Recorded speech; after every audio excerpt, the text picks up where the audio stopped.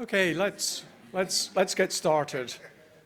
Good morning and welcome to Being Human in the Age of AI. I'm Barry Smith. I'm the director of the Institute of Philosophy, and today with our partners from the AI&Humanity-Lab in Hong Kong, we're bringing you the second of our conferences in this series, looking at the wider impact, challenges, possibly threats, opportunities that the advances in AI are bringing to all of us, not just now, but in the future. But I thought it was quite important, since this is the second of our series, just to have a quick look at what happened and what has come out of the last meeting where some of us gathered to discuss these issues. So we had the conference ChatGPT and Other Creative Rivals last May, and as a result of that, quite a lot of activity was generated when we brought together AI engineers, researchers from the sciences, the humanities, the social sciences, to look at a range of questions that are a focus of interest for all of us. One of the major things that happened was when one of our speakers, Jackie Kay from DeepMind, issued a call for collaboration, asking that philosophers and other researchers should get involved with the AI industries to look at how we would do benchmarking, how we would look at the evaluation of the emerging technologies. How should we go about it? How do we evaluate? How do we look at the capacities? How do we decide what would count as a sensible way to think of some of the scope and limits and some of the potential for maybe regulation? Jackie issued this call, and we took it up immediately. So we set up in the Institute of Philosophy and with our partners in Hong Kong a benchmarking group. And that benchmarking group has met regularly with colleagues from DeepMind, with philosophers and lawyers. But it also has the presence of Dr. Ben Stein from the Department of Science, Innovation and Technology, also a PhD in philosophy, we're glad to say. And as a result of some of the work in the benchmarking group, it's given rise to a project to create a glossary for AI terms. And a little later in the morning, Ben will tell you a little more about that project and how you can get involved. We also had a benchmarking conference in Hong Kong with the AI&Humanity-Lab, where a number of international participants in the issues of benchmarking were brought together to discuss these issues. So there's a feeling of a continuing head of steam going through that project. But I also wanted to talk about some of the unexpected things that came out of last year's conference. And one of the ones that I thought was really imaginative was the fact that historian Catherine Clark gave a wonderful talk about how, as a historian interested in the creation of historical fiction, could bring women's voices back into the missing record of the period that she was looking at medieval England, looking at the time of Chaucer. And she was using ChatGPT or GPT-4 eventually to create letters from some of the participants in a trial, written from the first-person point of view. And Murray Shanahan, AI researcher at DeepMind and Imperial College, was very struck by the possibility for this being an example of creativity. And together, they've published a paper on linguistic creativity in large language models from a literary perspective. So that's a fantastic way in which bringing people together in this sort of meeting produces quite unexpected results. We also, if we look at some of our speakers from the last meeting, we've also got news to report. So the conference was opened last time by Professor Sir Nigel Shadbolt, from Oxford, from Jesus College, Oxford, and he and his colleague Roger Hampson have just brought out this book, As If Human, which looks at the possibility of treating AI systems with the same caution as we would if humans were behaving in this way, and looking at what an ethics for AI might look like. Just a quick word about the previous conference as well. We also had Geoffrey Hinton and Gary Marcus. Whatever happened to them.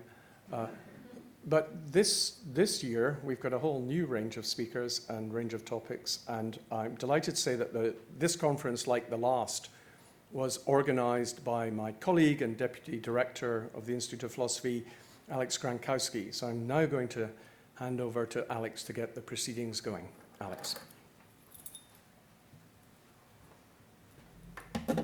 Thanks very much, Barry. Thanks, everyone, for coming. Glad to see you here.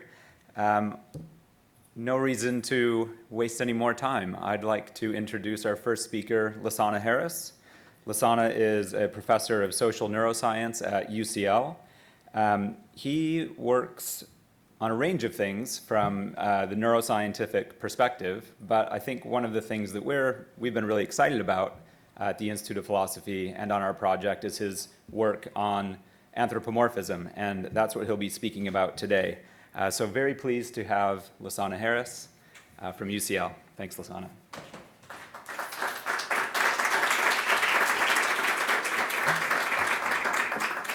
Thank you. Thank you, Alex, for the wonderful introduction, and thank you to the organizers for having me. I like to tell people we've been studying AI for about 10 or 15 years. We used to just call it computers, and now the terms have changed. So today I was messaging in a WhatsApp group about sort of getting a playlist for a kid's party, and I'm like, it's not a playlist, it's an AI assistant, right? The language has really changed around the technology. But rightfully so, the technology has made some vital leaps forward. The work I'll talk to you about today has to do with how we anthropomorphize AI. And that's a really interesting topic, anthropomorphism being a psychological term we use to describe considering something as if it were human. And really all of the empirical work I'll talk to you about, the recent empirical work, was done by my doctoral student, Aphrodite, who's sitting right there in the red. So please, any blame or praise goes directly to her, not to me.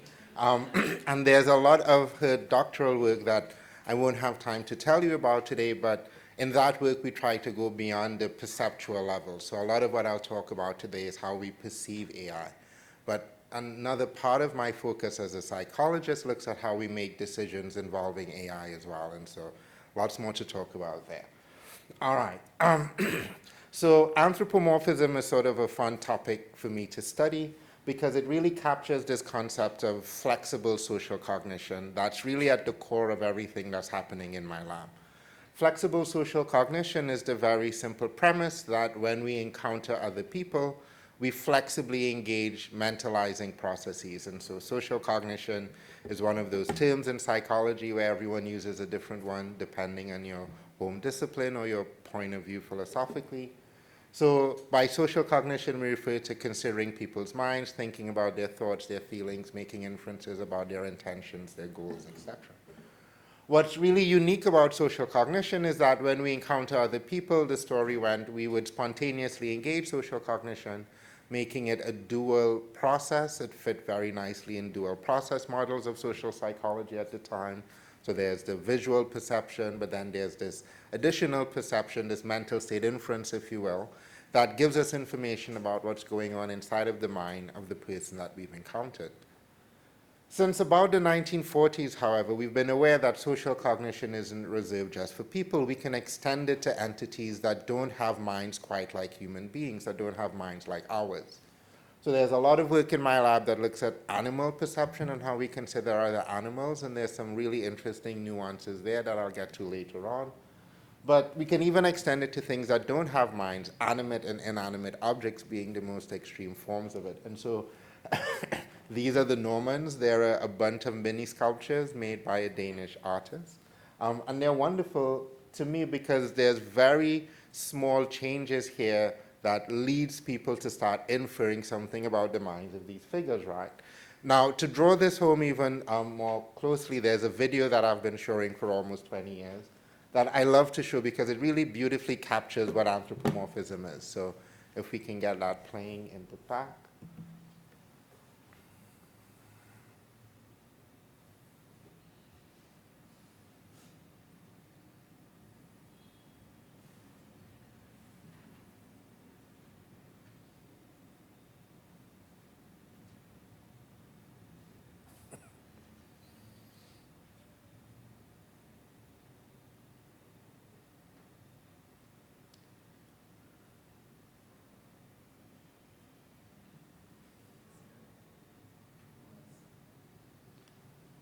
There's no audio, but we can play it without the audio. There's no conversation in it, really.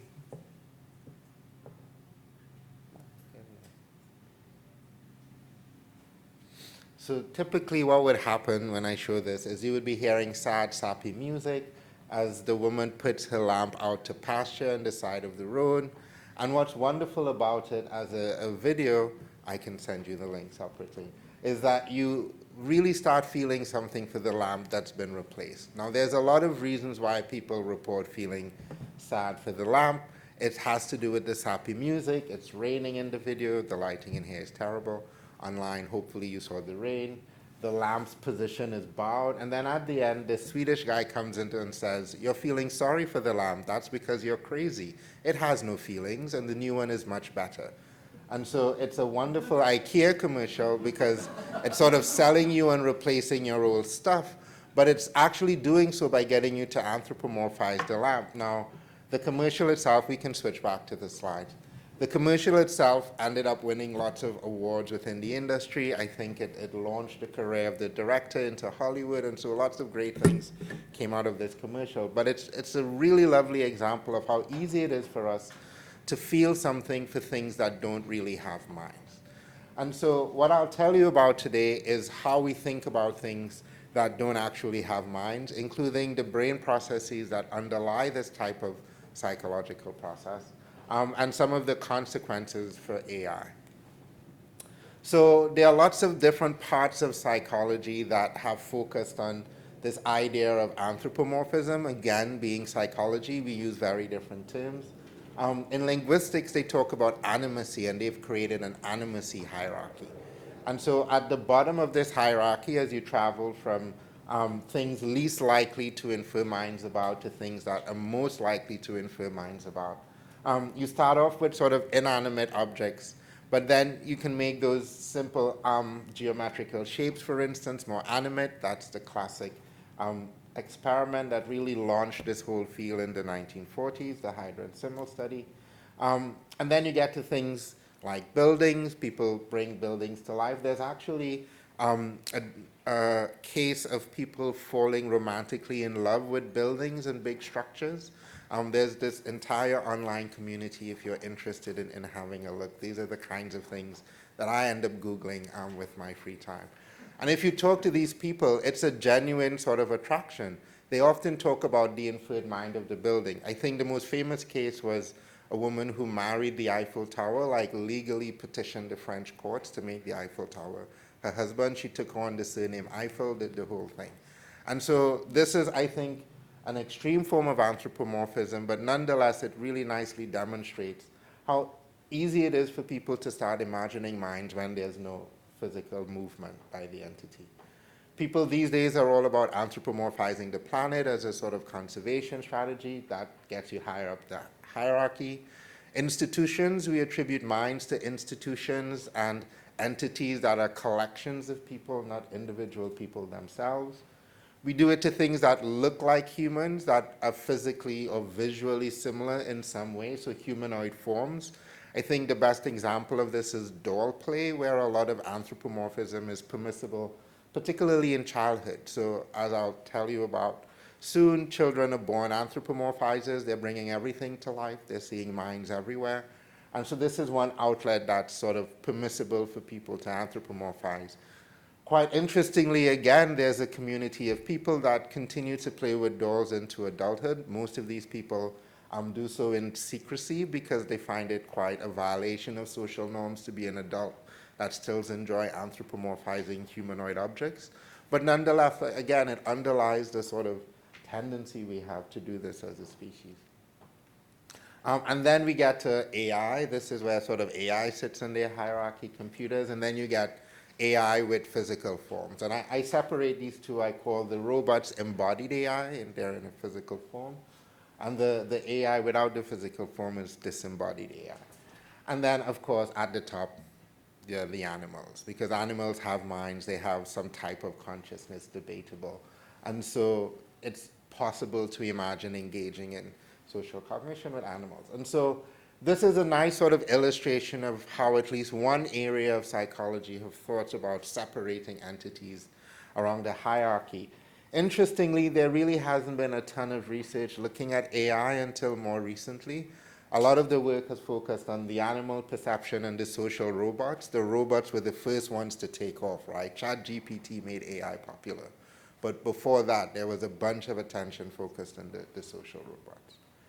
All right. Now, if you say, well, what in the brain is responsible for engaging in this psychological process?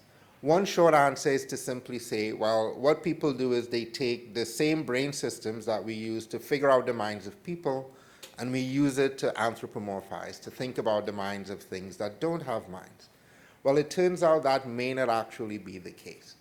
So what I'm showing you here are brain slides from a patient, SM. SM has a rare neurodegenerative disease that targets just the cells in her amygdala. So if you look at panel B, I have a pointer, sorry. If you look at panel B, what you can see is a healthy amygdala. Towards the bottom, you see those two gray olives. On the panel C, you see SM's brain, and you see dark circles where the amygdala should be. It's a beautiful lesion if such things exist, because the disease targeted just the cells in the amygdala. All the surrounding structures were left intact, which again is very rare for this kind of lesion patient data. If you met SM, you'd never know she had brain damage. She's very normal. She can do her taxes and math. She can have a conversation.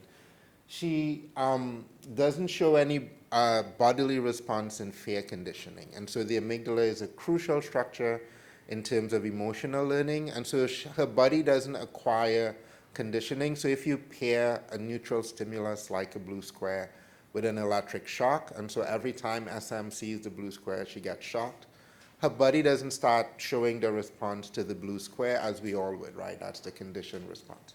She's aware of the association. She can tell you blue square means I get shocked. But her body isn't sort of learning that behavior because, again, the amygdala is crucial for that type of learning. It turns out the amygdala also seems to play a role in anthropomorphism. And so researchers Ralph Adolph and Andrea Heberlein put SM through the classic hydra and symbol experiment. In this classic experiment from the 40s, you see these geometric shapes moving around. Almost everybody starts inferring minds to the shapes as they move around. What you can see here is linguistic coding of SM's story compared to other patients who had brain damage, just not the amygdala. And SM is represented in the red. And so the researchers have categorized the language into three types: affective description, so you're attributing affect to the shapes. Social processes, you're talking about goals, intentions. So these are both mentalizing categories. And then just simple movement, talking about the physical location of the shape. And what you see is that SM uses a lot more physical movement language in describing what she's seeing and barely any of the mentalizing. Whereas the control patients in the open circles are doing much more. And there you can see the mean in the dark circle. So what does this look like? Here's what a control patient would say looking at the shapes. And there you see lots of mentalizing, right? So trying to take control, there's your mentalizing, right? Shapes can't try to do anything. There's another example, trying to escape. And if they did, it became very furious, right? There's your mentalizing again. Shapes can't get furious. Look at SM's description, you won't find any of that language, right? It's very sort of telling you where in space things are. So it seems as if the amygdala is causally responsible for anthropomorphism. And I should say, in a lot of the brain imaging work we did, we get a similar result. So in healthy patients, well, they're no longer patients, they're volunteers, we do things like tell them the pencil fell off the table, it falls off of any surface you put it onto, and every time I put it back on the table, it falls off the table. We know from 30 years of social psychology that causes people to think about the mind of an entity when we've manipulated that kind of information. That's consensus information, consistency over time, and distinctiveness. It's not doing it just to one table, it's falling off of every surface. Suddenly people start seeing the pen is coming to life, or the pencil. If you do that in the magnet, again, that's supported by bilateral amygdala engagement. If I do exactly the same thing for people, so Joe laughs at the comedian, nobody else laughs at the comedian, he laughs at any comedian he sees. And every time he sees the comedian, he starts laughing. Again, you think there's something about Joe that's driving the behavior. That engages a completely separate mechanism. So it seems to be that at least in our brains, there's this separation when we're anthropomorphizing versus when we're simply sort of thinking about another person. And this makes a lot of sense and made a lot of sense to philosophers 15 years ago when I did my dissertation, because they raised a very interesting question. Well, when you're anthropomorphizing, at some level you do know that you're anthropomorphizing, right? You know that's not a real person. So even though I may describe the triangle as furious, I know in reality it can't be furious. So your brain has to somehow encode that difference. And I think that's one of the reasons why they're separate processes. When I get inside of the minds of human beings, I'm usually bringing morality with me, right? I'm bringing a whole set of other considerations. And I'm not necessarily doing if I'm just thinking about something as if it were human. And so thinking about people involves many types of differences compared to thinking about the minds of objects. I mentioned morality, but the first one we consider is impression management. Usually when we interact with other people, we're constantly monitoring their perceived impression of us.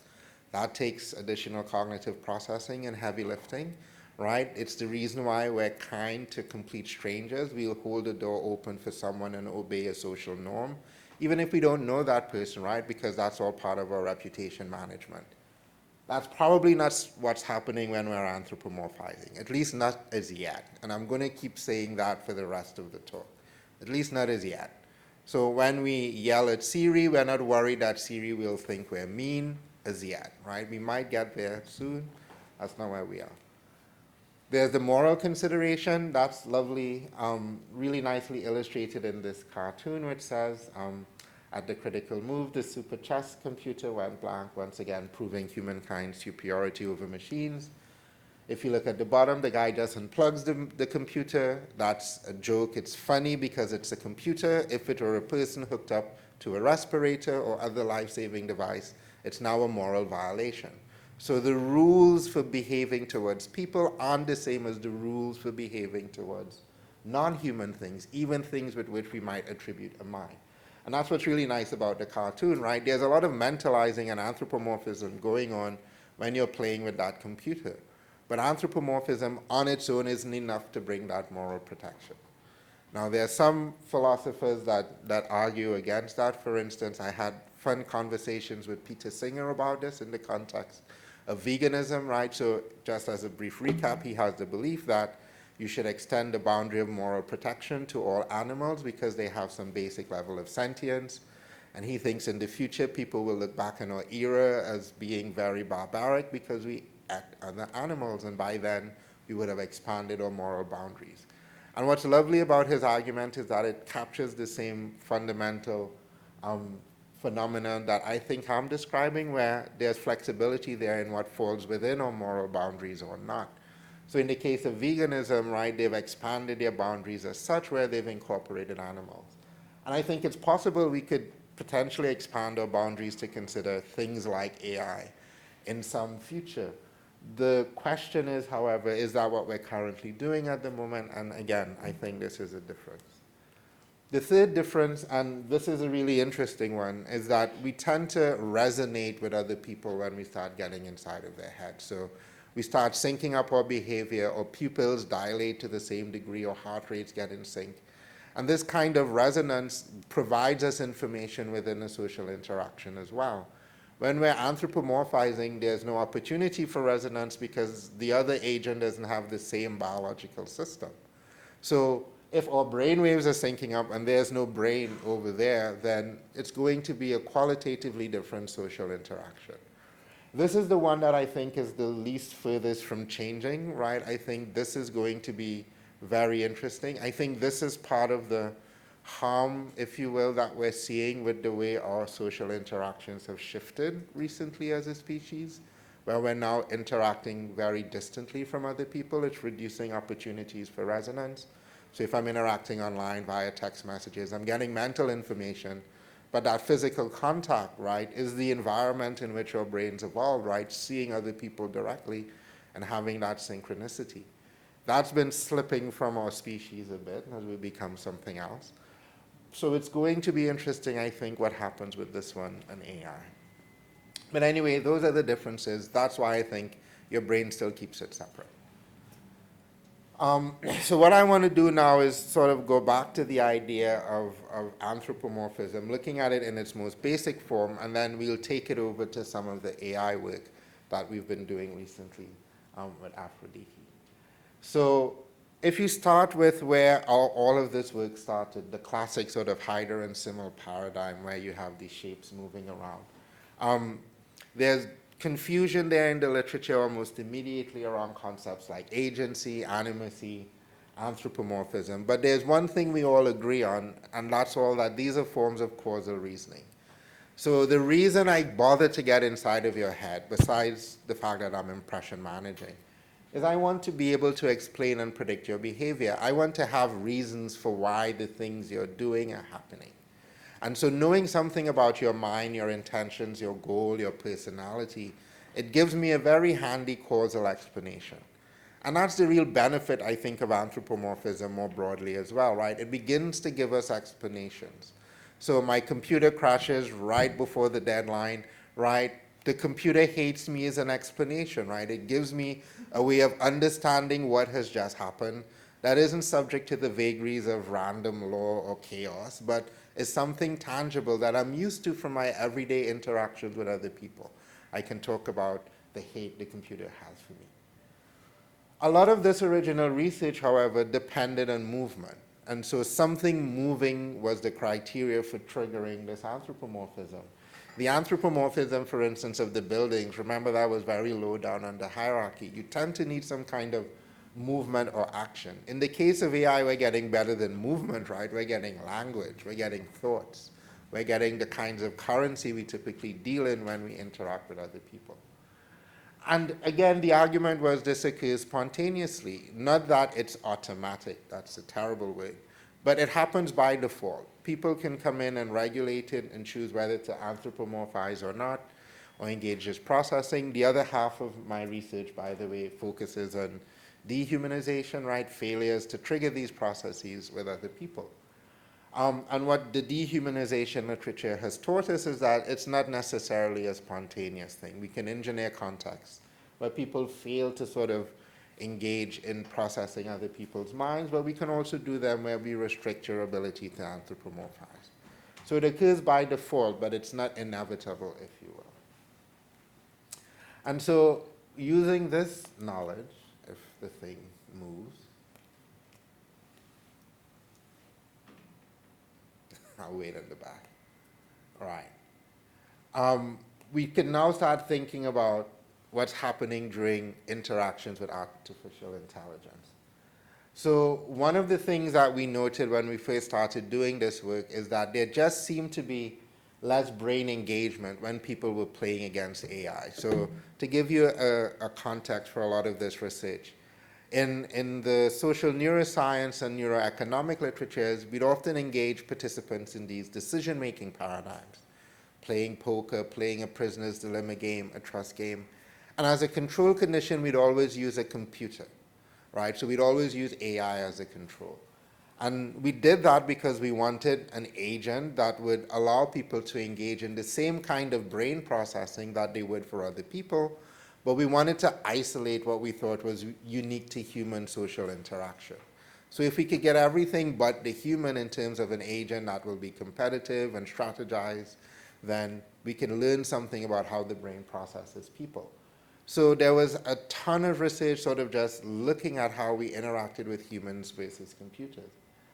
And the first thing we noticed was there was just less brain engagement with the AI. So you would have someone play against a person, there'd be lots of engagement of brain networks and activity. I'll walk you through them in just a sec. They'd play against the AI, there'd be sort of reduced engagement as well. And so about 10 years ago, we did a first meta-analysis looking at, just in these sort of economic decision-making paradigms, what's the brain difference look like? And that was the conclusion we came to at that time, right? Simply more, and more of everything, right? More valuation processing, more social cognition, more of everything. So the brain wasn't as in tune.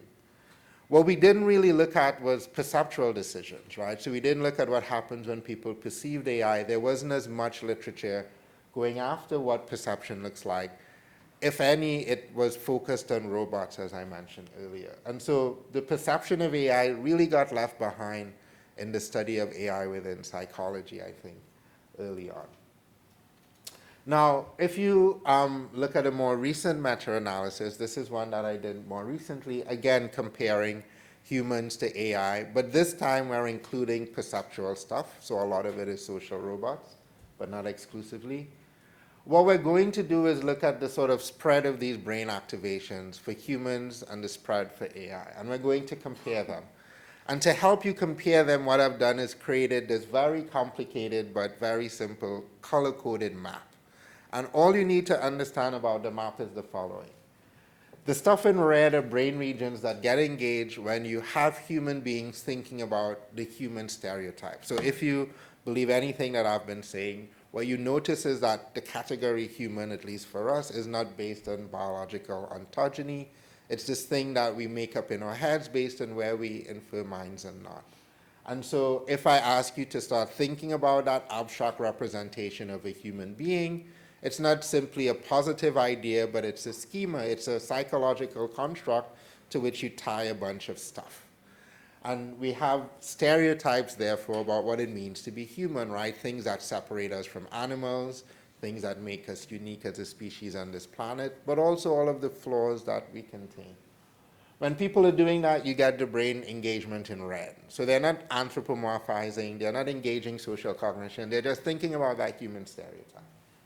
The stuff in yellow and orange, that's when you're getting inside the heads of other people. So that's when you're engaging social cognition, that's your default mode network, and it comes out of meta-analyses of over 1,000 brain imaging studies, but also what we understand as the sort of social brain network because of this 2 decades of research.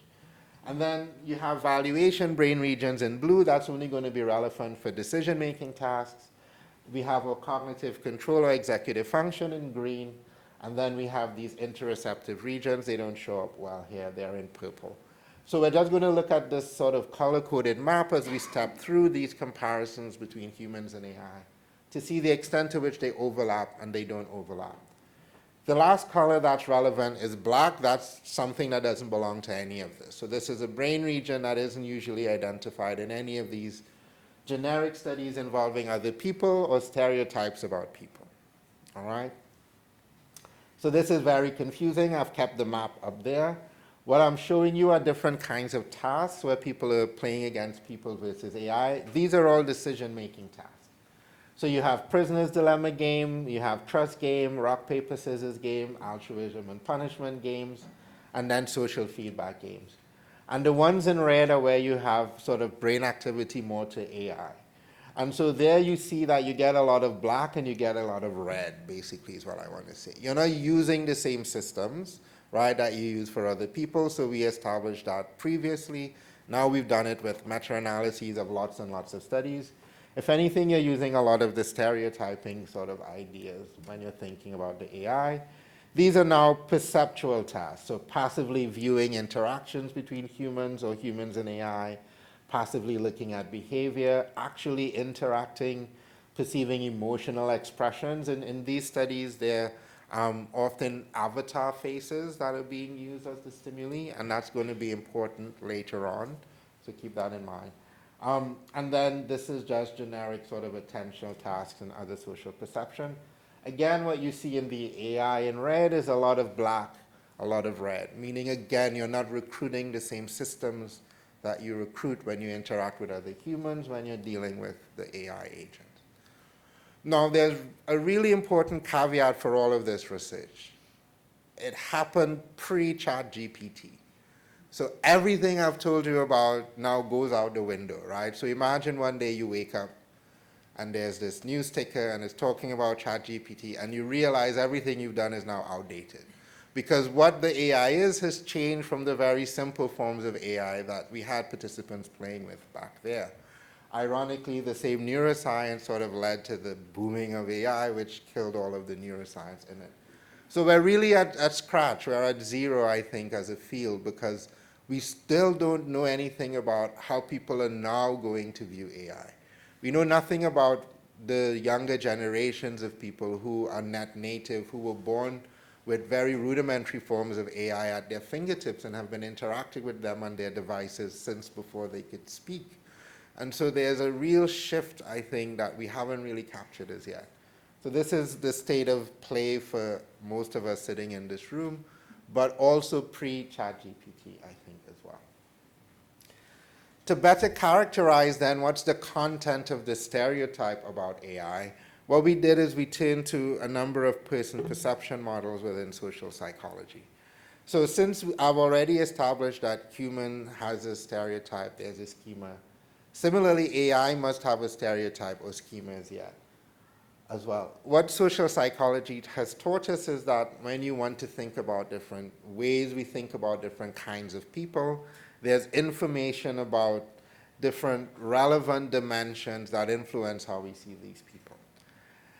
There's been two really influential models in the social psychology literature, looking at how we view other people.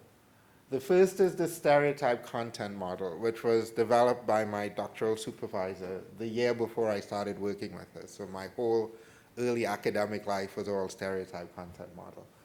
What's lovely about it is it posits that the two relevant dimensions for person perception are trait warmth, that's how sociable and moral you view other people, and competence, how able they are to enact those social or pro anti-social intentions they may have towards you based on their inherent moral and social goodness. Those are orthogonal dimensions, and so that puts people in these four different clusters. And so there's been decades of research across many different cultures showing that different social groups end up in different clusters. There was one done for the EU with Europeans looking at other Europeans. This was pre-Brexit. And Brits were in the sort of envy quadrant back then. It'll be interesting to see where they sit now, right? They've probably shifted. Really soon thereafter, there was a model that then didn't just look at person perception, but looked at mind perception specifically. So ignoring social groups, what they wanted to know was, what's the likelihood that we attribute minds to different types of things? So I think of this as an anthropomorphism model. They called it a mind perception model. Again, terrible with jargon in psychology. And for them, the two dimensions were agency, right? How much autonomy does the agent have to enact its own behavior? And experience, which is really more subjectivity, I've been told, since presenting this work last to philosophers. So it has to do with the capacity for the agent to have experience. This is work done at Harvard by Gray and Wegner. And again, you get this two-dimensional space. And what's neat about these two approaches are the mixed clusters. So groups that are high on both or low on both, they're uninteresting because that's traditionally how you would think about stereotypes, right, good and bad. What's interesting is the ambivalence, where you have something, for instance, like God, who's high in agency but really low in experience. And so the emergence of these mixed clusters suggests that this kind of approach is really feasible for characterizing whatever it is that you're trying to characterize using that two-dimensional space. Stated differently, those are the right two dimensions for describing these things, right, if you get the mixed clusters. And so we wanted to do this for AI. So we didn't know which one to use, so we decided to use both of them. So we did a study, and this is now Aphrodite's doctoral work, where we had participants first generate all of the AI that they were aware of. And at that point in time, pre-ChatGPT as well, but like right before it, this was during COVID, they came up with about 63 different types of AI. That's the general public. And so we had 63 things to work with. We couldn't have participants rate 63 things. That's ridiculous. Some of the things were obscure things that only a few people would be aware about. So we then sort of had another group of people tell us what have they heard about. So we picked the 23 most popular. So we got a bunch of AI that most people would have heard about or interacted with or used right pre-ChatGPT. And we just had them rate these AI on these four dimensions from these two models: competence, warmth, agency, and experience. And there you can see how we operationalize those terms. We used the synonyms that the previous studies had used when eliciting these ratings as well. So we try to keep it as close as possible to the original models. And then what we're going to do is we're going to run this cluster analysis so we can see, right, if either model really captures the way people view AI. So are these the right models for AI dimensions? Here's the results of our cluster analysis. Listed here are the 23 AI that we used. And then we have where they fall in either a 4, 3, or 2 cluster solution. This is using the stereotype content model approach, so using warmth and competence. The solutions aren't really relevant because we're going to pick the best one based on fun hidden statistics. And that's a 3 cluster solution.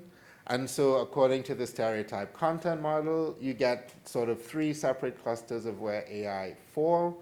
Most interestingly, it's not a 4 cluster solution. There's a missing cluster that should be really high in warmth but lower in competence. You don't tend to see that.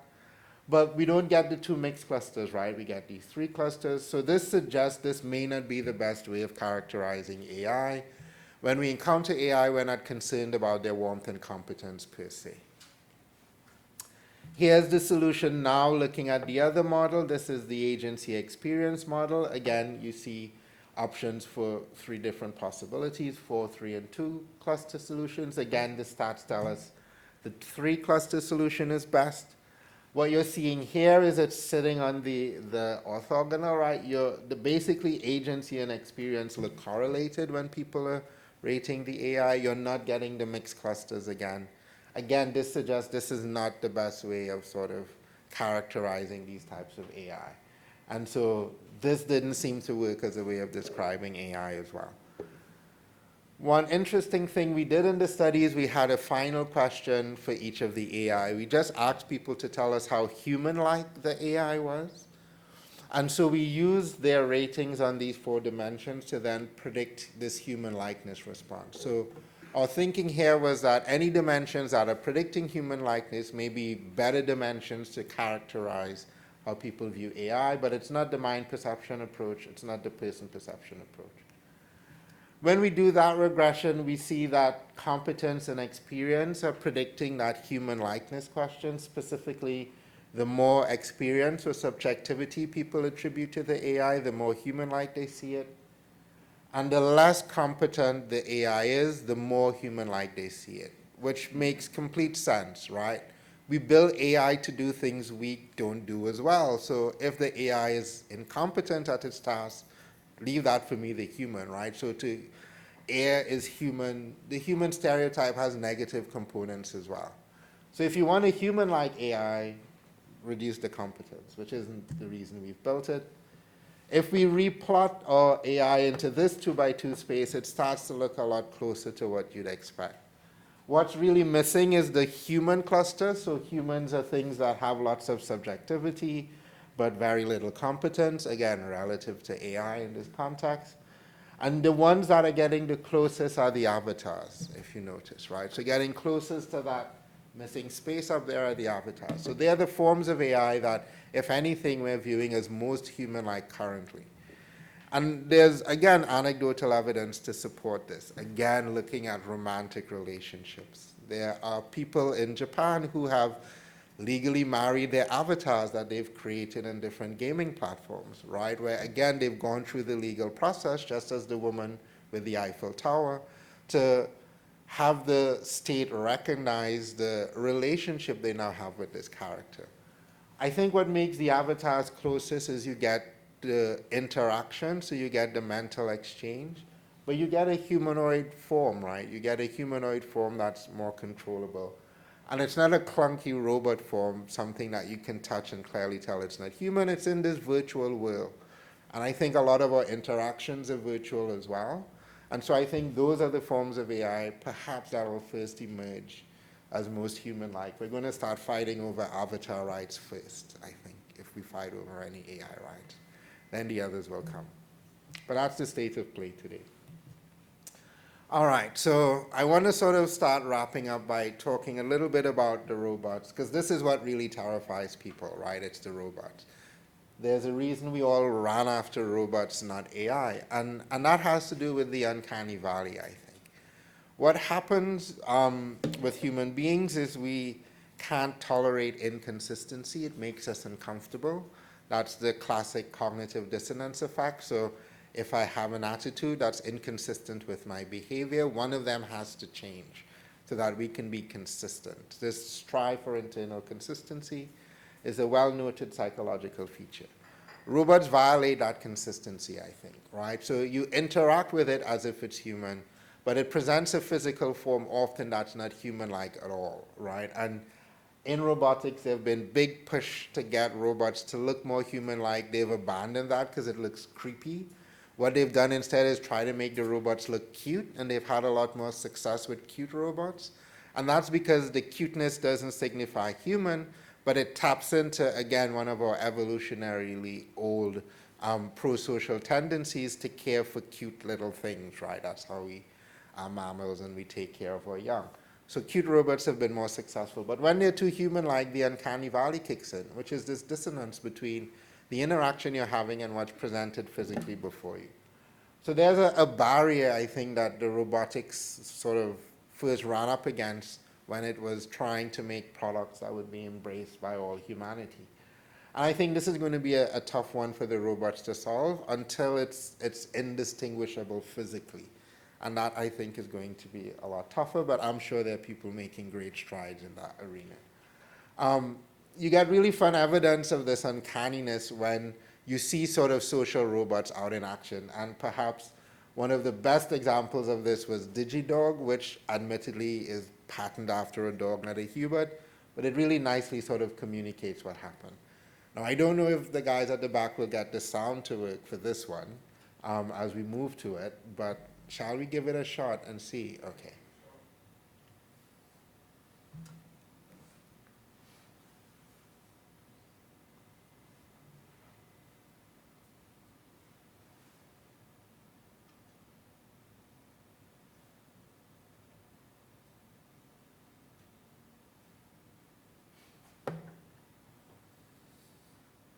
There's some buttons up here that might turn down the lights if you wanted to. Where? See, right on the door, there's like 4 buttons. And if you go to like the lower, and help then the top protect one, probably. Yeah. Could we get the volume up? exactly how it works. There's a new dog in town, and NYPD canine Archer isn't quite sure what to make of it. This dog is going to save lives. It's going to protect people. It's going to protect think it's officers, and that's our goal. Its Not as name dark is as the other DigiDog, weighing 70 pounds. It's able to run about 3.5 miles per hour, but that's not all. Check this out.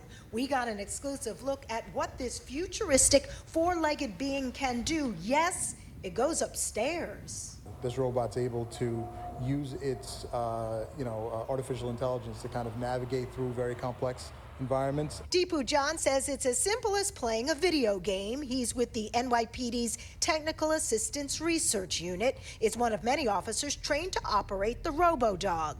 It is covered with cameras and lights, which allows police to get a real-time look at things. We can send it into complete darkness, and we get an idea of what's going on inside. There it is. It was yellow at the time. In Brooklyn in October, a shooting suspect had barricaded himself in a home. Then in Queens, DigiDog was back at it at this tense scene where 2 armed men were holding 5 hostages in a home. The suspects had a request. People wanted food, so we strapped food onto it, sent it into the location. DigiDog is also capable of two-way communication. If an officer needs to talk with the suspect, he or she can. Watch this. Hello, are you there?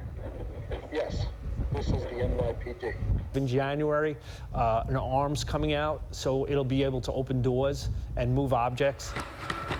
For now, this is the department's only robot dog during this test phase. It's only been used a few times, but officers are hoping to add more, convince DigiDog has a bright future here. All right, thank you. Turns out it did not. Right? Now the latest on the breaking The news we've public been saw following. DigiDog and freaked out. Complaints went in, people contacted their congressman, and they ended up killing the program. I think it's a lovely illustration of when you design the technology for your purpose without thinking about the sort of human perception element. How would people see this thing?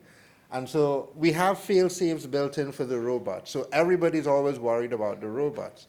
What I think they're less worried about is the AI, the disembodied AI.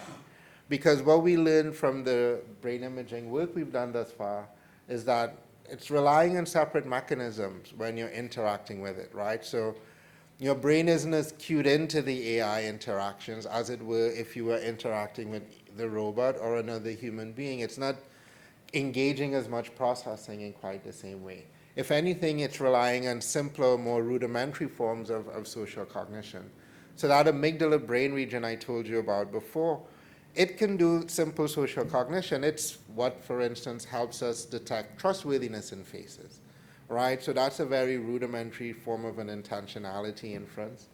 And similarly, it seems like we're still using more rudimentary forms when we're anthropomorphizing.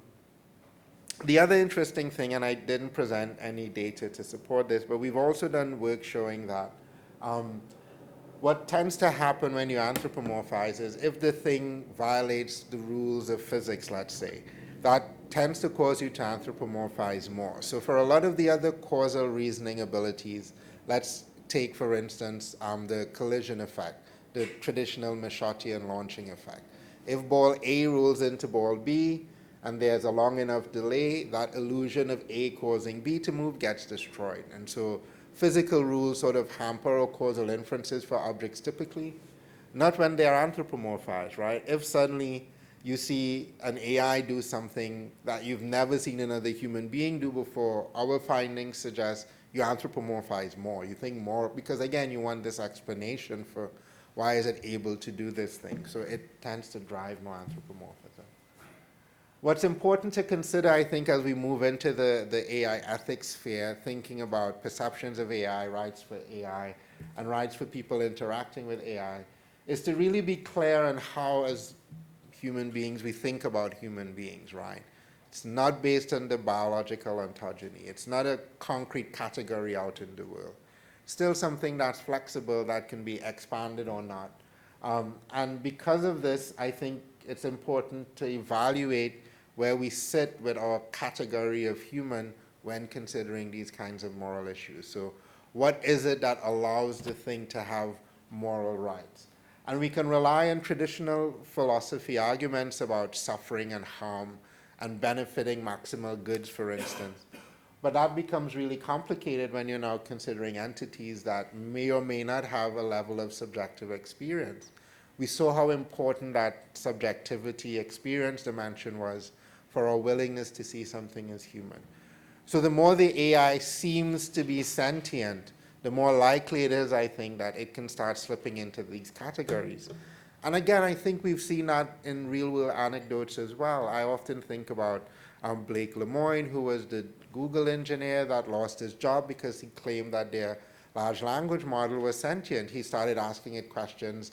The responses it was getting back suggested this was a sentient being.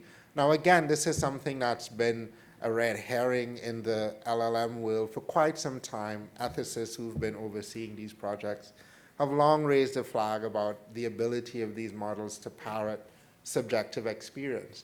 And that suggests that it's now easier for these machines to shift how we view what's human and the corresponding moral protections and concerns that become relevant. To end, I'll simply state that AI does rely on the human stereotype at the minute, the way we're processing it. We haven't switched over to processing it like we process other people yet. I haven't looked at the young kids. We're planning to do some work with adolescents coming up. And I also haven't looked in 10 or 20 or 30 years when our interactions with AI are much more frequent. There is at the moment less engagement of brain regions. I think this really highlights the ability for it to surreptitiously influence how we're thinking because we're not processing it as deeply as we were other human beings. This embodied-disembodied distinction, I think, is going to be really important for the kinds of AI that are coming out.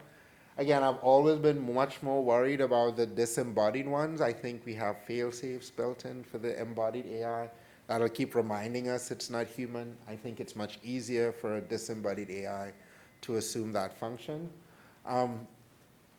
And finally, AI perception isn't homogeneous, right? We all use the term AI. There's a stereotype about AI. But just like human beings, right, humans aren't all homogeneous. AI aren't all homogeneous. And we're beginning to see the interesting differences. So I think the conversations are going to become more nuanced, right, if they haven't already. We're going to be talking about specific types of AI or AI with certain functions or capabilities rather than the whole category set, because there will be forms of AI that are quite useful to us that won't sort of raise the same sort of ethical concerns. So I think I will, and then finally, competence and experience seems to be the dimensions that matter for sort of crossing over into that border of human perception. So if the AI has flaws in it, that again helps with acceptance. Again, there's anecdotal evidence that engineers have started figuring this out. Some of the new large language models that you can talk to are starting to put in pauses in their speech and ums, and these little things that humans do, right, which suggests from a language coach point of view, it's poor speech pattern if I fill it with a bunch of ums and likes and buts, but it actually makes it seem more human-like and more realistic. So use that information how you may, but please for positive purposes. I'll stop there and start a conversation.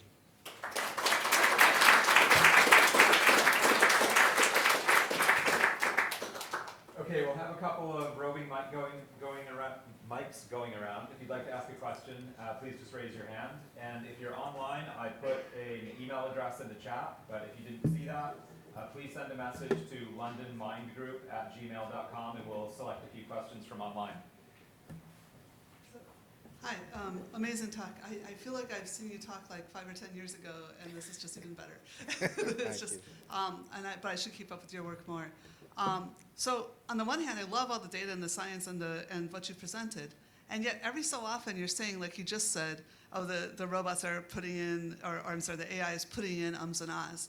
You know, it's not the AI that's putting it in, right? It's the designers of the systems that are putting it in. So you anthropomorphize at really odd moments. Do you have any reflection on that?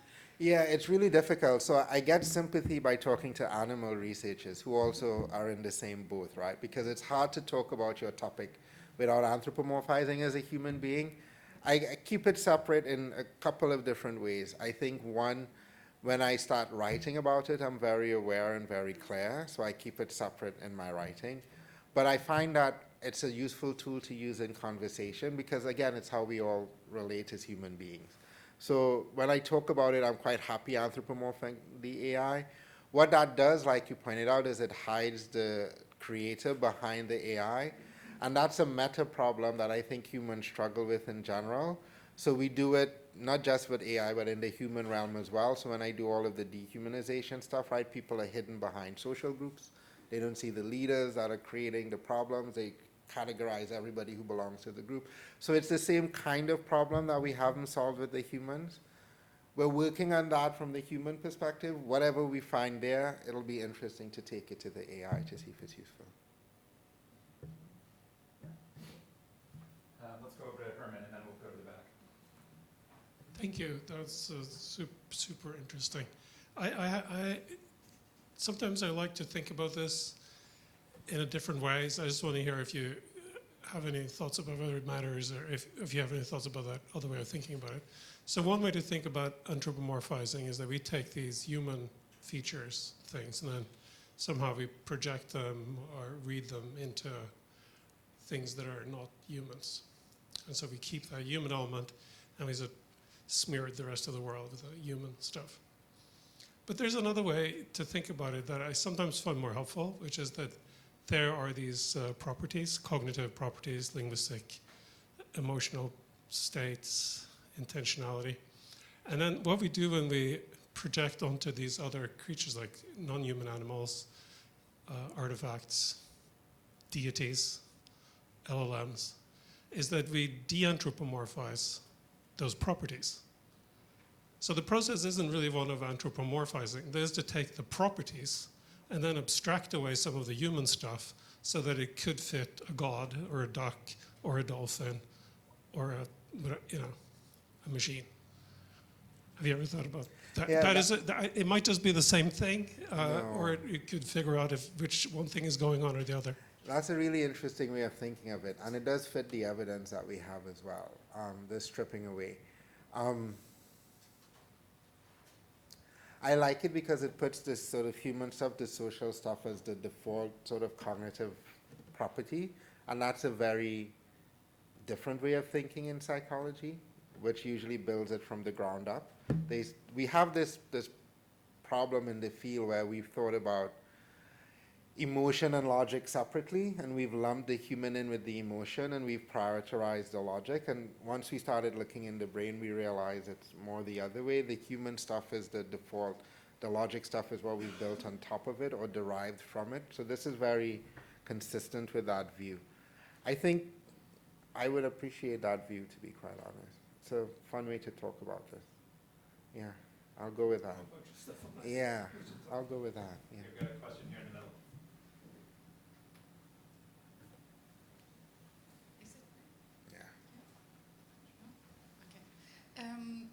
I was wondering if there is any difference between, because all the digital media have interface and something background as a function. Do people distinguish these two in defining how human AI is? Is it kind of like the functions they do is more human, or is it the design of the interface or how it's presented to them or the story that is told? And the other thing I wanted to ask is, you mentioned avatars in AIs. Is that also the task that they're doing and relation of the task to what you are as a human, defining how you see place of that AI? So avatar is supposed to be replication of a person in a digital world, but then assistant is kind of, you're just there to help me, so I sometimes don't need you to be human-like. Do you see the difference between these and how people perceive AI? Yeah, it's a really good question. The first one with the layers, I think they all matter for the perception. I don't think people are aware of them.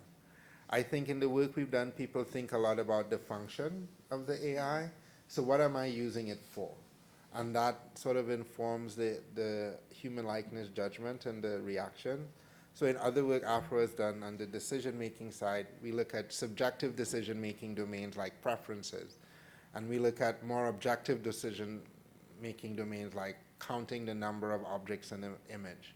And the view of the AI in the objective one is much different than in the subjective one. People are much more willing to use it. It's the same AI. They're described in exactly the same way. They're presented in the same way. It's just the function is slightly different.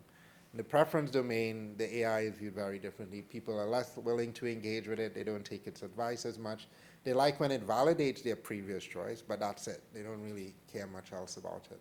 So all of those things are going to matter. I don't think people are aware of them. It's like the earlier question. People just have, I think, one idea in their mind about it, which is the result of the interaction of all of those things. But there are a variety of variables. Your second question is a really interesting one as well. I don't have a good answer, sadly, for that one. I don't know. I think we'll find out as the technology sort of rolls out. Because, again, I don't think we have very updated information about perception. So there's been one big national survey that also just came out pre-ChatGPT looking at perception of AI in government specifically because they were worried about that particular question. Very consistent with what we've found in our lab work as well. I think those are going to shift, so I can't say. There are two other questions. We're going to go to Barry for the next question, and then we'll move the mic around. Please raise your hands nice and high if you'd like to be in the queue. Okay. I wondered if there was a connection between the other part of your work, dehumanizing, and what's going on here. I mean, you know Ophelia Deroy's work on how people will cheat or be unfair when they think they're interacting with an AI rather than with a human being in some online context. And also, we see people have a tendency, maybe, which we worry about, to be sadistic to robots and start to use violence. And I mean, you don't want to say that's dehumanizing, but you sort of think it's anthropomorphizing the system they're interacting with so they feel they're treating it badly and so that they're bringing out traits in them that we might worry about. Yeah, it's a really interesting parallel because you do see violence against dehumanized targets. what's really interesting, I have a conversation with a Schadenfreude researcher all the time about this because we agree and most people don't.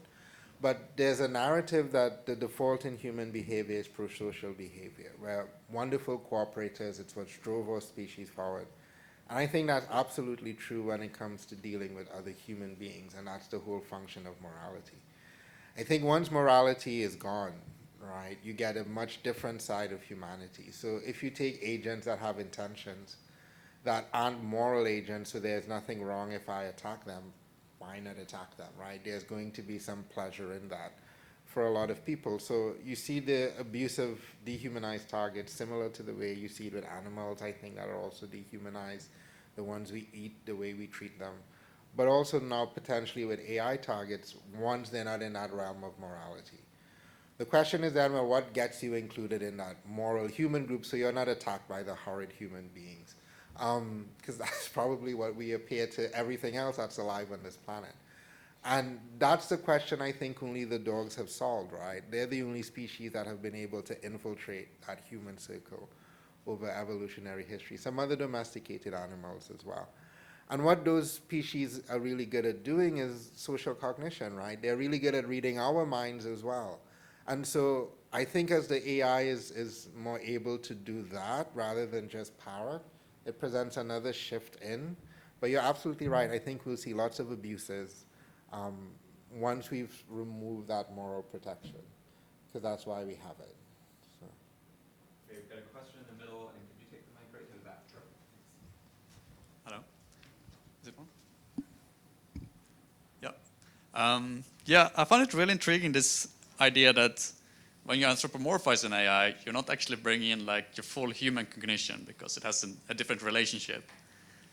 And following on a little bit from the previous question, what is it that will like actually bring us to the full human experience? Is that the AI is like more human-like in its interaction with us, so that does the and stuff like that? Or is it more our relationship that's important, that's actually like, because even an AI that like behaves like a human will still not have the same moral standing as a human. So like, what part is it? Is it more the... Yeah, I think it's multiply determined. So I think part of it is the social cognition. If I can interact with it like a human, that'll help. If it looks human-like but doesn't creep me out, that will help. But I think as a human being, what we bring to the interaction matters as well. So a lot of the anthropomorphism work really targeted the need for belonging as a reason for anthropomorphism. Tom Hanks in Castaway, right? So he's on this deserted island. He creates a friend out of a beach ball. So there's a lot of research showing if you threaten people's need to belong, they anthropomorphize more. So that's one sort of motive that we bring. Another one that's been identified is the need to explain. So again, when machines don't work properly, we anthropomorphize more, because it gives us a feeling of control and we have an explanation. So I think human motives will matter. So as you think about the domains you're using AI, think about, well, what are the motives of human entering into those domains, and what would those motives suggest would make the AI more human-like based on those motives? And then properties of the AI as well, right? Because it's going to come from both. So I think there will be domains where AI will take off, like you mentioned with the assistants, right? And the fact that we view assistants very badly. We view human assistants terribly as well, right? Like we don't treat people who engage in those roles in human society very well. But there'll be other domains, the romantic domains, things will look very different over there. And who knows what's coming as well. So it's hard to say, but I do think it won't be homogeneous. I think there'll be differences, and there'll be loud chants in one corner for one kind of AI and nothing said about other kinds in other areas. Okay, we'll go to the back, and then to Nick, and then I'll do one online, and then we'll go here. So setting a spectrum between the example you gave of the person with a brain injury that was not doing any kind of empathy to the movement on the screen, and versus the other place when we feel sad for an abandoned lamp on the street. Are there any other attributes that help to measure how much an individual would empathize with something inanimate, like struggle, financial poverty, privilege? Yeah, so as psychologists, we're really good at taking concepts and breaking them up into tiny little bits. And the way, at least I think about empathy, is you first need to get inside the person's head to empathize, because you have to know what they're feeling in order to then resonate with the suffering. So if you string that process out, there are many points where you could promote or inhibit empathy, and we have separate set of research in the lab that looks at that. So the first thing, if you fail to diagnose it as a person that needs help, you don't diagnose the helping context. That's all the bystander intervention research in social psychology. People fail to help not because they can't, but they didn't realize it was a helping situation. If you don't recognize it's helping, you have to feel the capacity to help. So I have a collaborator in the US, Darryl Cameron. He does a lot of work showing how people anticipate that empathy is effortful and difficult and not something pleasant to do because I now must resonate with suffering. And he shows it's not just suffering. Even if I have to think about a positive state you're in, that takes a lot of cognitive heavy lifting, so people will avoid it if they can. So you have to then have someone who's willing, once they notice, oh, this requires empathy from me, to get involved in that process. Then you get in their head, figure out that they're suffering or not, or whatever their state is. Then that drives a motive for you to help because now you're resonating with the suffering, and then you get the helping behavior. So if you string it out like that, so many points that we can interrupt it. I think with AI, what's interesting is that diagnosing piece is the interesting part at this point, right? So people aren't seeing it as an entity that requires helping or empathy. Let's take helping out of the picture, right? So I don't necessarily have to empathize with AI. If I then decided I needed to empathize with AI, what prediction would I make? I don't know what I would predict if I were to empathize with AI. I don't know what that experience would be like unless I'm used to empathizing with AI. And that's what powers our predictions for empathizing with people, right? We've all been there. So I'll have to understand that as well. We know you can do the social cognition bit, but again, those other two bits are missing, which might short-circuit any empathic responses. So stated differently, getting inside the head isn't enough to get you to empathy, right? That's an important, necessary process, but it's not sufficient, I think. So this striking result you showed that some of our anthropomorphizing, when we do it with computers, we do it in a very different way. We're realizing we're anthropomorphizing using different brain circuits. So you were suggesting that once the thing has an embodied form that's like humans, then you kick in this human way of thinking, you create the uncanny valley and so on. Is there work specifically on whether having a human voice puts you on one side rather than the other? Because that's the next step that people are just beginning to interact with, having a human accent. So you talked about pauses and ums and ers, but I'm just thinking about, rather than typing or reading, just having a human voice. Does that make a clear difference? Yeah, that's a great question. So I have another doctoral student who's trying to figure out what a human voice is, and what does it sound like, and what makes it human, and what communicates like personality traits. And it's fun. What she's found so far is that it's so complicated. So it's very context dependent. So it depends what we're talking about, what determines how human-like the voice sounds. So if I am giving you recommendations for medication and I'm supposed to be an expert, there's a different way that voice should sound in terms of the actual acoustic parameters that I'm tuning into that tells me it's human or not, versus if you're just telling me what I should eat for dinner, right? So the context-dependent nature of it means, at least suggests that there's a range of possibility.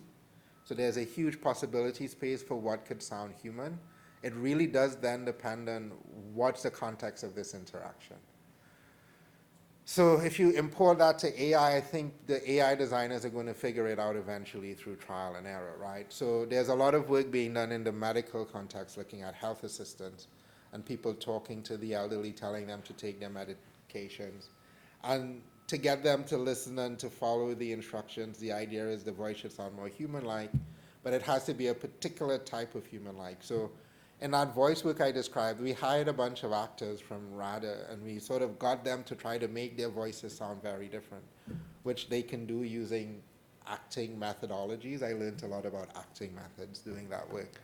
And it's quite remarkable because simple things like accent change the criteria for what's considered human.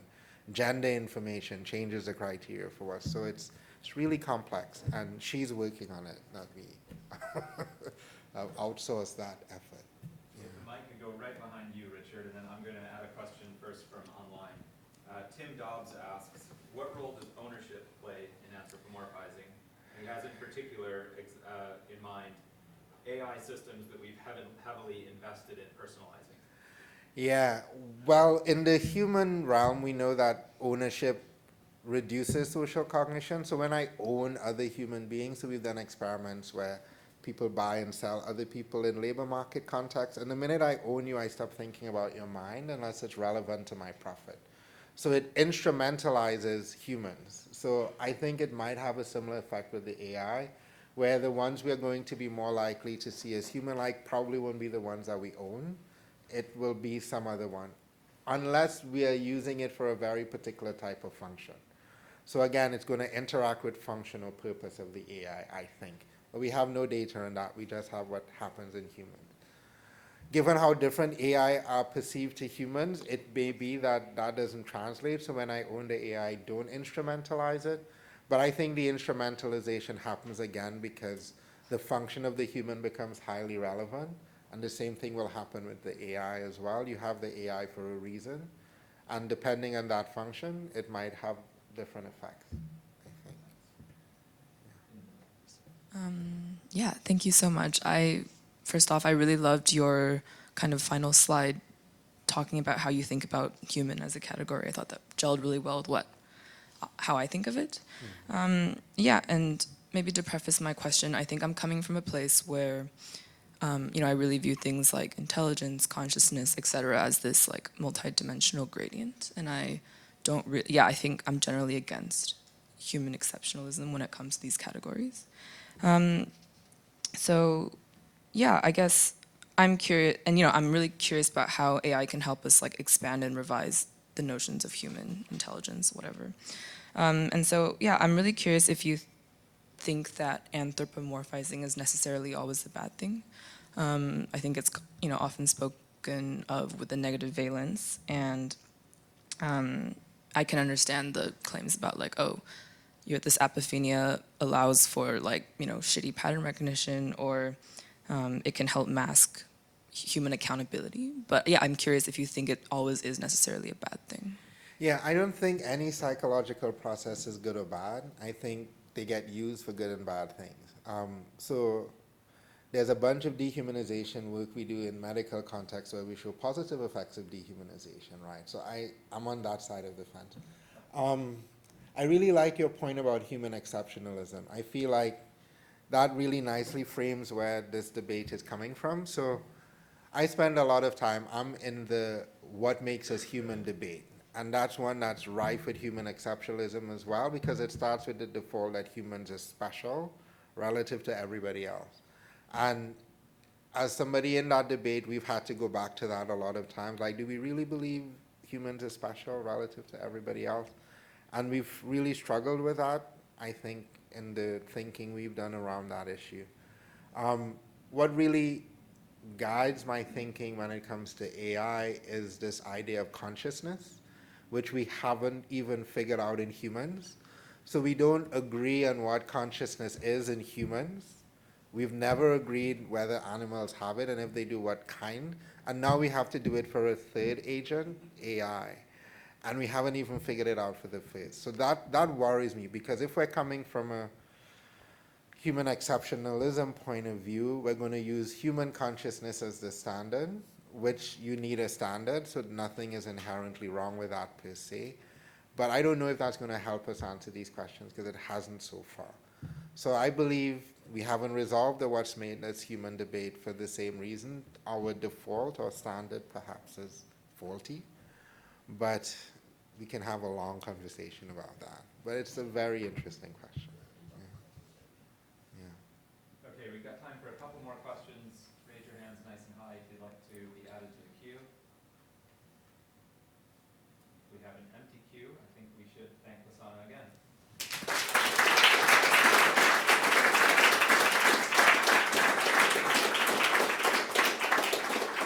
Okay, we'll come back at 11:10. Please do help yourself to tea and coffee in the foyer. Great, thank you.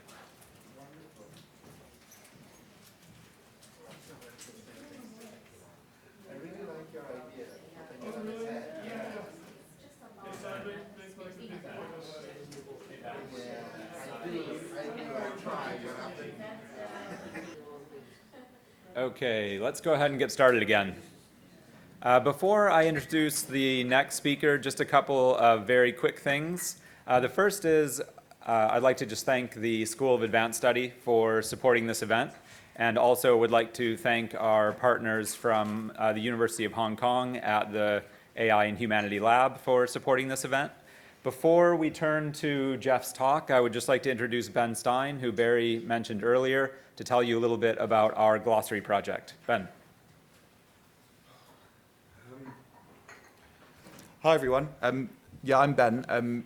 By day, I work for DSIT, the Department for Science, Innovation and Technology, where I head up the meta-science unit, and also up until last night, I was leading a program on AI for scientific discovery, but now who knows? But by night, I'm a philosopher here at SAS, and we are a group of philosophers and AI practitioners who've come together sort of united by the fact that we think AI debate is very often imprecise, lacking in clarity. Public discourse needs some help, basically. And we also see analytical philosophers as those most capable of giving that help, but also least interested in giving that help. And so what we're doing, which is really interesting, is trying to condense the vast debates behind all of these terms like intelligence and bias and AGI into simple, pithy one-pagers that an intelligent lay audience can understand, and build this up into a AI philosophically informed glossary, which will be available to the public, and we hope will sort of improve the quality of an international conversation around AI and AI safety. So if you're interested in getting involved in that, we have a workshop coming up where we want to test some of our draft definition entries on basically a wide variety of audiences. So, like, you know, it's been philosophers and AI researchers from DeepMind who've developed these definitions. We now want to see whether they make sense to, I don't know, a policymaker, a journalist, an academic from a different field. And so we're running a workshop where we're going to sort of open that up for discussion. If you're interested in joining that, or you're interested in supporting our effort, please speak to me, speak to Alex, speak to Barry, and we'd love to get you guys involved. So that's it, the AI Philosophical Glossary. You heard it here first. Thanks very much. Questions? Yeah, a quick question. What if you've been writing glossaries like that for years? Should we send them to you and Yes. Okay, all right. So Yeah, absolutely. That is fantastic. Yeah. We're working pro bono, so if you want to like supply more definitions, that's great. So yeah, thanks very much. Okay, thanks very much, Ben. I'm very pleased to introduce our next speaker, Jeff Keeling, who is joining us from Google Research. Jeff's a senior research scientist and also an associate fellow at the Leverhulme Center for the Future of Intelligence at the University of Cambridge. Jeff will be talking today about some material from, I think calling it a paper is too modest. It's a bit of a tome that I think has made, if you're kind of following latest stuff, made a splash. So Jeff will be talking about the ethics of advanced AI assistance. Over to you, Jeff. Well, thank you all so much for coming, and thank you, Alex, for that kind introduction.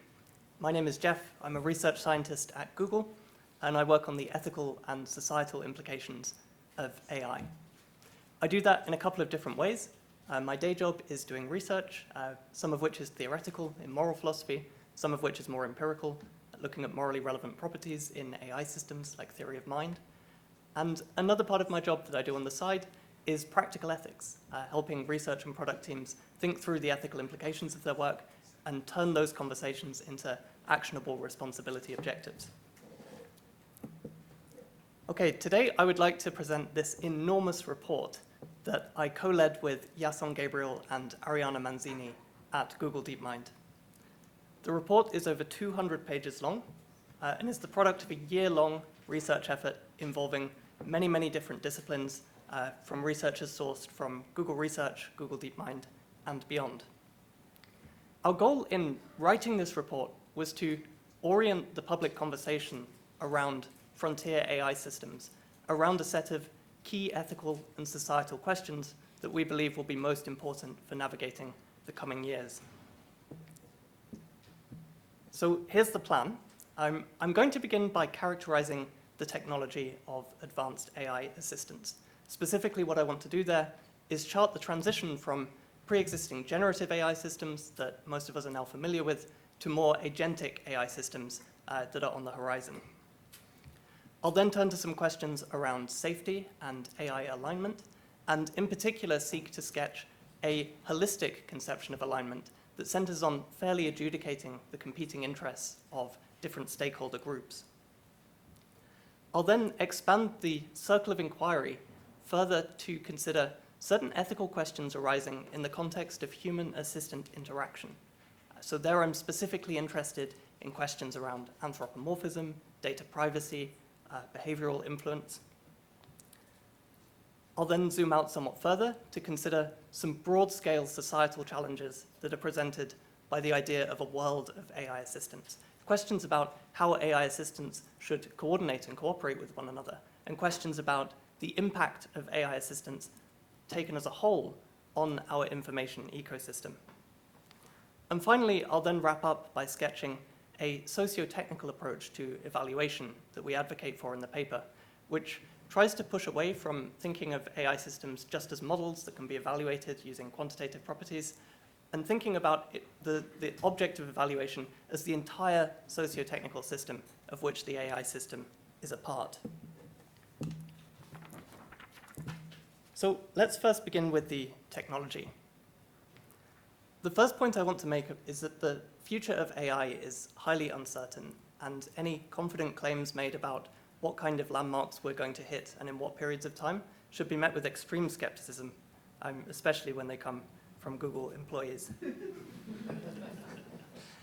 Needless to say, ethical theorizing is best done when it's proactive and anticipatory, as opposed to merely reactive to existing technologies. In order to really get ahead and have a productive public conversation that can inform policymaking, it's important to think about not just where we are now, but where we will be in the future. And to that end, the need to do proactive ethical theorizing licenses some degree of technological speculation. But that speculation must be informed by the current state of technology, by research agendas, by product agendas, and by the broader public conversation on AI. So where are we now? I think in the last 5 years or so, we've seen enormous developments in generative AI, so large language models, diffusion models. These developments are due to a number of factors.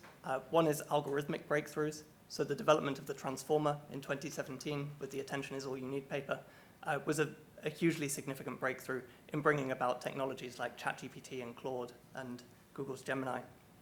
And there's also been subsequent algorithmic breakthroughs too. For example, generalizations of the transformer like mixture of experts models have also been instrumental in delivering these kinds of technologies. We've also seen advancements in training techniques. So the self-supervised learning that large language models use to ingest vast quantities of internet text data involves taking sentences from the internet, randomly masking words, and then predicting the masked words from the previous words. That has solved one of the key bottlenecks in scaling up AI systems. Traditionally, the need for high-quality labeled data posed an upper bound on how big you can make these models and how much data you can train on them. But self-supervised learning has enabled basically the entire internet to be ingested by these models, which is a really significant breakthrough. Another significant breakthrough is reinforcement learning with human feedback. Taken on its own, a language model is a pretty unwieldy thing, and you have to prompt it very carefully and engage in kind of substantive prompt engineering to actually get useful capabilities out. Reinforcement learning with human feedback is a way of using feedback about which model outputs are better or worse to really harness the power of large language models to simulate reliably helpful human interlocutors.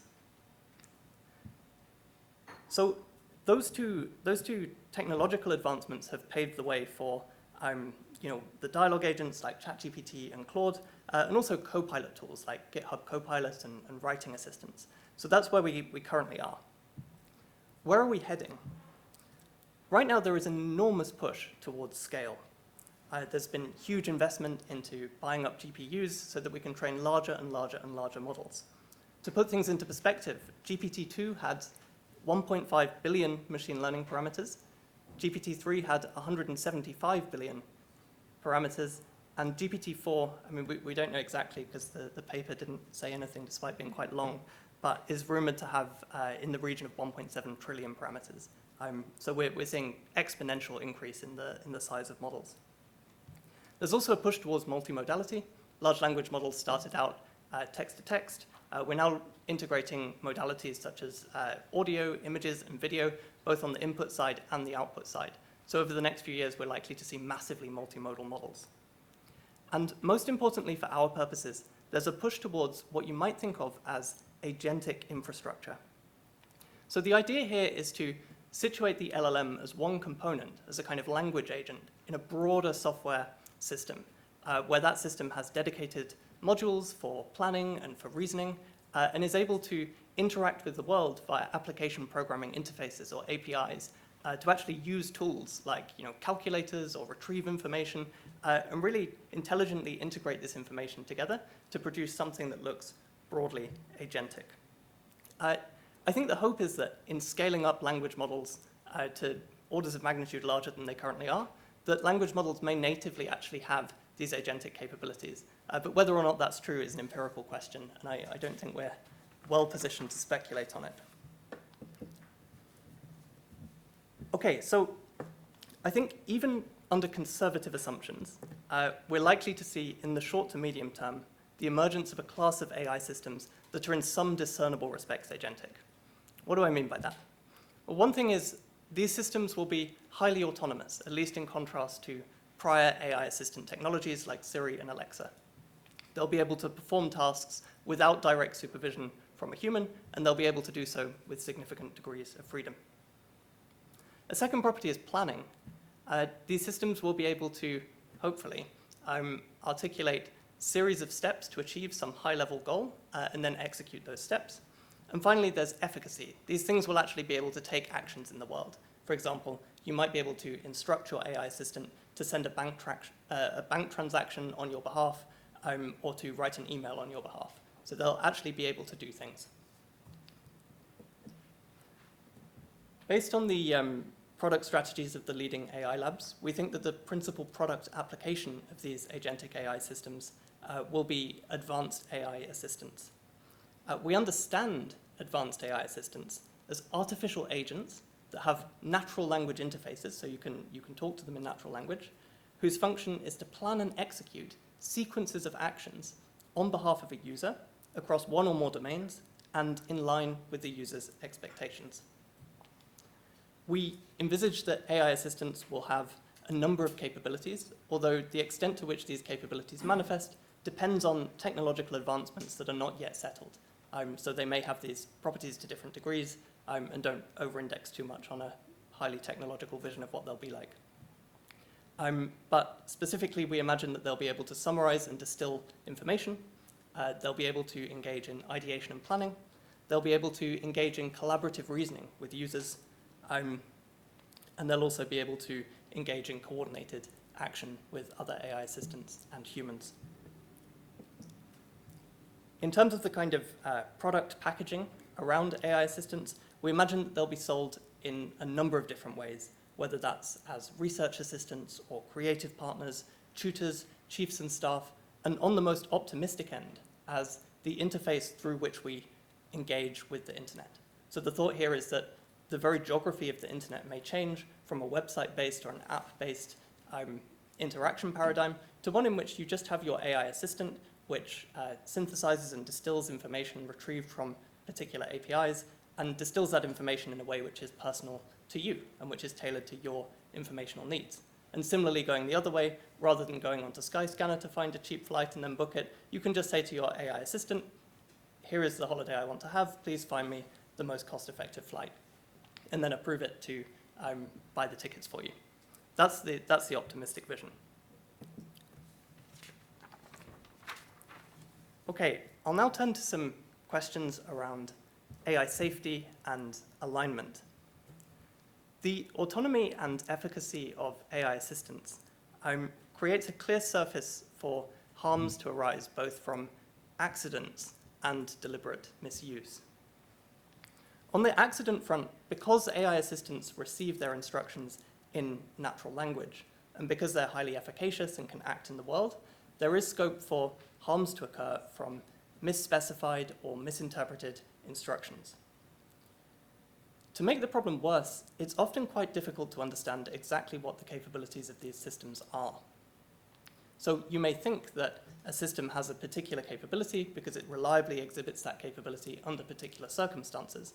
But then when you deploy it at the scale of millions or even billions of users, you may find that the system doesn't actually have that capability under a different set of circumstances.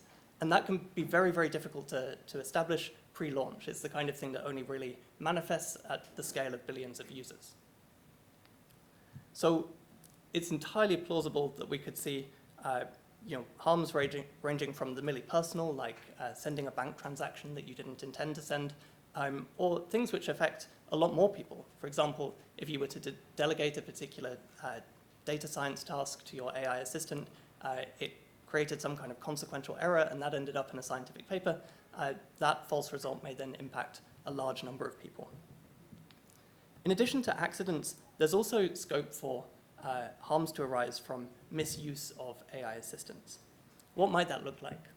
Well, on the one hand, there's adversarial uses. So a user might attempt to circumvent the safety guardrails on an AI assistant by engaging in adversarial prompting, trying to jailbreak the thing, and may then do a range of harms once the system is jailbroken. So that could be extracting private information that's stored inside the model. It could be using the model for malicious purposes, like generating large quantities of harmful information at scale.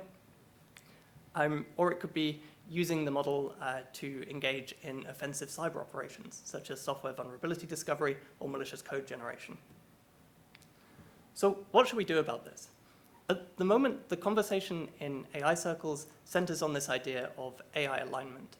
And the way in which that idea is operationalized, at least on the kind of leading view, is the idea that an AI system is aligned to the extent that it is helpful, honest, and harmless.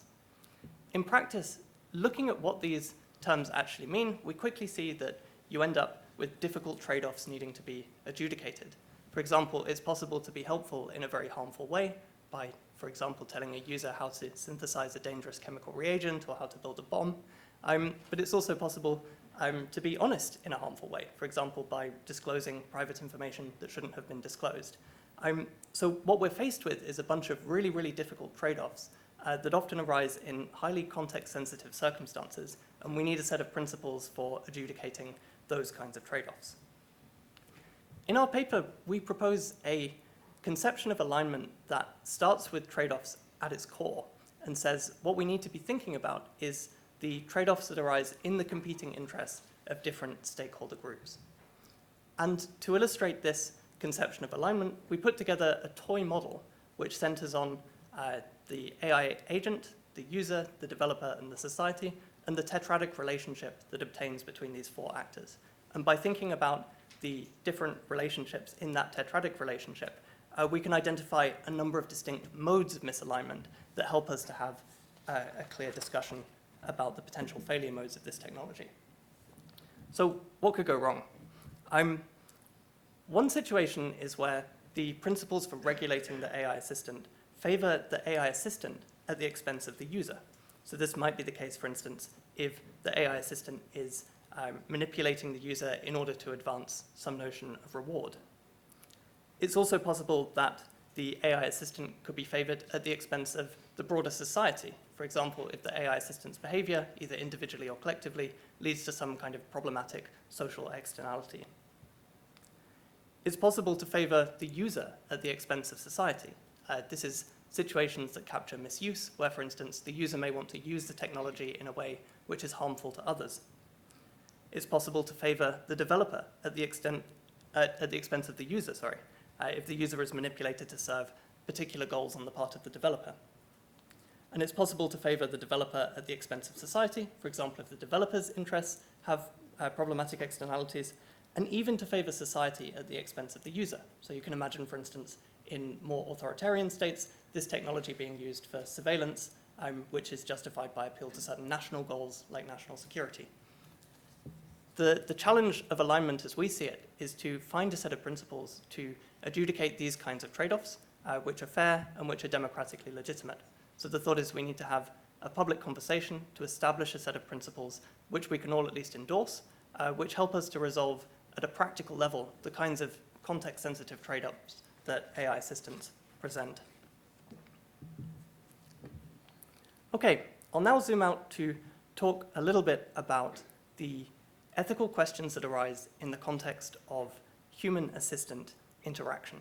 And there's a bunch of complex and interrelated issues here, but I'm going to focus on anthropomorphism, behavioral influence, relationships, and then data privacy. Anthropomorphism, as we've just heard, is a really, really interesting issue.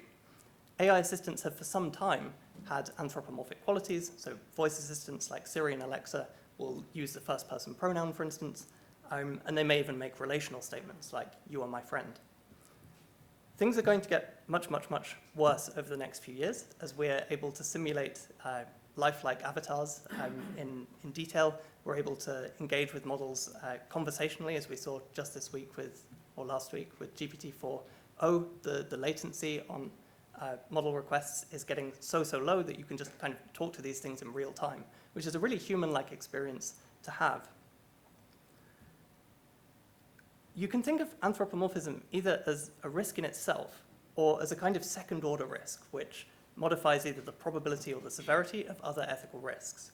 So as a risk in itself, you might think that presenting a machine learning system in an anthropomorphic way is engaging in a kind of deception that undermines the user's autonomy, or you may think that it's just epistemically bad for the user to have false beliefs about the technology, assuming the relevant beliefs are indeed false.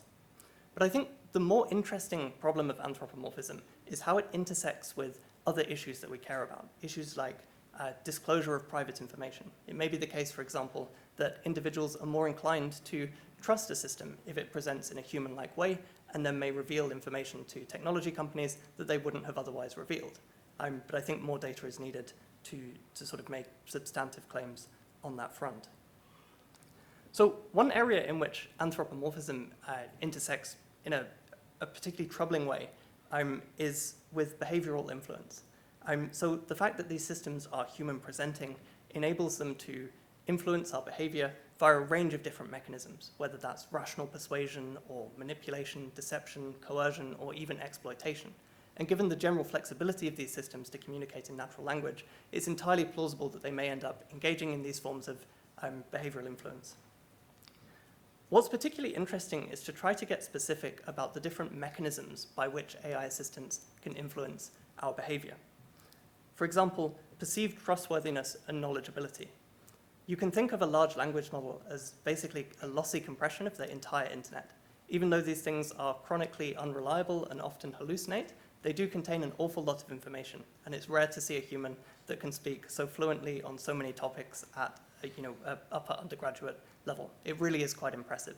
And I think that kind of knowledge base in conjunction with human-like features can lead to a kind of perceived knowledgeability, a perceived trustworthiness that really isn't warranted at the moment, given the tendency of these models to hallucinate, to make up claims which are false. These models can also engage in deception. They can give false information. It's unclear whether the sense of deception at issue here is really the kind of moralized sense of deception in which the model intends to do something wrong, or whether it's simply best understood as generating false information.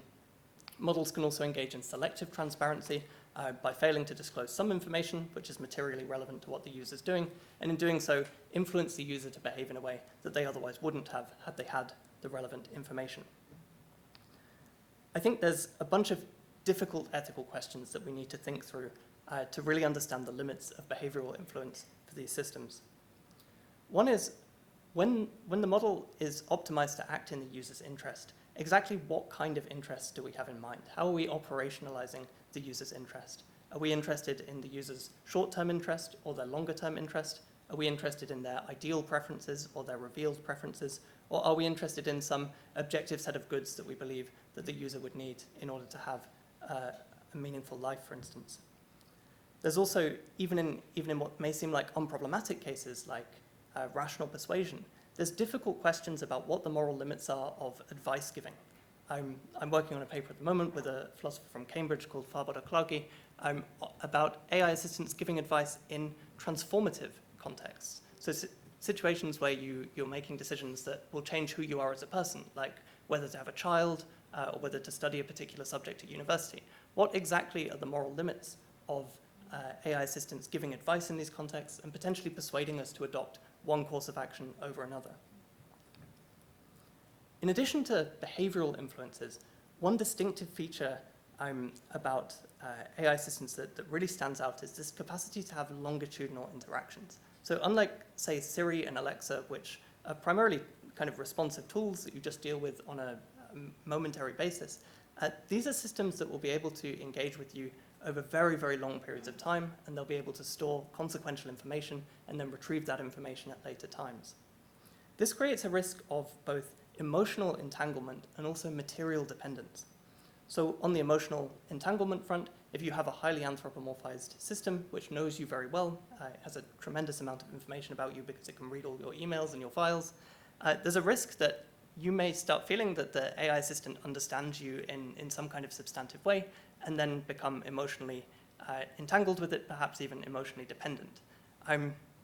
Ideally, we don't want that to happen. Whether some degree of emotional attachment towards an AI assistant is permissible is an open question, but what we don't want is some kind of pathological attachment in which people are relating to these AI assistants in the same way that they would relate to a human. It's also possible that people could become materially dependent on their AI assistants. So if AI assistants are throughout long periods of time performing particular tasks on a user's behalf, it may be the case that the user is unable to perform those tasks without the aid of the AI assistant, which may create certain obligations on the part of technology companies to sustain the relevant service, depending on the exact details. I think to think through these questions about how we will relate to AI assistants over long periods of time is beneficial to reflect on what we think of as values that are constitutive of good human interpersonal relationships. So for instance, we take good human interpersonal relationships to be ones that are based on mutual concern and care and mutual benefit and reciprocity. How can those values guide the design and development of advanced AI assistants? Conversely, we may not want AI assistants to relate to us in precisely the same way as humans. So it's also important to think of that difference. In what ways do we want AI assistants to be guided by slightly different values in how they relate to humans? And finally, in the context of human-assistant interaction, I want to talk a little bit about the data privacy challenges that these systems present us with. There is a bunch of privacy considerations that arise in the context of machine learning technologies more generally. I'm not going to talk about those. I'm just going to talk about the marginal difference between machine learning and these novel systems. I think the key problem is that we're going to have a lot of AI assistants communicating on our behalf with other AI assistants and with other people. And that creates a difficulty around what exactly should the norms be that govern the disclosure and transmission of information between AI assistants and humans and other AI assistants. Two principal risks here are undersharing and oversharing. So on the oversharing front, you may, for instance, ask your AI assistant to book an appointment at a restaurant at some particular time this week. And in engaging with the restaurant, they may ask if the user is available at some particular time, and then the AI assistant might say, no, the person is not available at that time, they're at a chlamydia appointment. Right? That would be an example of oversharing. On the other hand, there's also a risk of undersharing. So you don't want it to be the case that your AI assistant wouldn't say something like, oh no, the person is unavailable at that time. Right? So we need to sort of get quite precise about how in different contexts the norms governing appropriate information transmission and disclosure actually work, and then design systems that are sensitive to those norms. I think key here are going to be the tools of notification and consent. So we really want to empower users to be in control of how their information is used. But working out exactly at an operational level what that means, when it's appropriate to check in, when it's appropriate to notify users, is really very difficult. And I think we're going to need extensive user experience research to get that problem solved. I'll now zoom out a bit further and think about the broader societal impacts of advanced AI assistants. One really interesting problem here is that AI assistants will need to coordinate with each other, which immediately opens a set of game theoretic and ethical challenges. For example, AI assistants could encounter collective action problems. If everybody uses their AI assistant to tell them which route to take to work, AI assistants may tell everybody to take the back road to avoid traffic on the busy road. But then if everybody uses the back road, then all of a sudden there will be a suboptimal outcome for everybody, despite the AI assistants acting in their users' best interests by advising them to take the back road. Those kinds of collective action problems are not easily resolvable without high-level coordination between different tech companies that can actually allow the AI assistants to act in ways which are mutually beneficial for everybody. So what we don't want is a situation in which the AI assistants are merely designed to serve their users' best interests, because without the relevant norms and institutions for cooperation, we're likely to see suboptimal outcomes across the board. It's also possible that AI assistants could be incentivized to engage in quite problematic behaviors. For example, you can imagine a situation in which a set of AI assistants are arranging a particular event for a group of friends. Now, my AI assistant may preemptively book my preferred event to force the other AI assistants into a very difficult situation where we all have to collectively pay for a refund if we go for some other thing. Left unbounded, AI assistants may well coercively commit to particular courses of actions in order to shape the behavior of other AI assistants in their users' interests. And we don't want that to happen. So we really need to proactively identify these kinds of game theoretic pitfalls that AI assistants can fall into when they're acting in coordination with one another, and then develop a set of norms and institutions to stop those kinds of pitfalls occurring. Okay, now to the thing I think I'm most worried about, which is the impact of AI assistants on the information ecosystem. So, as I said earlier, AI assistants are powered by large language models. They're prone to hallucination. The training objective for large language models is not to generate true sentences, it's to predict the next word. And so they have a tendency to make things up. In the optimistic case, we may have a situation in which the information that people digest from the internet is almost entirely mediated by AI assistants, which summarize that information in a way which is tailored to the specific informational needs of users. This could have all kinds of implications. It could drastically lower the reliability of sources. It could lead individuals to have miscalibrated trust in the kinds of sources that they're drawing on.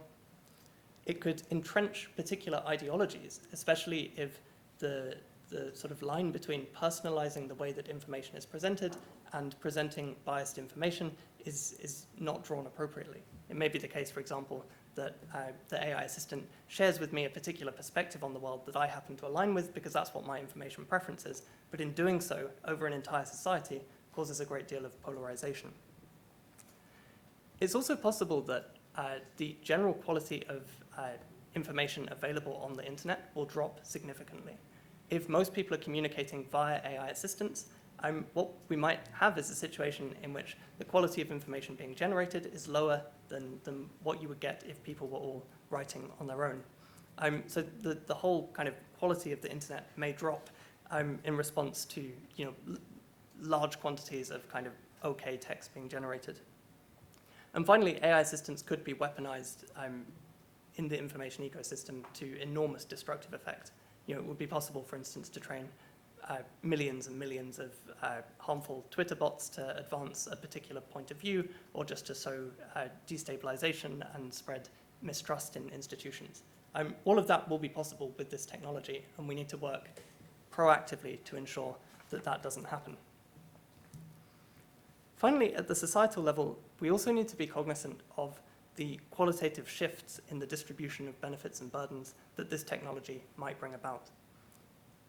Whilst it's highly uncertain, we expect AI assistants to have enormous impact across a range of economic indicators, whether that's productivity, job quality, employment.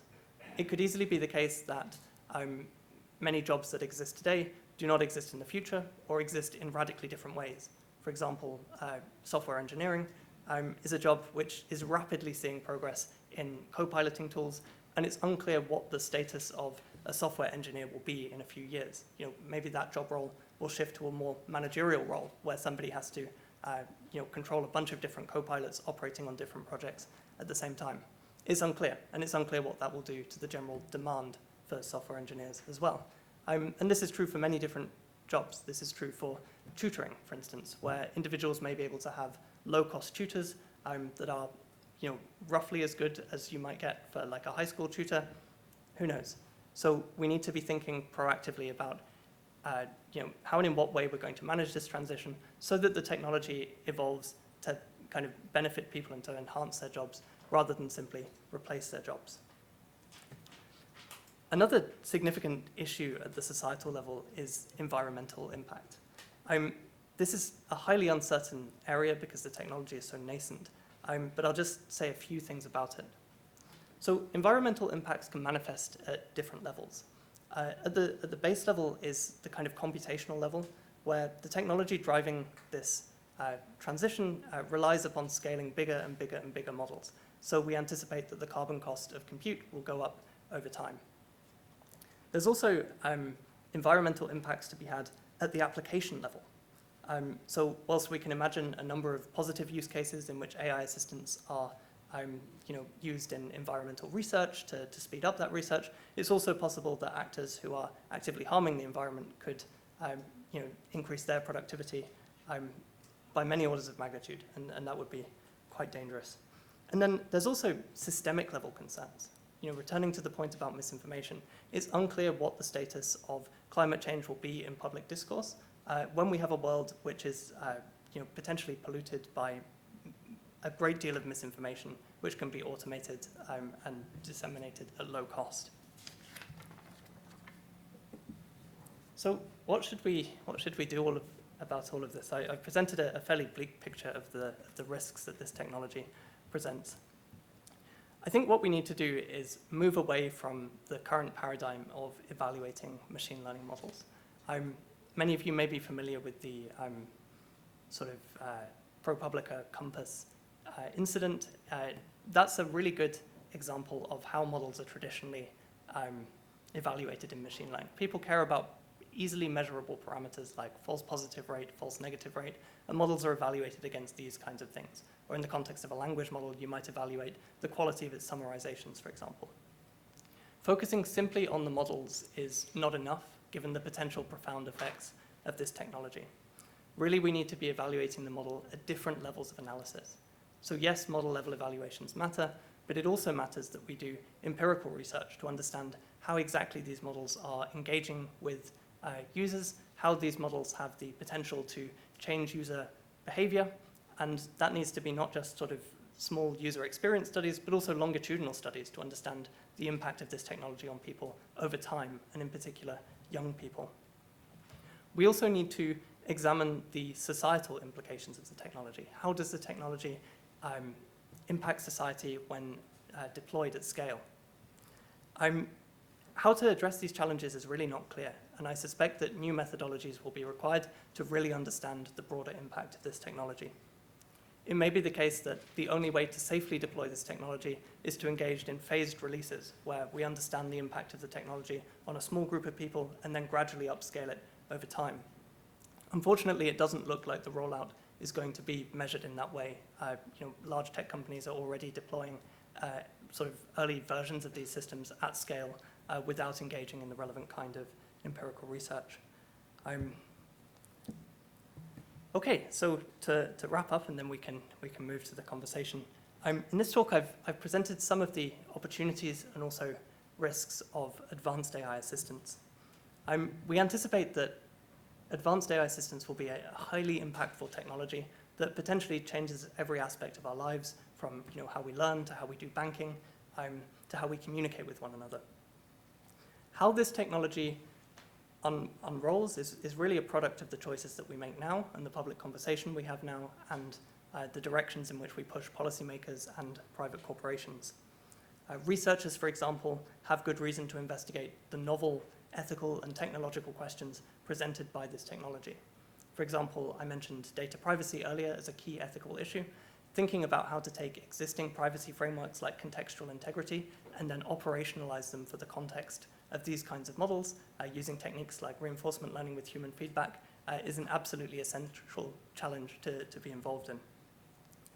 Similarly, I think developers at tech companies can engage in work like this and try to foresee the kinds of ethical risks that the technology creates, and also commit to developing the technology in a socially responsible way.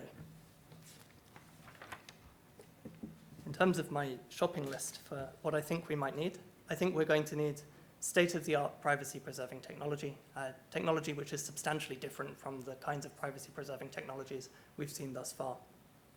I think we're going to need safeguards to protect vulnerable users, including substantial empirical research to understand how exactly different kinds of vulnerable users interact with this technology. To give just one example, if you take, say, trait anthropomorphism and you consider the distribution of anthropomorphism in the population, you can imagine an individual several standard deviations out who is a hyper-anthropomorphizer for whom risks like over-reliance, emotional attachment are much, much more significant than the rest of the population. And we need to be understanding the impact of the technology on individuals like these. We need to design the technology with accessibility in mind, thinking about how different kinds of users may interact with it, and really designing for the margins and designing the technology in a way which everyone can benefit from.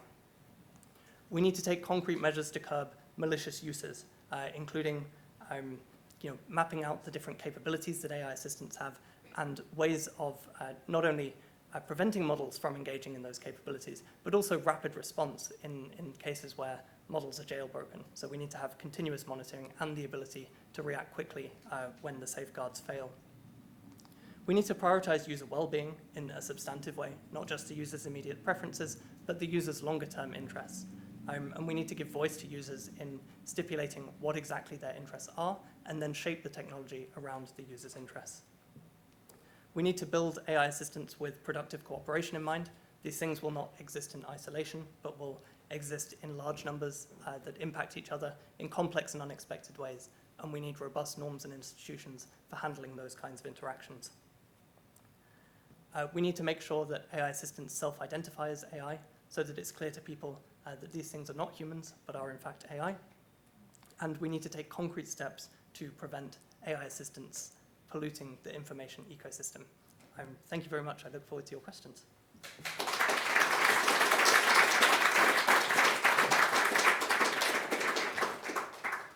Okay, the same again. If you could just raise your hands nice and high, a microphone will come around, and I'll also take some questions from online. Let's see, where are the mics? Keep your hands up, please. Barry's getting those. Barry, let's start in the back with Will and Eve, and then we'll start working our way up here. This is on? Yes, all right. This was great. Thanks so much for the talk. I think that it was super useful to raise all of the issues that you raised, the worries.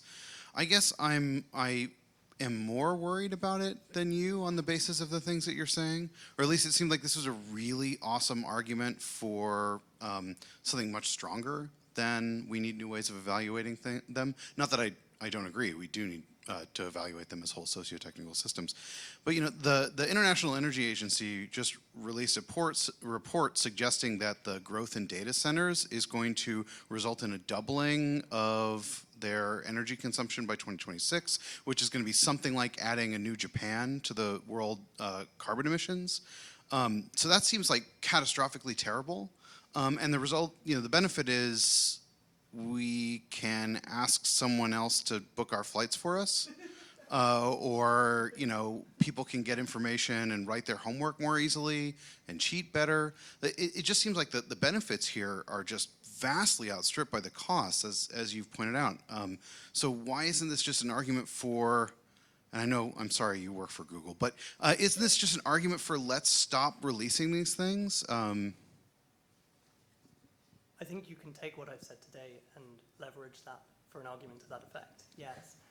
Whether or not you can actually stop things in the available time is unclear, right? The situation at the moment is that companies have locked into a competitive race dynamics and are innovating at incredible speed. To make matters worse, the information dynamics are also a race to the bottom. If you compare the kind of information that was in like the GPT-3 paper with that which is in the GPT-4 and Gemini papers, like, I dread to think what GPT-5 paper will look like. It will probably be a blank piece of paper. Like, given those race dynamics, I think really the only way to meaningfully intervene is at the regulatory level, and it's not clear to me, given what's actually being done at the regulatory level at the moment and the kind of narrative around the US AI Safety Institute and the UK Institute, that really we're tapping into exactly the right problems there. There is obviously talk of a slowdown, but the conditions under which slowdowns happen tend to be like when LLMs develop relevant agentic capabilities that are observable in evals. And that's probably not the key issue.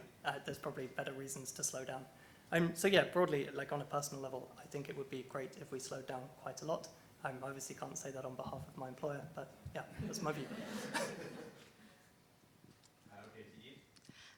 So just a quick story. I was on the train today coming down with a gentleman who is developing his own company. I think he'll be quite happy I mentioned him today. But basically, he he's a coach, a work coach, and he works to train AI to better respond to different employees' needs. So from what I understand it, his system sends out a message every day to the employee to ask them how they are, to ask if they want to share anything with him. And then he basically works with the AI to coach it to respond in certain ways, which I find bloody terrifying, to be honest, especially, the idea around, I think he talked about, well, if somebody wants to become more fit and more active, and I think my question was, well, what if somebody is anorexic, for example, and wants to lose weight? Like, where's the balance, and where's the line between what kind of the moral compass, basically, which is obviously a human element, and that can differ and vary, but that can also contrast as well with the AI. So that's just like a side story today, but I just thought that was fascinating. But my question is, and it might not be relevant, but maybe it is about death.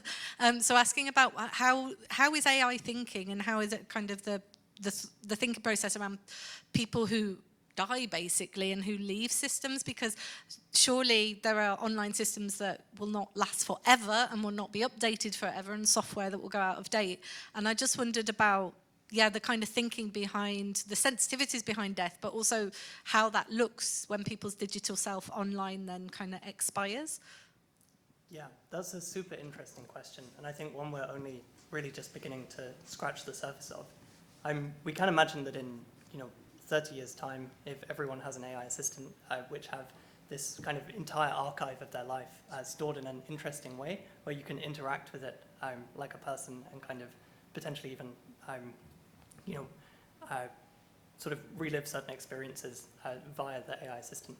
We already have products which are attempting to kind of like immortalize people. You can kind of fine-tune a language model on their personal data, and the thought is the system's going to mimic those people. My hunch says these systems are not a good thing. I think we need to come up with kind of plausible societal mechanisms for deciding what to do with systems. I can see that people may have certain moral claims on attachment to certain systems. So, for example, if my partner died and his AI assistant was around, you might think that I have a certain claim on that AI assistant. I don't know. These are important and difficult privacy questions, and I don't have the answers. Okay, the next question to Emma, and then we'll go to Lasana and, I'm sorry, can you say your name again? Aphrodite. Okay, Emma. Great, thanks very much. So, super interesting talk, so thank you very much for that. I just had a question about how we get from where we are now to the kind of advanced models that you had in mind. So there was quite an emphasis on sort of long-termism, long-term planning, continued interaction, but that's something that the language models are pretty bad at right now. It's very easy to push them over. You give them a slightly different prompt and you get a completely different answer. You push back on what they've told you and they immediately row back on what they're saying.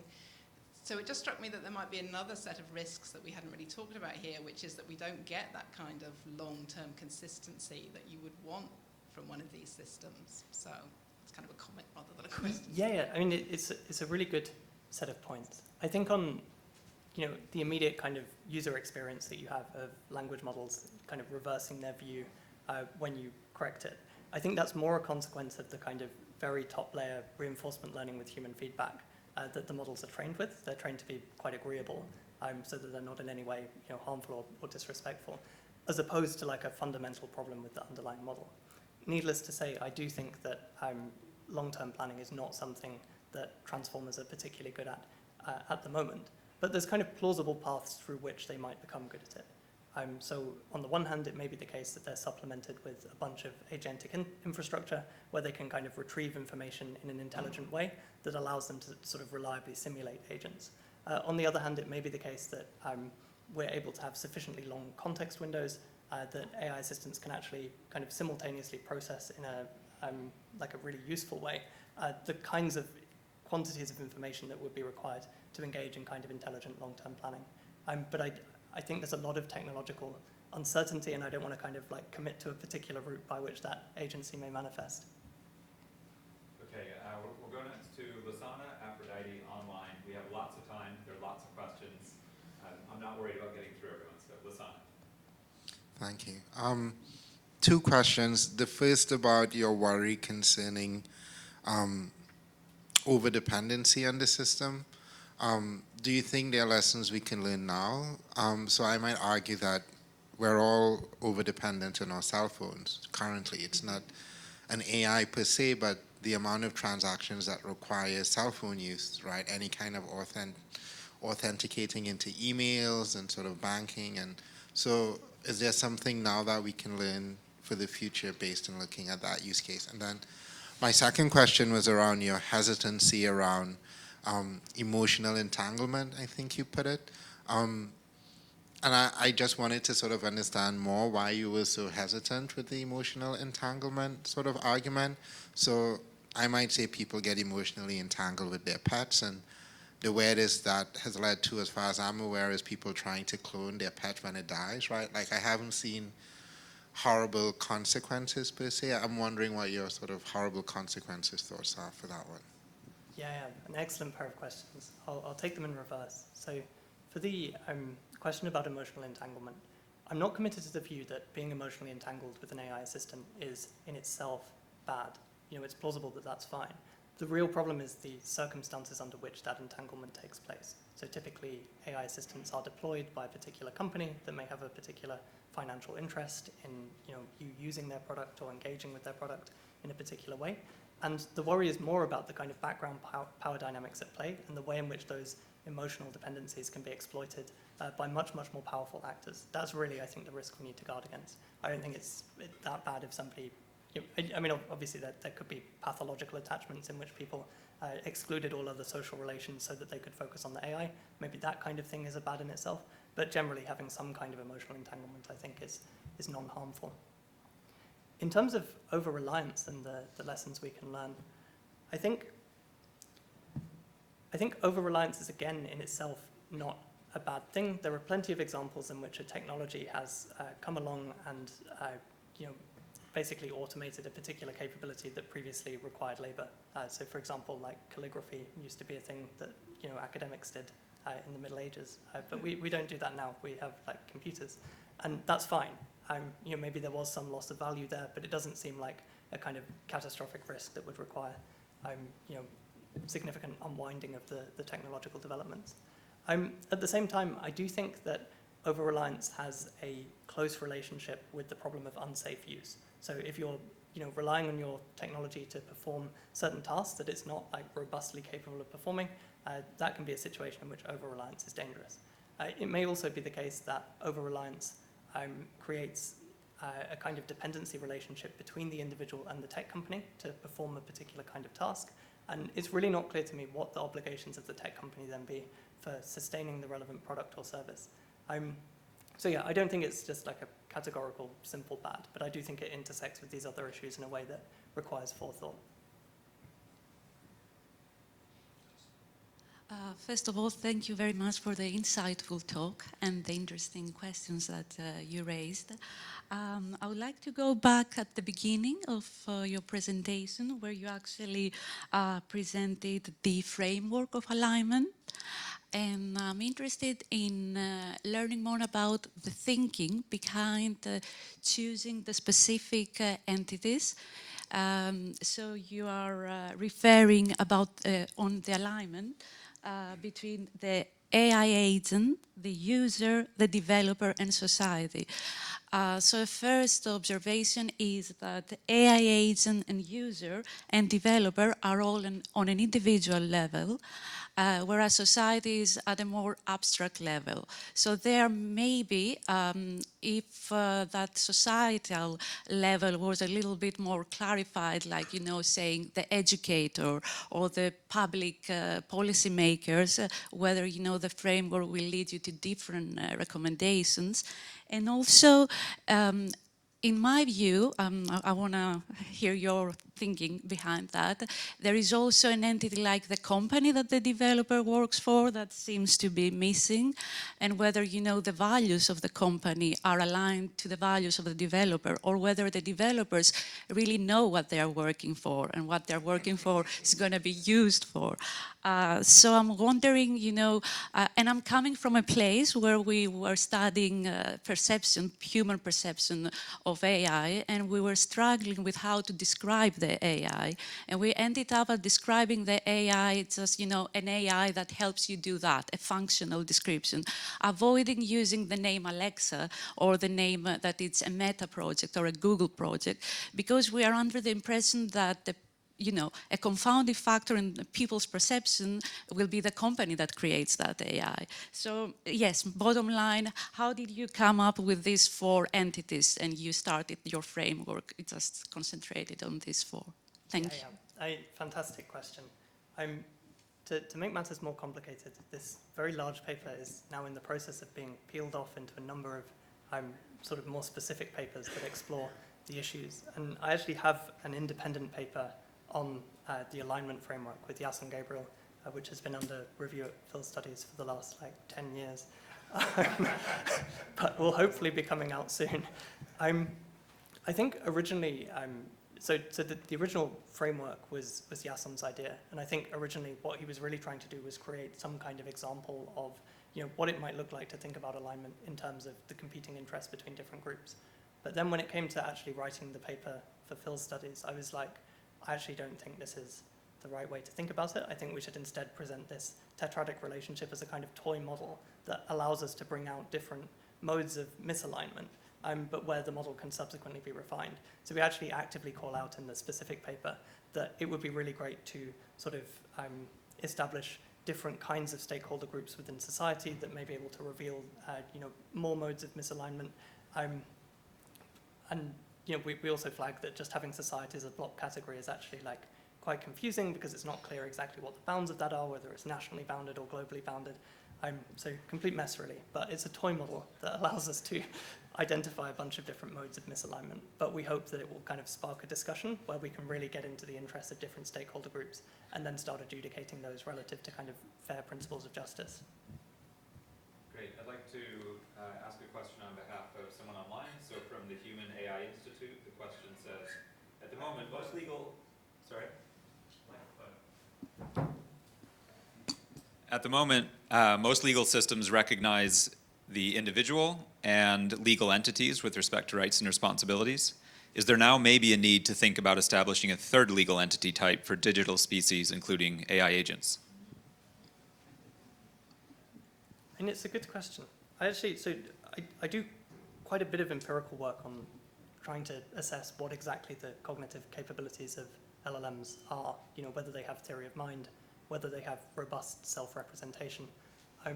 And at the moment, I think, in the paper we literally just submitted to NeurIPS yesterday shows that they have theory of mind, at least in the big models, at kind of above human level for you know, sufficiently complex theory of mind tasks which really iterate like a bunch of intentional operators, like I think that, you hope that, he believes that, blah, blah, blah.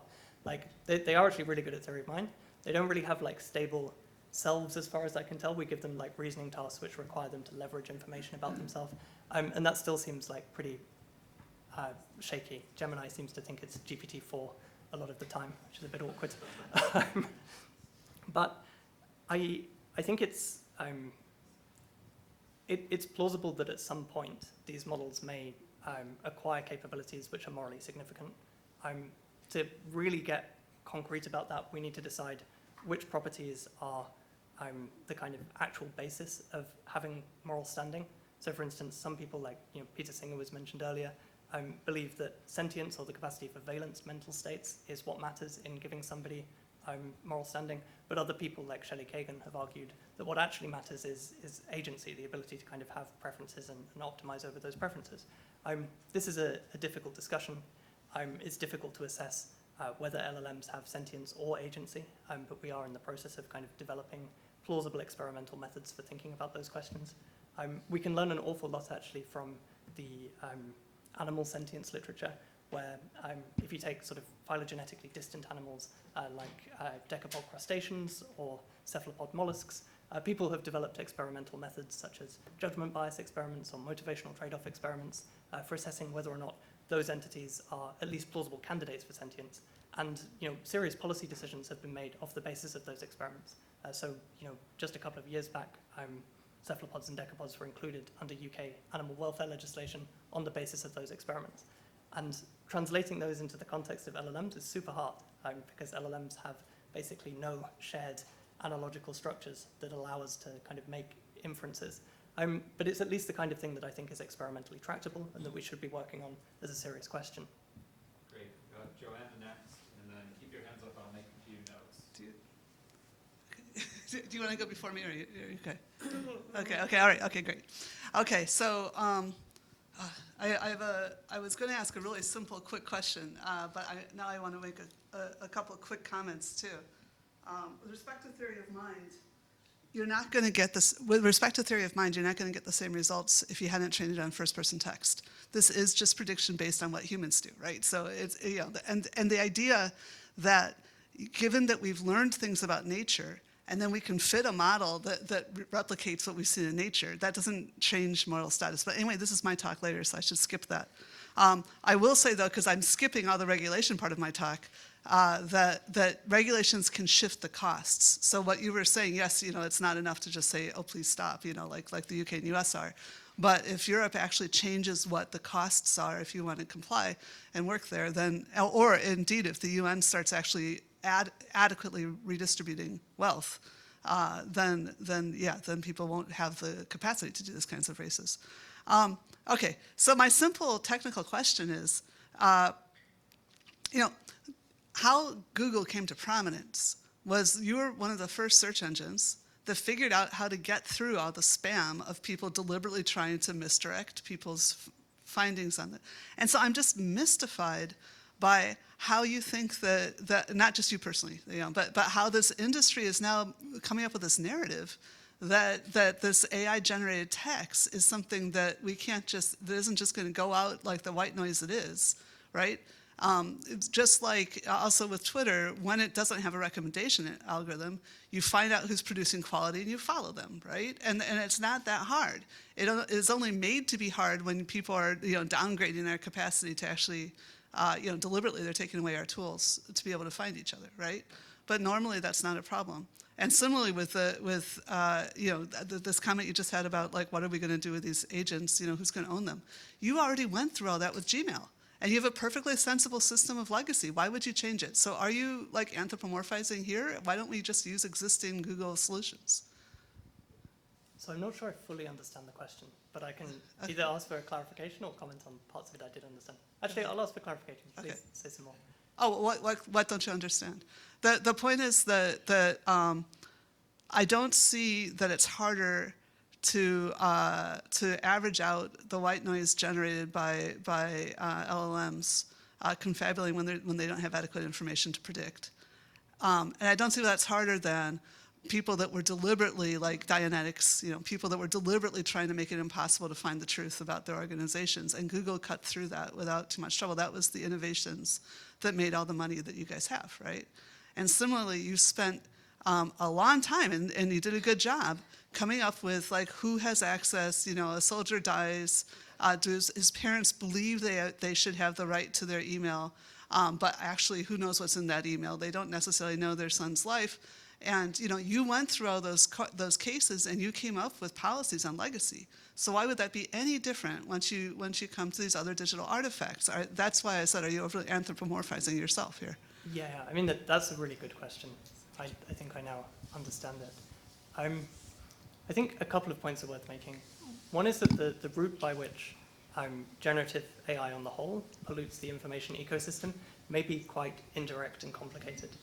So an example, for instance, is that if you consider the quantity of scientific research being produced in the field of computer science and how that's changed over the last, say, 20 years or so, we now have a situation in which so many papers are being produced that the journals can't keep up the kind of peer review process to handle it. So we've kind of changed the epistemology of computer science from one which is based on kind of peer review to one which is based on citation counts, H indices, stuff like that, where much of the work is just kind of available as preprints on archive, right? There's kind of provisional findings that generative AI is significantly contributing to the sort of increase in production of just scientific work across the board. And I worry that it won't just be a case of we have a bunch of documents and we need to classify them as good or bad. It will be a case of entire institutions that kind of underwrite the scientific method, actually breaking down under the pressure of so much information being produced. I don't know how plausible that is as an outcome, but I think we're going to need kind of categorically different policies to address that sort of institutional problem. We'll go to Herman and then over here after. Hey, thank you. I think my question is, so big picture, the talk is here are these things that are soon existing, already exist, and they're powerful and they can do also good things. They can also do bad things if we don't watch out. And then there are some norms or ways to think about how to make sure the bad things. It isn't the reality that all the bad things will happen. And because there's so many bad people and so many bad incentives, and the world is so completely non-ideal that no matter how many philosophers and theorists and good and nice people in powerful companies say do the right thing, there's going to be some not good people in an equally powerful company or an equally powerful country that's going to do the bad thing. And so every bad thing that you imagine here is going to happen, and all the good things will happen. And that doesn't matter what we think about what should happen. Yeah, I mean, what a horrible but important question. Yeah, I mean, I think one thing to say is that the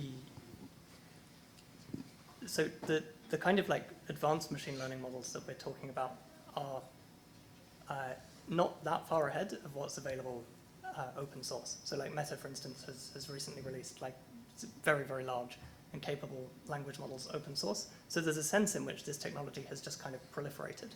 So any kind of approach to safeguarding where we hold it in the hands of a small number of people has just gone out the window, because these things are now broadly accessible. Anyone can use them, any actor with any intentions. And it's okay, that's something to deal with. I think that AI labs are responding to this by clamping down on the amount of information that's available and on trying to keep the model weights secure. Often the intentions behind that are motivated by long-termism. So if you look at, for instance, Anthropic's catastrophic risk mitigation framework, they prioritize the security of their model weights as a key consideration in making sure that the technology doesn't proliferate. But non-proliferation also has other advantages, right? Which is that the very cutting-edge technology doesn't end up in the hands of any old person. But whether or not that's going to be sustainable when certain companies are driving for a more open source model and others are driving for a more closed source model is really, really unclear to me. But yeah, it is possible that highly, highly capable models will end up in the hands of bad actors, in which case that won't be too good. But in terms of probability, we're looking decades, centuries ahead. There's no way that this technology will be in the hands of only good people. That just seems... Wait, so when you say we're looking centuries ahead? Yeah, but I mean, this is not going to be around for a long time, and humans are going to be around for a long time. And eventually, very bad things will happen. At best, the good period is 9 years. Oh, I see. Yeah, I mean, I think most likely scenario, we have some intermediate level catastrophe that causes significant regulatory clampdown. I think that's most likely to happen. It seems unlikely to me that we will have global scale catastrophe or some really big catastrophe without there being kind of intermediate catastrophes along the way that hopefully prompt the relevant regulatory oversight. Do you think our best hope is Herman. that's what I'm going to do, but No, sorry. Yeah, I think it's the AI is super powerful and it can do good thing or bad thing. Do you think it's sort of like a Frankenstein we created for ourselves? It's quite worrying if any public crisis happen, a catastrophe that may happen, and it may destroy our civilization. And how globally our different nations that can work together to prevent this horrible thing that may happen, and or it may lead to more polarization and conflict globally. So, yeah, what is your opinion? I think it may lead to more conflict or inequality globally. Yeah, thank you. Yeah, I mean, big questions. Don't get me wrong, I do think it's at least in principle possible that AI systems could destroy humanity. I think the most likely route by which that would happen is equipping malicious actors with extraordinary capabilities. And so, for example, teaching somebody how to make a biological weapon, I think is not out of the question, although the current capabilities of models don't seem to allow for any more help than you would otherwise get from a detailed Google search and reading the relevant literature. Whether it's the case that making the models bigger and training them on the same data will magically enable them to start giving better advice, I don't know. I'm a bit skeptical, but it's at least a kind of open possibility. The other route is that the AI systems supposedly become agentic and then engage in all kinds of destructive behaviors. I think that's less likely, and I think it's very unlikely with transformers. But that's not to say we can't have another AI paradigm that's in some way more agentic and in its kind of native architecture. I wanted to come back to the example of oversharing or undersharing information. I'm here. Who's speaking? Yeah. So you gave the example of, someone has chlamydia, you don't want to share that to the booking for the restaurant, but you want to maybe share that to your GP, right? So today, most of the models are trained on the whole of internet, research papers, Wikipedia, so it's really hard for them to understand those social cues and those common sense. So one way to think about it would be, okay, maybe let's give it access to all my emails, all my WhatsApp and communication tools, or maybe even carry a camera on me so that it can read my non-verbal expressions. Maybe this way it's going to understand those social norms and common sense but what a person wants to share or not. Because I think with the solution you were recommending, which is to opt in or out, depending on which information you want to share, can become very quickly very annoying. And at some point, I really want the AI personal assistant to really understand when I make a booking, if it's with a loved one, I want something, romantic, intimate, etc. If it's with a colleague, I want something that has access to internet because maybe we want to do some research while we're eating, etc. So do you think by giving the AI assistant access to all my personal communication, there's a way they're going to understand those social norms and cues? Or do you think those elements are inherently very human, that there's no way without consciousness or a certain level of agency that a system would understand those? That's a great question. I think there are likely to be statistical patterns that models can learn that allow them to, to at least a reasonable extent, make inferences about your intentions, your beliefs, your desires, on the basis of biomarkers or behavioral indicators. I think that's probably true. And to that end, I imagine that in principle, these kinds of systems could be paired with a bunch of information about users. But whether or not that's a thing we want to be, pushing for is a different question. I think really what we need to do is kind of work with users from the outset to figure out, what the deployment of this technology would look like in a way that they consider to be socially beneficial. If what might be perceived as invasive data collection is not part of that vision, then I don't think we should do it, even if it's in principle possible. I also know that there are tremendous numbers of researchers already in the effective computing community who are kind of working on this kind of stuff. actually last year went to ACU, which is like the big effective computing conference, and it was at MIT. And we did a moral imagination workshop with them, which is this workshop Google does to get people to like think through the ethical implications of their work. And doing that with that community was incredibly scary. Yeah.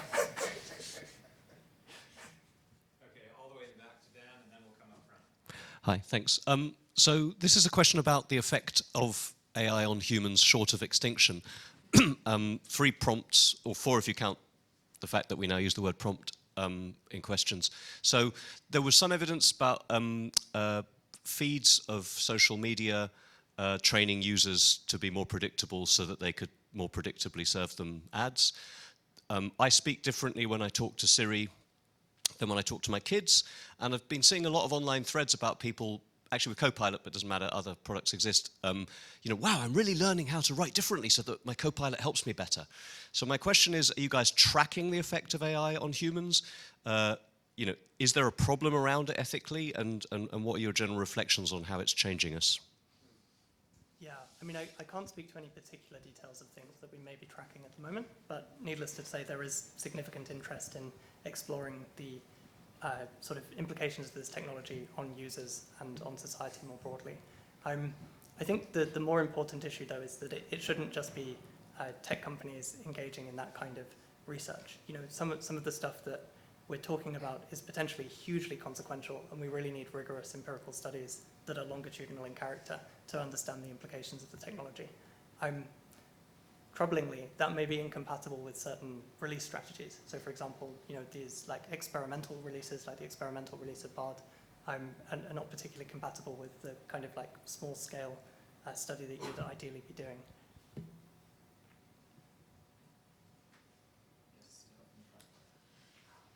Hi, thank you. I hope everyone can hear me okay.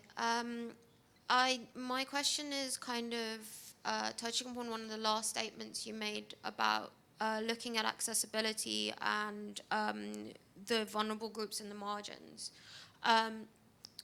Which is kind of an interesting point, because from the multimodal approach on AI assistance, if we go back a number of decades, over 20 years, if not even 30 years, digital computerized assistants have actually already been around with the vulnerable groups in various kind of forms. You've had Dragon, you've had Kurzweil, a lot of them I'm sure you're familiar with. But how well they have been for those vulnerable groups has been the big question. In most cases, they have been experimental and still are experimental. And obviously, a lot of them have produced quite a lot of data, to which now we have Siri, Alexa, all these other multimodal kind of platforms and apps and things like that, to which, take the example of banking. They're trying to get everyone have the app on your smartphone, go online banking, do all these various kind of, or chat online with the AI system, do all these various kind of processes. But the one thing to which they haven't addressed in all of that is the accessibility, is those vulnerable groups, to which it was, in a sense, let's put it, it's that community, that social system that actually created this platform of AI assistance and the requirements of it. So this kind of also in another direction raises another issue, to which you'd mentioned earlier about the privacy norms and the consenting, because a lot of this, it doesn't actually give that community and those groups of people the consent to whether they can say yes or no. In most cases, it's once you are in that platform, or you're, for example, with this bank and with this thing, that is the system we use, and if you want to access and you want to do all these kind of things, you have to have and use that system, right? And I think as a risk and a huge factor, what I'm raising here is a question, and particularly coming from big companies and organizations such as Google's and others, is when precisely are the information and the looks and all of that from that part of the community and the social system basically going to be used to collaborate the two together and thereby improve the assistance and programs to which those people already are using and are having to use, and at the same time improve these other systems and these other organizations and institutions to better acknowledge and understand the privacies and opt-in, opt-out and all of that kind of regulation as well. Thank you. That's a fantastic question. Thank you for raising it. I can't speak specifically about Google's own strategy with product and research, but what I can say is that there are driving forces within Google that are advocating for this kind of point of view. In particular, in the paper, we have a chapter on equity and access by Renee Shelby and Stevie Bergman, which delves into at least some of these issues and argues proactively for like a design for the margins approach to accessibility. But I think that's all I can say at this time. I can't sort of disclose what's currently going on. Yeah, hey there. So we've been doing ethics for quite a while, and now kind of seeing as we're baking ethics and value systems into these models. How do we square the fact that like good advice to a liberal progressive is not necessarily good advice to a fundamentalist religious person? Where do you see the potential of AI to kind of, I guess, build a better society in that sense? Because over the years, it doesn't seem like we've kind of come to the middle in any sense. So is there any potential here for AI to solve this problem, and how do we do so? Yeah, that's interesting. I think given the current development reality, which is that private companies are developing this technology and rolling it out, it would be inappropriate to conceive of the technology as an agent for social change in that way. I can imagine that, if you take certain collaborative AI projects like, the Bloom language model, for instance, that's something which seems to me a little bit more comfortable with the idea that AI could be an agent for social change if you had like a sort of diverse group of stakeholders coming together to create something. But even then, it's not a representative group and it's not a democratically legitimate process. So to that end, yes, I think it would in principle be possible to engage in substantial social engineering through these technologies and to do so deliberately, but I don't think it would be appropriate to do it right now. Okay, we've got in the middle and then we'll come here next. Before saying my comment, I first want to say that I'm very optimistic about these technologies. I've been developing decision support system for the past 10 years. I'm urban planner by background, so I see what benefits such technologies have for decision making, for social problems. I think one of the biggest disservice that AI community themselves are doing to themselves in presenting AI is that they picture this general intelligence and one agent knowing everything. The reality is us urban planners, we train these models on our own specific needs. So a lot of ethic problems is part of our profession that are reflected in this. The autonomous AIs that actually have ability to take decision or take action are highly trained and engineered by professional people. So I feel like just assigning ethic to the model itself is a bit odd because that's completely already engineered within it. For a generic use then you have all these problems about how people use these technologies. And technologies that we haven't really designed for a specific need have been around for centuries.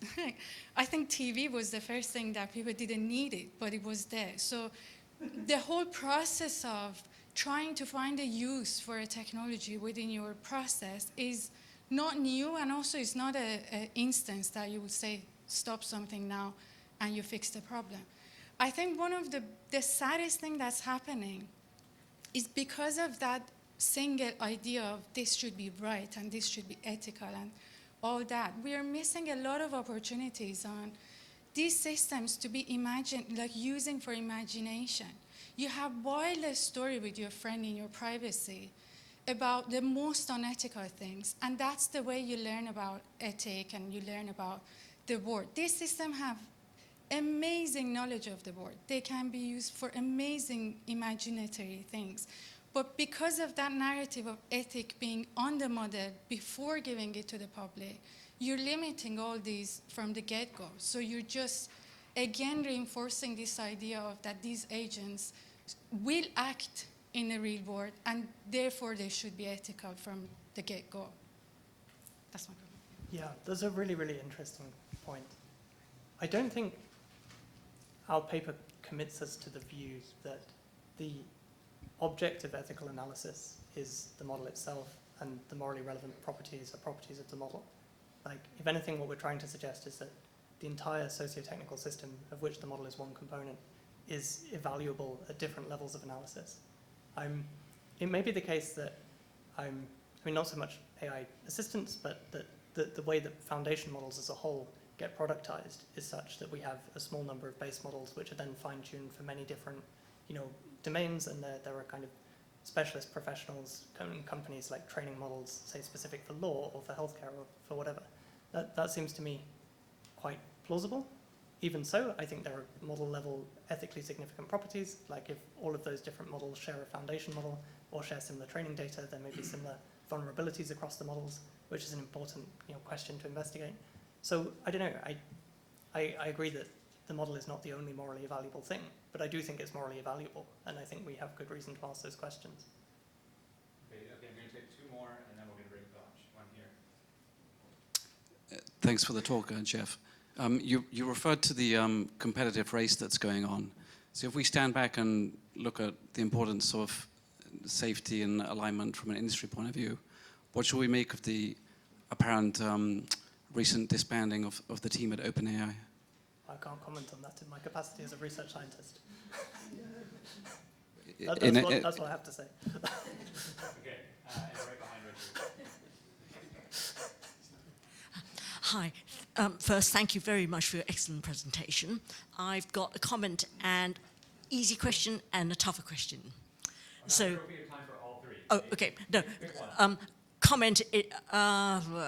Okay. As I'm a privacy and data lawyer, my firm's just been appointed for the UK AC to advise the UK AC on legal issues. And I know you said you were very interested in regulation and you thought that was the way forward. And obviously you weren't sure about what's happening on the UK or the US. And I was interested in what your thoughts were on the EU AI Act. If you've had a chance to read it, I know it's 200 odd pages. Yeah, I can't say too much about my thoughts on the EU AI Act either. What I can say is I think it's fantastic that such a proactive step forward has been taken to regulate technology.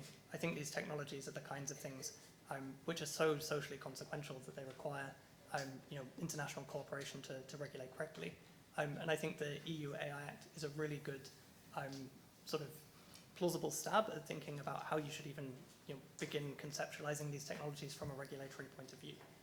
So I'm generally pleased with it, but can't go into specifics. Okay, let's thank Jeff again.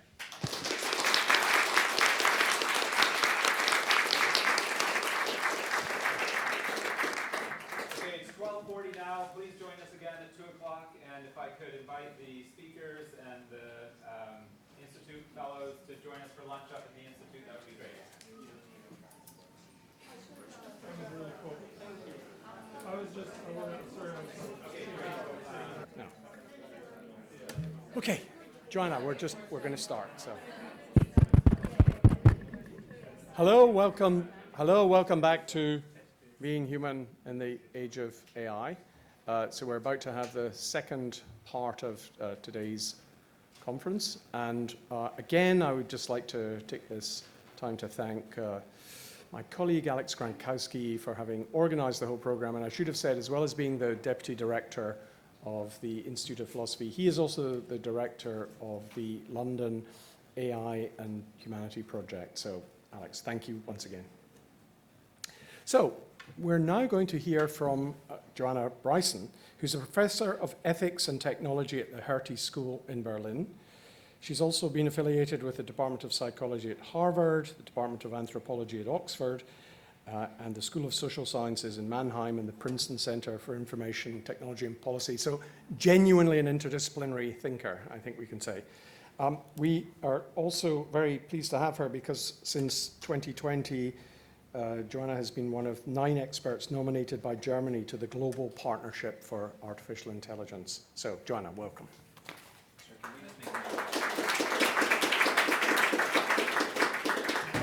well, thanks so much for having me. I'm all kinds of trouble, including that I insisted on using Keynote, which is an Apple thing, and now my laptop and my phone were on different wireless networks, so I'm still struggling with the technology here. Let's see if it works. I'll go back a second. Make it easier for it.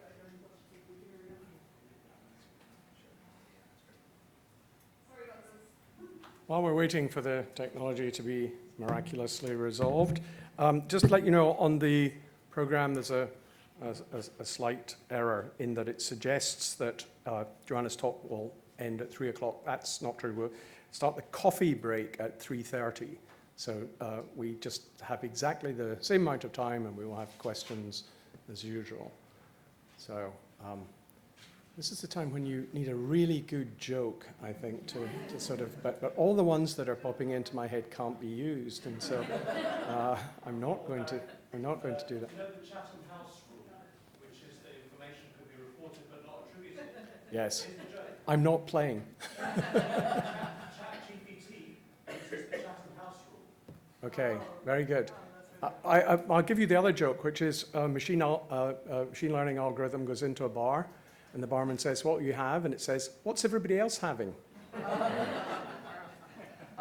wow, that's a new era of. You know, I guess I don't know any AI jokes of the new era because I've been living in Germany. Okay. All right. So, let's see. Is it working? No. Can you go ahead and give me an advanced one and see what happens? I don't know. All right. This did work for me. Oh, yeah. That's because the guy in the back used it. Okay. I apologize because I do massive builds, so I'll just have to go like this. So go like. All right.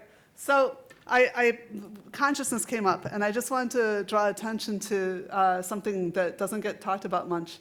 I was actually invited to write about anything I wanted to in 2004 for the Philosophy magazine, and then they were horrified that I wrote something called Consciousness is Easy, but Learning is Hard. And this is actually going to be a theme for the lecture because exactly what was talked about, the glossary and everything, coming up with terms that we can have reasonable conversations with is a big part of what you need to do in philosophy, of course. So they're going to have to watch. Hello, next. So if you define conscious to mean or include moral subject, then we've run out of conversations we can have about what is the role of consciousness within that. If they're identical, then there's nothing to talk about. But if you mean something like has self-awareness, like Google can search itself, it can report things, Google search can report, stuff about Google, or has episodic memory, then definitely we know like rats are conscious. They have similar episodic memory experiences to people like HM. If you lesion them like HM was lesioned. So then we know that then we can have a conversation about, okay, what is the role of consciousness in being a moral agent? But if you just say moral agent, and that's it, and conscious means moral agent, then you're nowhere. I can't remember if there's another build on this slide. Yeah, so go ahead and look at that. I will show one other thing, though. I wasn't going to show the cheap shot of the science paper. but yeah, keep going. No, I meant when I wrote the talk, I wasn't going to look for the hand gesture. Okay, so but this was something I did, and we showed that, first of all, we showed that AI will have the same implicit biases as humans have if you train it on human culture. I hope everybody understands that now. But next slide. But a lot of people forgot about that, is we also showed that now that we had it in a computer, we could look and see where did the bias come from, and it turns out it came from lived experience. So this is actually how male or female jobs like doctor or programmer or nurse sounded. That's on the y-axis. And on the x-axis, you have what proportion of people holding those jobs actually are female. And the only reason there's some scatter there is because this was back in 2015, and we didn't have multi-phrase things. For word embeddings were only single words then. So like domestic engineer became just engineer, right? So this was huge, and I was terrified. We were all terrified. I often write with people that are on different parts of the political spectrum from me, but in this case, we were all grateful to be together because for a long time, conservatives have said, you're trying to change the world, and liberals are like, no, you're teaching your kids awful things, and that we could all be nice to each other and it would all be okay. And so what we changed this to is the next, next. Our implicit behavior is not our ideal. Rather, our ideals are for explicit communicating and planning. So I think that's why we have, we bootstrap, that's the implicit knowledge is bootstrapped off of lived experience. And then the subset of our brains, which was originally used for navigation, right? We also use it for all kinds of planning. That's where language kind of hangs out. And it wasn't just individual planning, now we can, as a group, socially plan. And so we pick these targets, for example, that men and women can all have the same kinds of careers.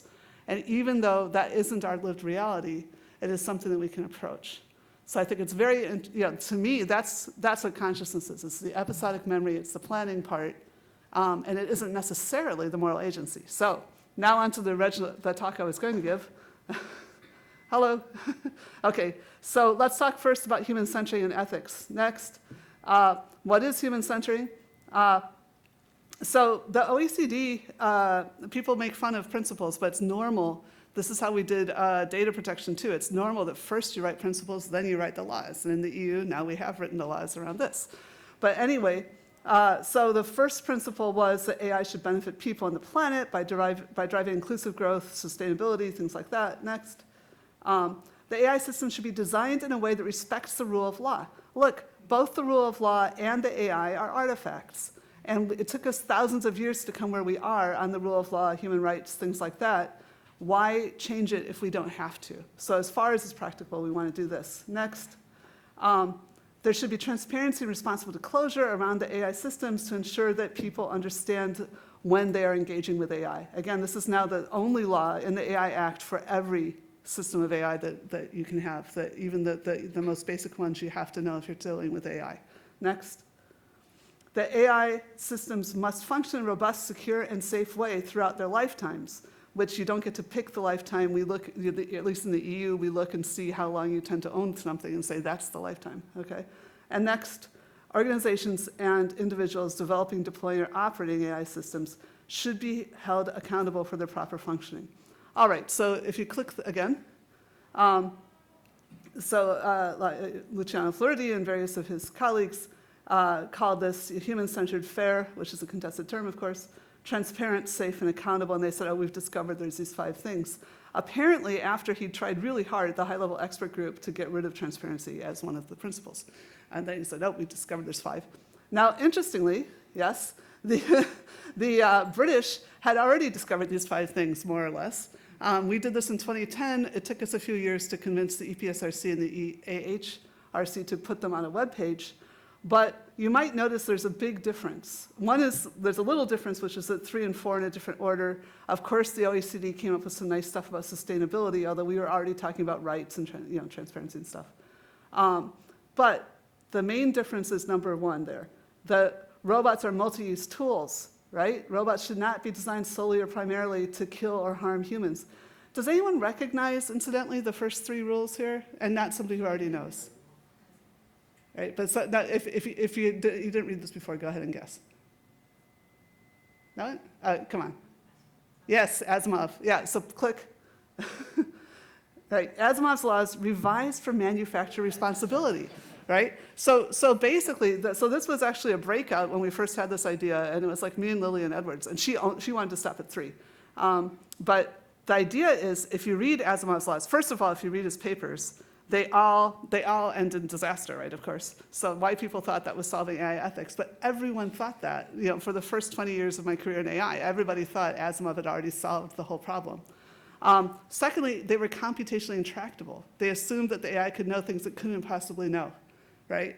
But thirdly, it was making the AI itself a responsible agent. So here, the first three have been recast as responsible, and next, we added these other two. I demanded the transparency one, although that was the first time I heard the word. This was done collectively by a large group of academics, even military people, all kinds of people that were put together to this robot ethics retreat.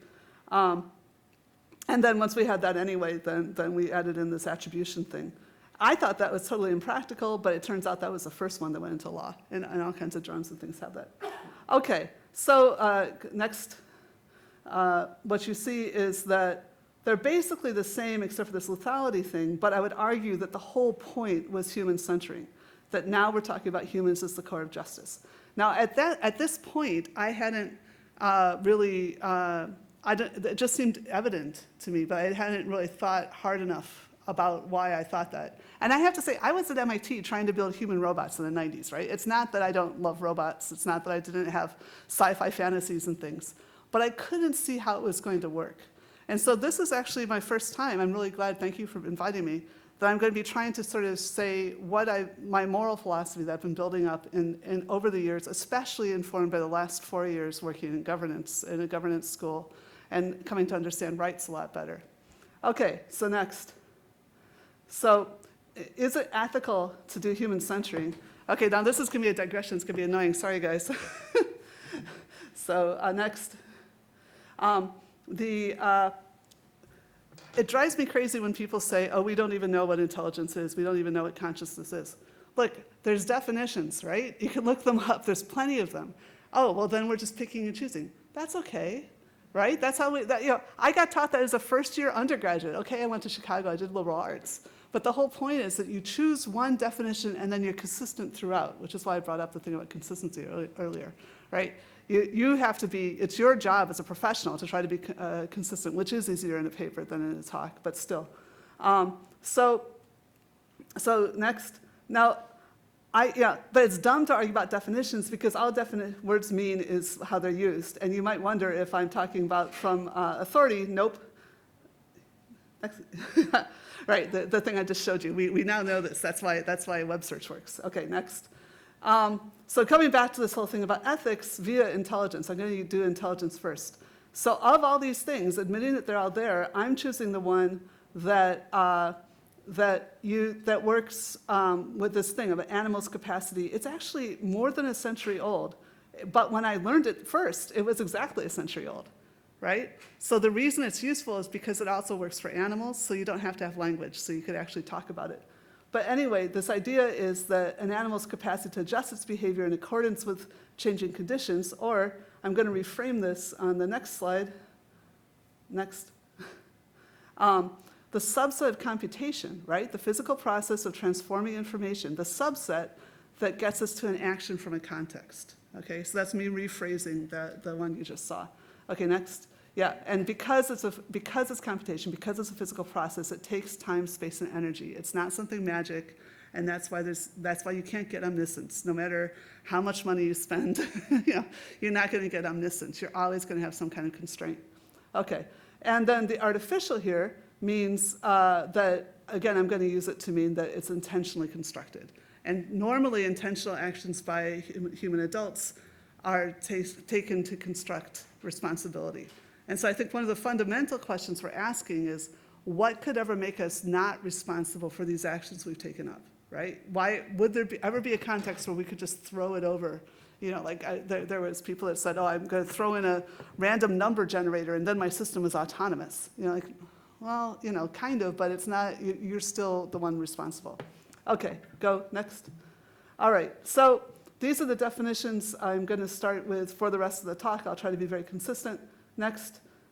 Agents. Now, again, if you're Donald Davidson, agency is everything. It's like beyond just the moral agent. It's like a huge thing, right? But I was taught that agency is any vector of change, including chemical actions. So I think the thing we really want to talk about is moral agency, Okay, it's the subset of agency for which you are held responsible. But notice that I've highlighted by a society here, because we don't agree. We don't agree about how old you have to be able to consent to sex, or how old you have to be to get married, or to fight in a war, or to drink, or to shoot heroin, right? There's all these things that we don't have universal agreement on. Societies define these things. And the next, they also determine, although to a lesser extent, what the moral patients are.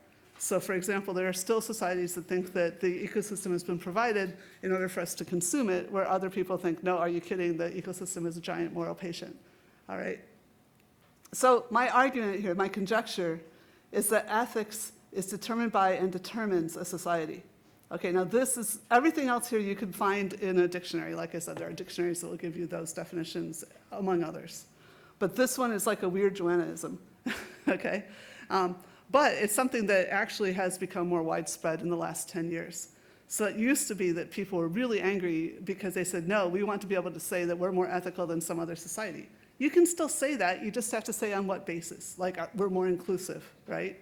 Fewer infants die, you know, in early childhood, right? Something like that. You have to pick a definition. But now they almost say, like, oh, everybody knows ethics varies by society, and that big tech is talking about ethics because they don't want to talk about law, and that's why they don't talk about rights. So it's been a very big change in how we've been talking about this. Okay, next. All right, so that moving right along, let's talk about rights. Next. Okay, so it used to be, before I even talk about rights, I'm going to talk about government a little bit. So it used to be that government was framed as like, you know, some person rides up. This is actually supposed to be Boadicea. Could we get the fine drawing there? Okay. So Boadicea rides up on a horse, waving a, no, sorry, that was Boadicea, waving a sword, and says, listen, you guys, I'm protecting you now, but guess what? You have to give me money, right? And so it was some kind of a social contract, maybe one-sided, you know, something was going on. But then around the 18th century, okay, now really, largely replaced by this idea that we hold these truths self-evident, you know, that all men are created equal, blah, blah, blah, right? So that wasn't, I'm quoting the American Declaration of Independence, but, you know, it was like a Scottish Enlightenment idea or something. So this idea is that governments have a set of obligations that all humans are entitled to passively. We don't have to do anything, right? And that these are discoverable. There's, next, that there's a discoverable set of rights that are indeed these absolute truths, right? Now, the interesting thing, though, is if you look at the US, so the Bill of Rights and the Second Constitution of the United States, those are all negative rights. It's things the government can't do. It can't stop you from assembly. It can't stop you from owning weapons, things like that, right? And you can have an infinite number of things that you don't want your government to do. That's okay, because that doesn't take resources. What takes resources, though, is stuff like we find in the Universal Declaration of Human Rights. So everybody has to have a job, everybody has to have a certain standard of medical care, everybody has to have housing, you know. And in times of trouble, some governments don't have enough money to do as much as they would like to do in terms of making sure that everybody has adequate health care. Right? Now, some governments that are quite rich are still not providing adequate health care to all. In fact, the Universal Declaration of Human Rights, which every country is signatory, says that every human being within your borders is your responsibility, that you have to defend their rights, right? So it's not about citizens. So anyway, these trade-offs about how we're going to expend the government resources are now called tensions. That's one of those technical terms I've learned since I got into school with a big, fundamental rights department. Okay, so next, yeah, bye, Boadicea. Okay, is that this is a serious, so that one is the dominant one. The one I had before is this is kind of dominant view of rights. But there's an alternative framing that makes more sense in the way I was thinking about government when I was having lots of discussions I used to have with Google. Google never gave me money, and I would have taken it if they had. but they never did. Okay, I mean, they gave me £2,000 once for student travel. Not me, for other students, right? But anyway, I used to talk to them a lot because their policy group was in London. There were some nice people there, and it was interesting. And as I was trying to explain to them why they should talk to governments, I came up to something similar to this alternative framing, but I've taken it from actually a book that was querying about whether or not the UK wanted to stay in the European Court of Human Rights. But this idea is that basically residents constitute their states. So everybody within the borders, that's what the state is. And then the governments are things we put together to coordinate the public goods we need. So we can basically have as much as we can of our own lives, but if you need like a road system or postal system or electricity or AI, then you use the government to kind of coordinate that stuff. All right, so then the interesting thing about this alternative framing, next, is that rights here are negotiated and optimized. So this to me makes a lot more sense in terms of things like COVID, for example.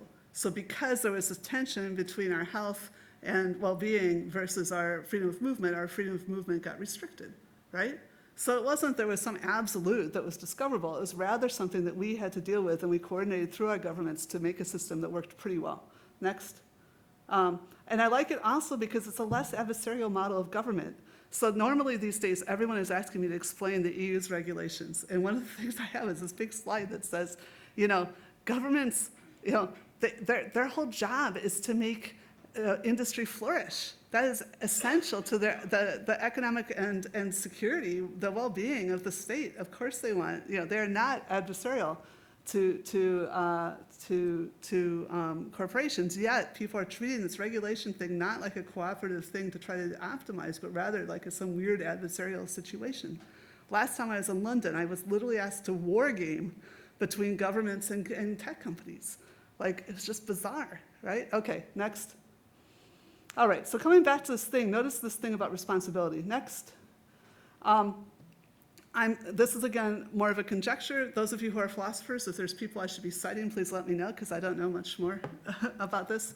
But I'm kind of thinking that responsibility is like the property of moral agents.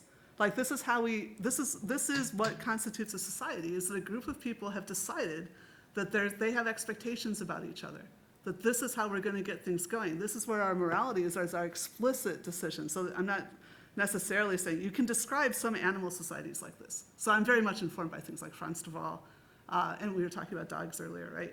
So you can definitely see like that even like not that dominant of monkeys will participate in group shaming of a dominant that is being overly abusive of a subordinate, even in monkeys. But that's like a monkey society.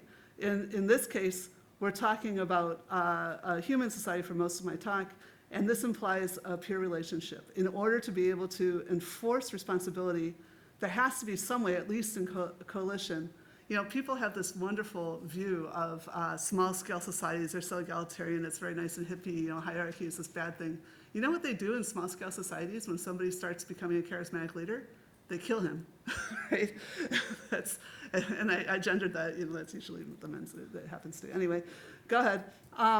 Accountability is a society's capacity to trace and enforce responsibility. Next, transparency is the means by which tracing of accountability is implemented. Now, this theory came up in the Houses of Parliament here. This was Karen Croxton, who's currently in charge of the Competition Markets Authority. But she was on stage and we were talking about it, about how much transparency is enough. And we realized the whole point is accountability, right? Because there have been cases where, let's speed up another company, Microsoft apparently walked into court and dropped off 200 million, printed codes and said, look, we've been transparent, lines of code, right? That's not transparent, right? Transparency is the ability to actually, it has to be legible. In fact, some people are switching transparency to be legibility, right? It has to be something people can understand. So we're not just trying to be transparent. We're not asking for all the source code. It's neither necessary nor sufficient. We're trying to know who is accountable and how can we keep improving our society. That's what the law is about. It's about keeping society not just level, but improving. Next. Yeah. So I'm also going to argue, and I don't know how fast this is going. I've lost my phone somehow. Oh, there it is. Oh yeah, I remember why. So yeah, I think I'll go quick over the trust part. But basically, trust is also a relationship between peers. So next. Yeah. Yeah, we shouldn't trust large, powerful agencies, but rather we need to construct a system to hold them to account. Right, go ahead. So the way I came into this was actually one of my PhD students who's now a professor at, in British terms, lecturer or something, I don't know, at Bangor. But Paul Rauwolf was very interested in self-deception, and he got interested in the trust game. So you have these games where you will never meet another person. So these are psychologists that are just making it all up. They're not talking about it in real life, or they might play it one way or the other. But anyway, you have a person that you're never going to meet, and the scientist gives you, like, I don't know, 10 quid, and they say, hey, you can keep your 10 quid, or I'll give it all to this, I'll give 3 times as much as I just gave you to some other person that you'll never meet. But if they choose to send you back some, I'll give it to you. Okay, what would you do? It turns out that quite a lot of people accept that. They're like, yeah, okay, go ahead, give it to the other person that's going to triple it. And so next. So many people will trust an unknown partner with an investment, but next. They also, if they know the person's like not going to, so it was doubled, but you're not going to give them like half, you're going to give them like 40%. They would still make more money, but they're like, no way, I'm not working with someone who's not fair. I refuse to make money and have someone else make more money, right? Unfair. Okay, so trust is actually a tradition a community builds of fair cooperation. Go ahead. And this is the paper I'm about to describe, but I'm going to skip over describing in great detail, but I'll go quickly over it. Go ahead. So a lot of this was already known, so this is not our work. It depends, trust depends both on the amount of information you have, but also the number of partners you could choose between. And so what you see is trust is only building up, click, when you have, so if you have too much information, you don't have to learn to trust. You can just go with whoever's going to give you the right answer, or you can make an informed choice. And click, if you have too little choice, then we never evolved to be trustworthy, right? There has to be pressure on people to give a good return rate. Okay, and then, so this is the other side. I've been talking about the people building up trust, but this is the partners. So in a context where there's no choice, that's the wrong way around.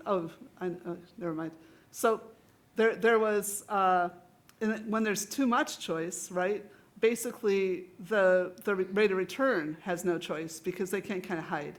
So you see this incredibly high rate of return. They're keeping hardly anything to pay themselves when the trustee has lots of possible partners and perfect knowledge of what's going to happen. So human-like cooperation is more like in the middle of these two graphs, okay? So this was already known before we did our paper. Go ahead, next.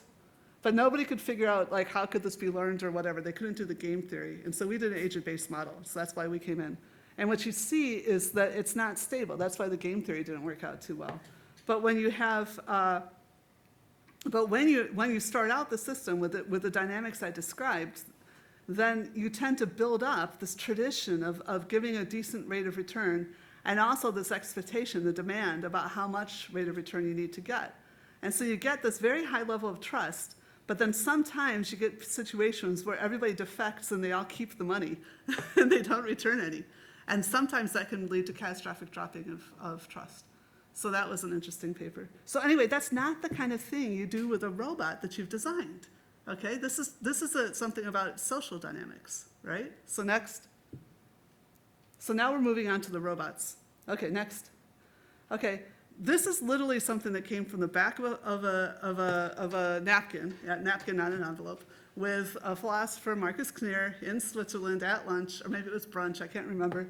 Anyway, he was trying to figure out what I thought about, and I remember that definition of rights I gave you before. The current dominant one, we're talking about like rights of the child and things like that. But in the 1990s here, not even the 90s, the noughts in the UK, rights still were something that entailed responsibilities. And in fact, one of the big terrorism problems we were having was the animal rights movement. And you could pretty much tell whether people were going to take violent actions by whether they described themselves as animal rights or animal welfare. It was like literally a labeling system that was pretty effective. I have an old student paper about where somebody, not me as a student, one of my students did a big study about that. So anyway, so here is the 2x2. The first one is what can know and execute the law. Yeah, okay, fine. Let's see the whole 2x2. So across the top there, I hate this guy. Let's see if the video, oh, this doesn't do laser. Okay. All right, so the upper left here is both you can know and execute the law. You can represent yourself in court, and you're unique and vulnerable. So most humans and many corporations fall into that, and they have rights, okay? If you can know and execute the law, but you don't need the kinds of special protections that a unique individual needs, then you're over there and you don't have rights, okay?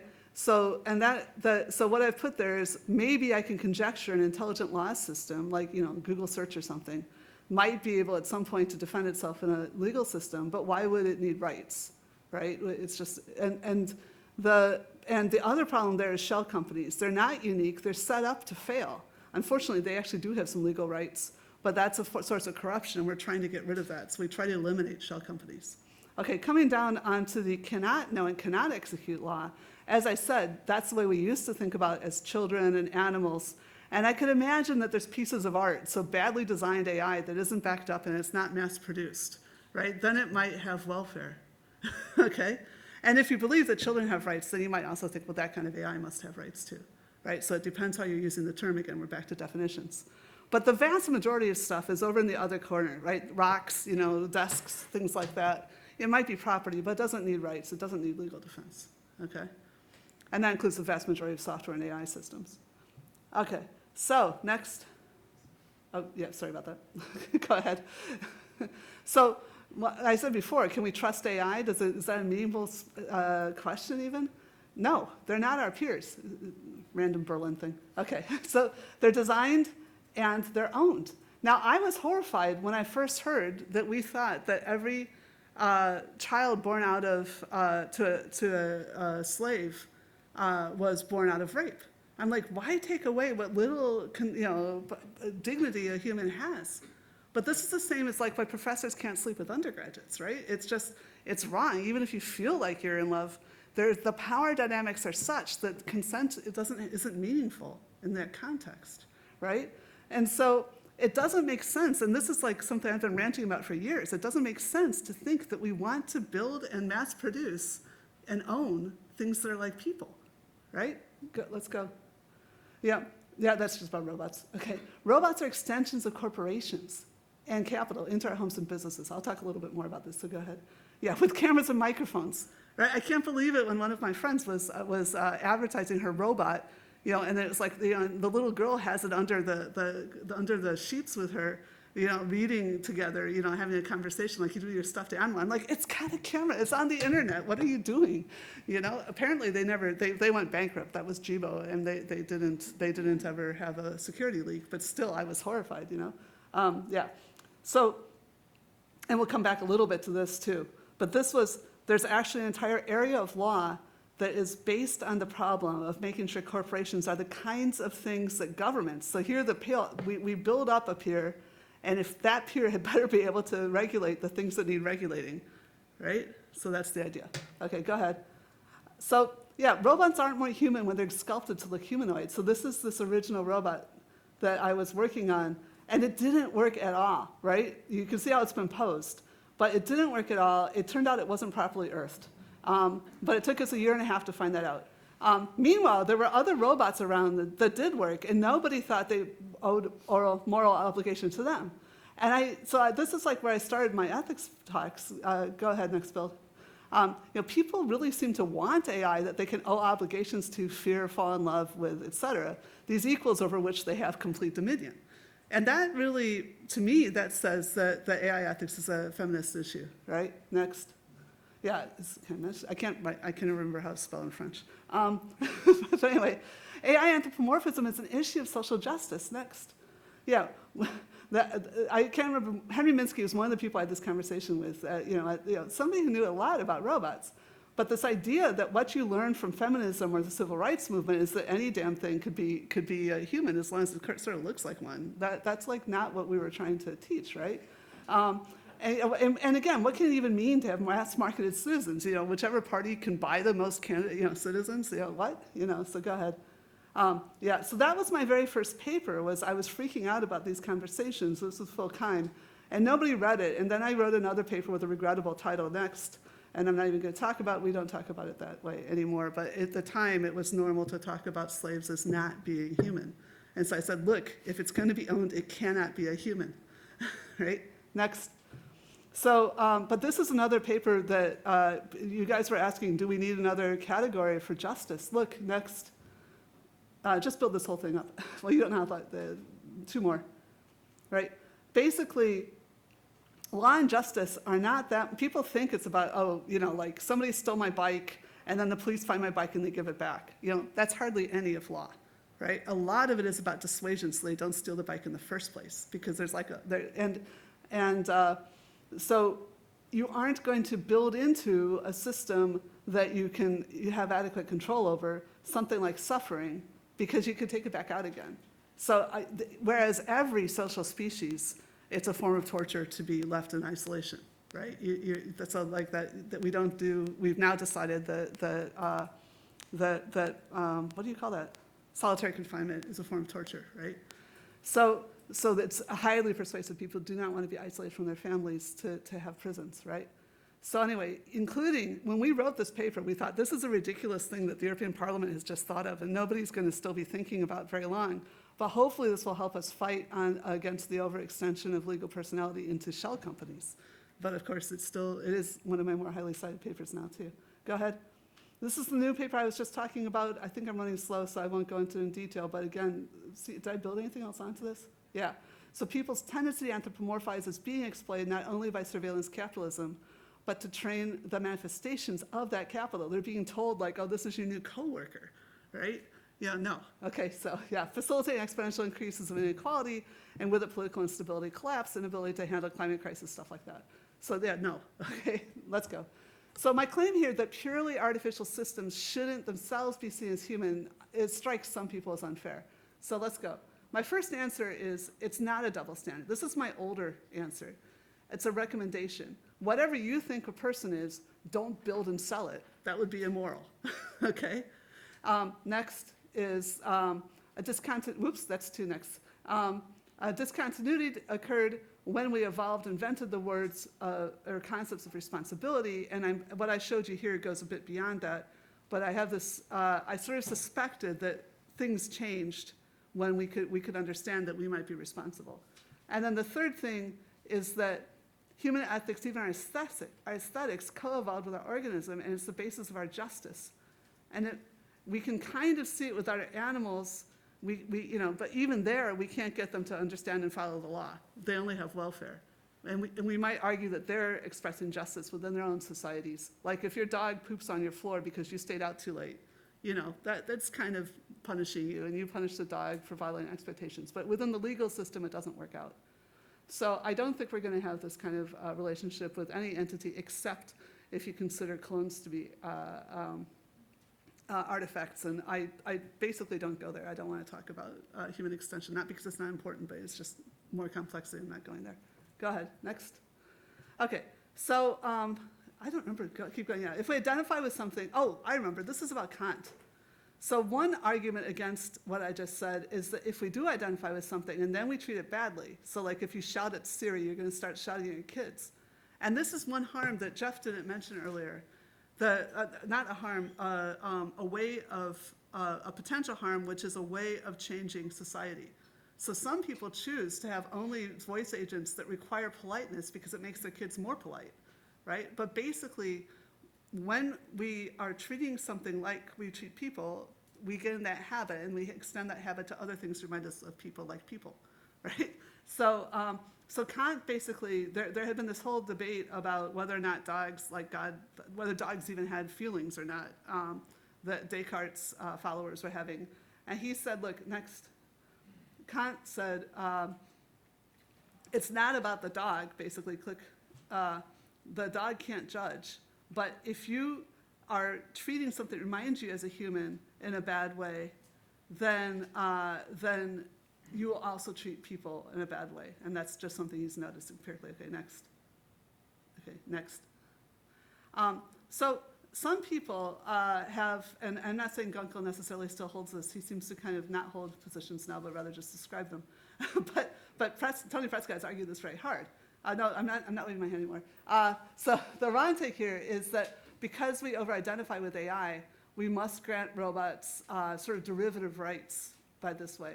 And I think that's wrong because a lot of AI we don't identify with, And also because what I said before, that we can't make that system work. So to me, the right take, next, okay, is because we know this is a hazard, we should work very hard to build AI we don't identify with. And I haven't gone this far, but other people have used this to argue there should be no voice activate, it's okay to tell it what to do, but not to have it answer in human language, because that's necessarily anthropomorphic. All right, next. Okay, so how much time do I have left?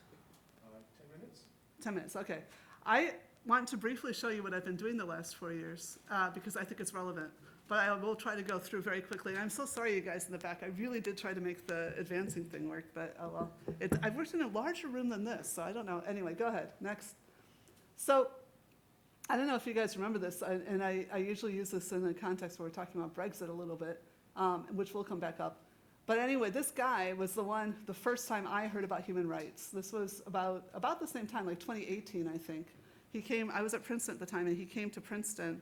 And I just remember there's a circle, it must have been some meeting about, in fact, Legal Agency for AI, I remember. So there was a bunch of people, international people there, and he just comes in the middle of this circle, actually, and says, why are you talking about ethics? Now, we have this thing, it's called international law. It's been agreed by every nation. We're coming up for the 70th anniversary of the Universal Declaration of Human Rights. Why don't you use that? And what actually happened, go ahead, the next, so next, yeah. So, no, not that, please go back. So, yeah, there. So basically everyone there was computer scientists, and it was just like somebody told us about a new library or a new language, right? We're all just like, oh yeah, sounds good. And it just like switched on a dime, and suddenly we're all talking about rights. And it was kind of cool. Okay, next. But I gotta argue that, now go really slow here, let's be careful. Because AI ethics, it goes a lot beyond bias. Because of that science paper I showed you, I get asked all the time to talk about bias. And that includes in contexts where cities are being destroyed, right? Next. So it's not most countries, but several countries right now are absolutely flattening cities. And it goes beyond like gender bias and racial bias and things to destroy everything. Next. And it's not just countries doing this to other people's countries, right? So next, this whole thing about China and the Uyghurs, which used to be our big moral panic about how AI was being used, that they had, if one person looks confused, I'm going to tell you all, that there's these ethnic minorities in China that were being influenced by Wahhabists. They were Muslim, but they had been a different kind of Muslim, and they were starting to behave more like Wahhabists, and the Saudis were trying to influence them. China flips out about that kind of thing. And there was like a knifing, 50 people died, and then 10 million people started to get micro-controlled, including that 1/10 of the population is now in jail being re-educated into becoming more like Han Chinese. Okay, unbelievable tragedy, right? But the scale of 10 million people. So China has attempted to eliminate diversity. They aren't killing those people, mostly. There's some arguments about organ harvesting, unfortunately. But mostly they are really trying to stay within something like human rights and just bring them into being more Chinese, right? Next.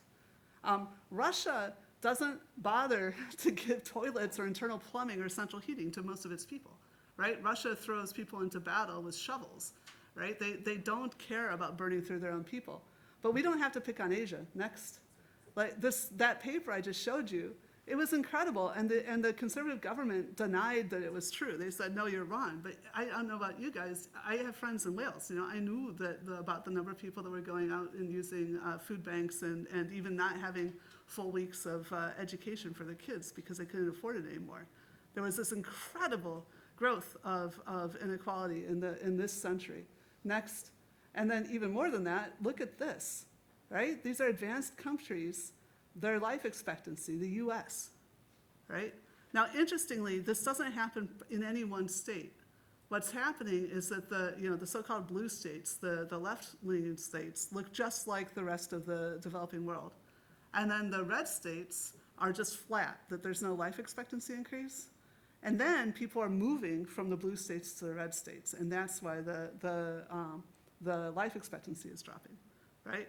So if that's people who've decided for themselves, I want to go where I can drive drunk and smoke more, then that's an adult. I don't know if we can argue too much with adults when they make decisions like that. But if it's companies that are saying, we're going to put you where it's cheaper to have employees, then I think we have a different problem. Next. So yeah, surveillance versus free thought. I could go on about this. I'll skip the China story. But I will strongly recommend Karen Levy talking about that people are already living in the dystopia that a lot of us we're talking about trying to head off. Right? There's a lot of jobs that are already micromanaged. Next. Yeah, and then if you fully digitalize your public services, I had an Albanian student call me up and talk to me about this, that a lot of people say, oh, if only we could digitalize all of our services. Well, yeah, they've entirely eliminated petty corruption, and they've entirely enabled national level corruption. Next. So a lot of people worry about political polarization, and it, again, correlates with inequality. It doesn't correlate with the amount of social media use, incidentally. So we saw that the last time we had this high of political polarization and this high of inequality, we got World War I, we had a financial crash, and then enough of the elites sort of signed up with the proletariat. So this is the red thing is the voting record in the US Congress about how much they cooperate. They were able to bring down inequality. They sort of thought that it was causing unrest and the revolutions. It was basically Marx's dangerous idea. And then somewhere around 1978, they stopped doing that, and everything took off again. And I think a lot of people are trying to figure out what happened in '78, but I think it was a regulatory decision, basically, that nobody thought we needed to do redistribution anymore because the Soviet economy had plateaued. But anyway, that's my guess. Next. But what we do know is, next, that inequality increases with social unrest, loss of social mobility, decline in economy. All these bads come when we have this inequality. I mean, basically, it creates entropy at this scale, but only at a massive scale. It's actually also bad if it's too low. So people, they want some kind of gradient, but if it's too steep of a gradient, it just leads you to entropy. Next. Right? So yeah, next. So one of the problems that we're seeing is mass concentrations of wealth into just a few companies, and this is not only big tech. So again, don't just pick on big tech, although it might be a good place to start, but realize that this is in finance, this is in every industry, pharmaceuticals, retail, Walmart. Basically, next, it's the companies that, next please, that invest enough in software are able to make themselves into natural monopolies by sort of getting rid of the problem of logistics. So when this happens, innovation slows. New entries are blocked. I don't know if the innovation slows because the ones in charge are just trying to keep it that way, or if it's just the lack of diversity. We know that diversity is the source of innovation, right? So Besson actually recommends not breaking these guys up, but finding kinds of other solutions that is more like how we regulate utilities. Next. Next, please. Yeah, keep going. Okay. So I want to talk also about the EU. The EU not only has the AI Act, but we also have the Digital Services Act, which is checking whether or not the GDPR is being compliant with. So that was inspired largely by what was discovered in the UK after the Brexit referendum, that we couldn't even see what advertisements people were seeing. They weren't even recorded, right? So now you can't do that in the EU. But they also have something called the Digital Markets Act. And the Digital Markets Act is to address the inequality I was just talking about, these very large companies. Anu Bradford, go ahead and build two more. Yeah. Anu Bradford and Nick Clegg. Think this is something really special about Brussels? I don't think so. I think it's more about, the thing that's special about Europe was they were trying not to kill each other, and so they were willing to give up quite a lot of sovereignty to avoid those kinds of wars. But now that we've got a template, I think other regions could do this too. So it'd be really interesting to see if the African Union can pull itself together. If Latin America, there's 500 million people in Latin America, right? And even if they never get to 20% of the world's GDP, even now that there's precedence, maybe if they get to 10% of the world's GDP, they would still be able to negotiate with other countries and other economies and other companies. Okay, go ahead, next. So this is my model. Unfortunately, the US really has a very strong belief that everybody should be just like it. At the end of World War II, it was more than half of the world's GDP. Now it's less than a quarter. So I think that that's some of the, but not in AI. In AI, it's still slightly more than half. of the world's market market capitalization of AI. Although interestingly, ours is actually bigger than the EEA. Sorry, not yours. It's actually slightly larger than China's right now. But anyway, I think that we need to have not just one, center of regulation, which is the EU or the US, but rather that there's going to be these sort of nuclei that have enough in common that they can kind of come up with a harmonized jurisdiction, and that there's going to be other places like the UK, like Ukraine, like Turkey, that will forever sort of be suspended between multiple nuclei, right? Like Japan, right? And so, but I think that's okay. So keep going. Yeah. So again, I really don't want there, go back. I really don't want there to be a single regulatory regime. I really do think we want multiple ones. Keep going. How much time do I have left now? Should I finish? Okay, I'm going to skip this then. This is just an example of what I'm actually doing these days, but just go skip this slide, skip that slide. Wait, don't skip that one. Go back to that one, yeah. I just want to say a little bit, this is about how do you make money online? So the advertisers have to go through this brokerage thing to get to the users. Next. Okay. So some people were saying that that Europe needed to allow its telcos to merge so they could provide as much broadband as American ones did, and this is just nuts, basically. So what this is showing you is that even before investing in public infrastructure, the European in blue and the American in red telcos were both perfectly profitable. That's the x-axis there, but not growing very much. Because everybody already has a telephone, right? Yeah, this is after investment. And notice even Facebook invests a little bit in infrastructure. But basically, you can see where the money is that's untapped. That's the people that are the advertising brokers. They've sucked all the money out of journalism and things like that. So that if we were looking for our $6 trillion that we need, we could either let it all go to Sam Altman, or we could use it for the $7 trillion we need to do the green revolution. Anyway, next. So yeah, birthday boy, congratulations on the big 3-0. Also thought that a single global government would suffer from regulatory capture. He did a lot of reasoning about perpetual peace. So what I would like to see is something like what I showed you with that electron cloud model. Keep going. Go. The UN is thinking about coming up with some kind of organization, and people are telling them it's like, oh, AI, it's like the climate. We just need some scientists to study it. It drives me insane, and these are some of my friends. But when people talk about machine behavior as a thing we need to study, no. Theoretical computer science is all we need. And what we need is something much more like the IAEA, which is the thing that studies atomic energy, because it's a technology, and people build it, and we can govern it in a way that we cannot not as immediately as we can govern the climate. Okay. And notice that we're not just talking about Google and Microsoft here. A lot of damage was done by things like Cambridge Analytica, but also Clearview AI. Go ahead. So this is actually the end of my talk. Next. Oh, I forgot about this. Sorry. It's sort of a joke because last night. But it's true. If you look at principles of liberalism, the idea is that, first of all, conflict and change are inevitable. Next. And as a liberal, you're supposed to distrust all power. So yes, worry about the state, try to keep it from being corrupt, but worry about the wealthy and worry about populism.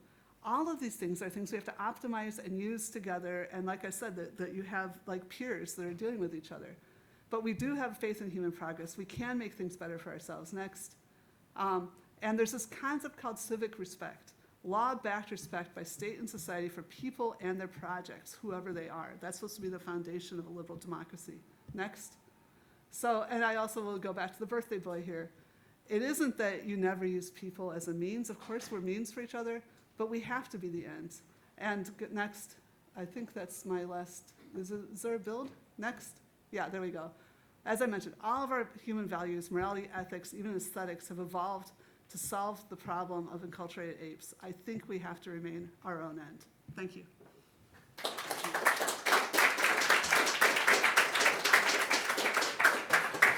And big thanks to the back there. Thank you. So, questions. Put your hand up and a microphone will come to you. Question at the front, like to start? 1, 2, 3. Why don't I just give you numbers? 1, 2, 3. Who's I'll one? call out the numbers, and if you miss your number, we'll move on. Okay, where's one? Okay.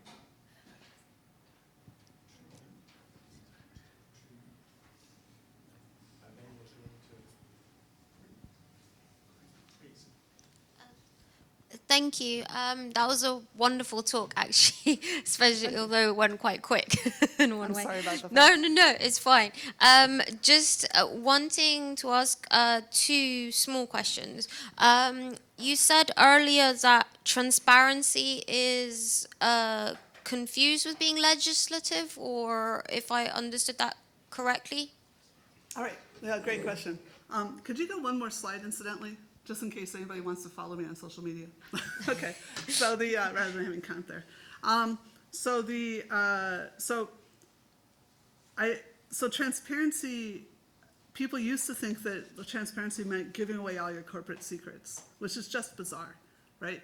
I don't know if this is still true, but at the time, there was like 100 times more IP in the medical industry than there was in the digital industry. And yet they were well regulated and they were inspected, right? So it isn't giving up your secrets to be transparent. And it's not dumping huge amounts of information that nobody can understand.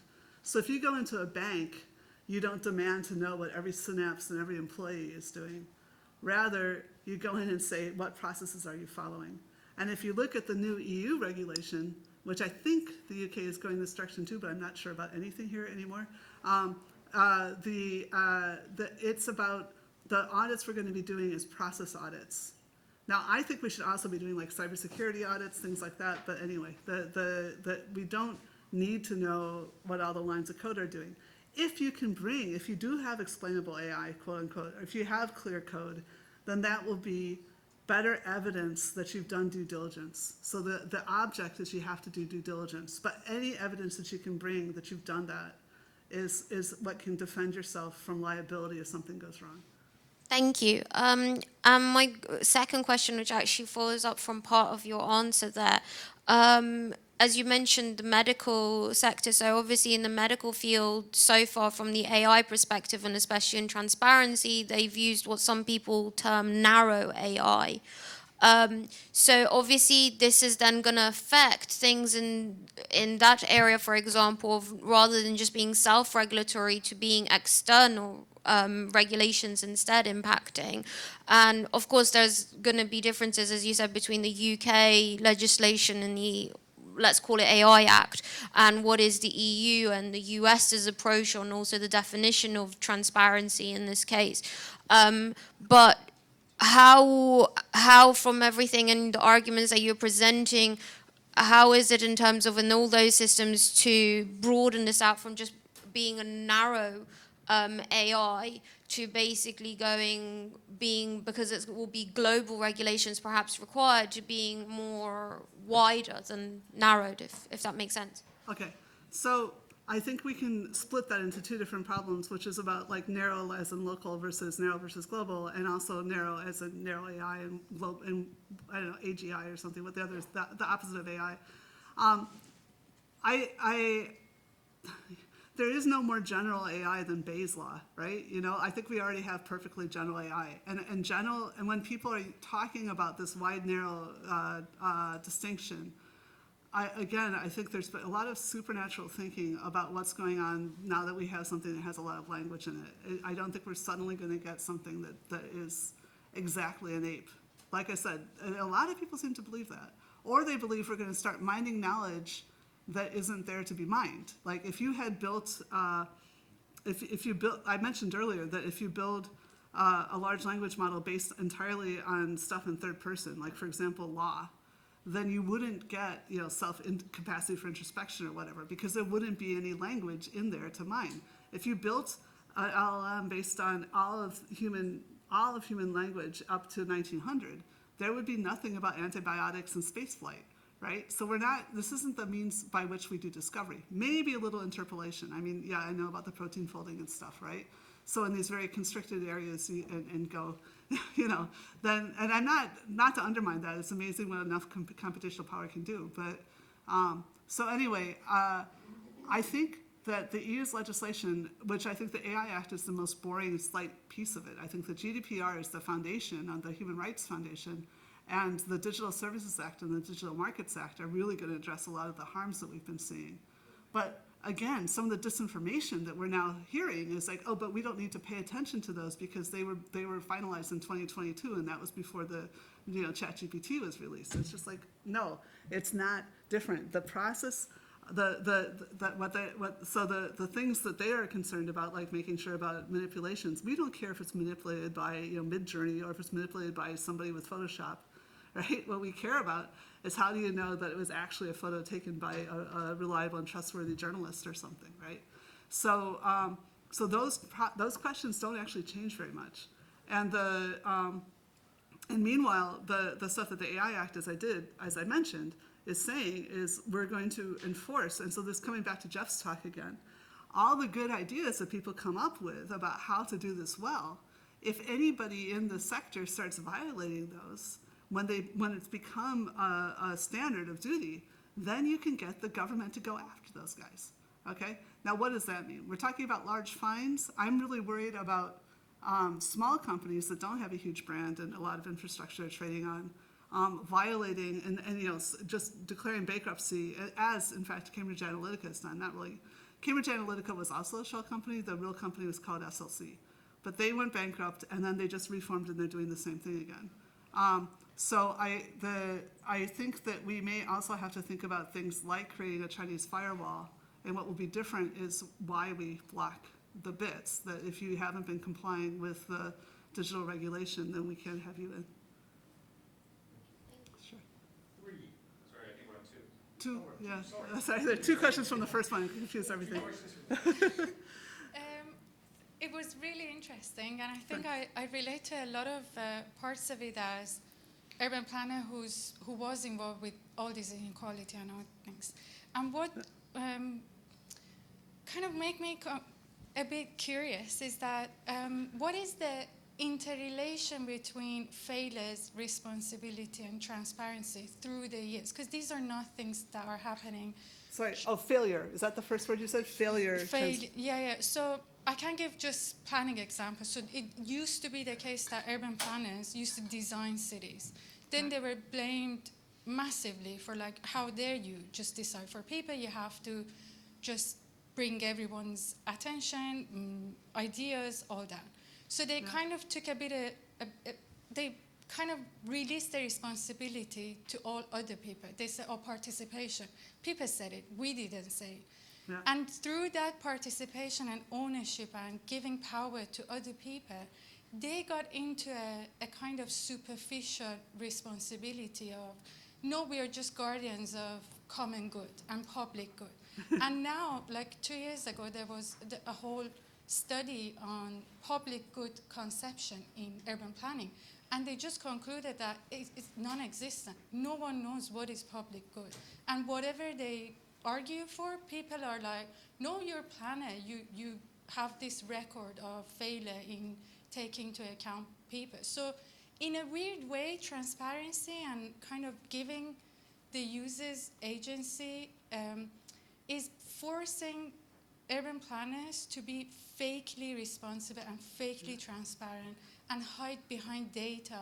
And now you reach the point that they actually say AI is taking decisions, not us.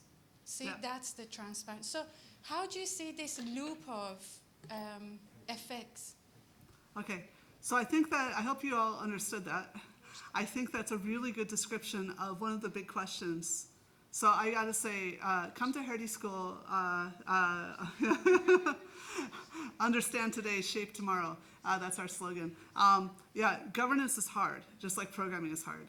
And I absolutely think this is a huge problem right now that people are not understanding. They just think democratization, by which they do not mean, I mean, democracy is representative government, but a lot of people are calling it democratization when you basically have kind of anarchy, right?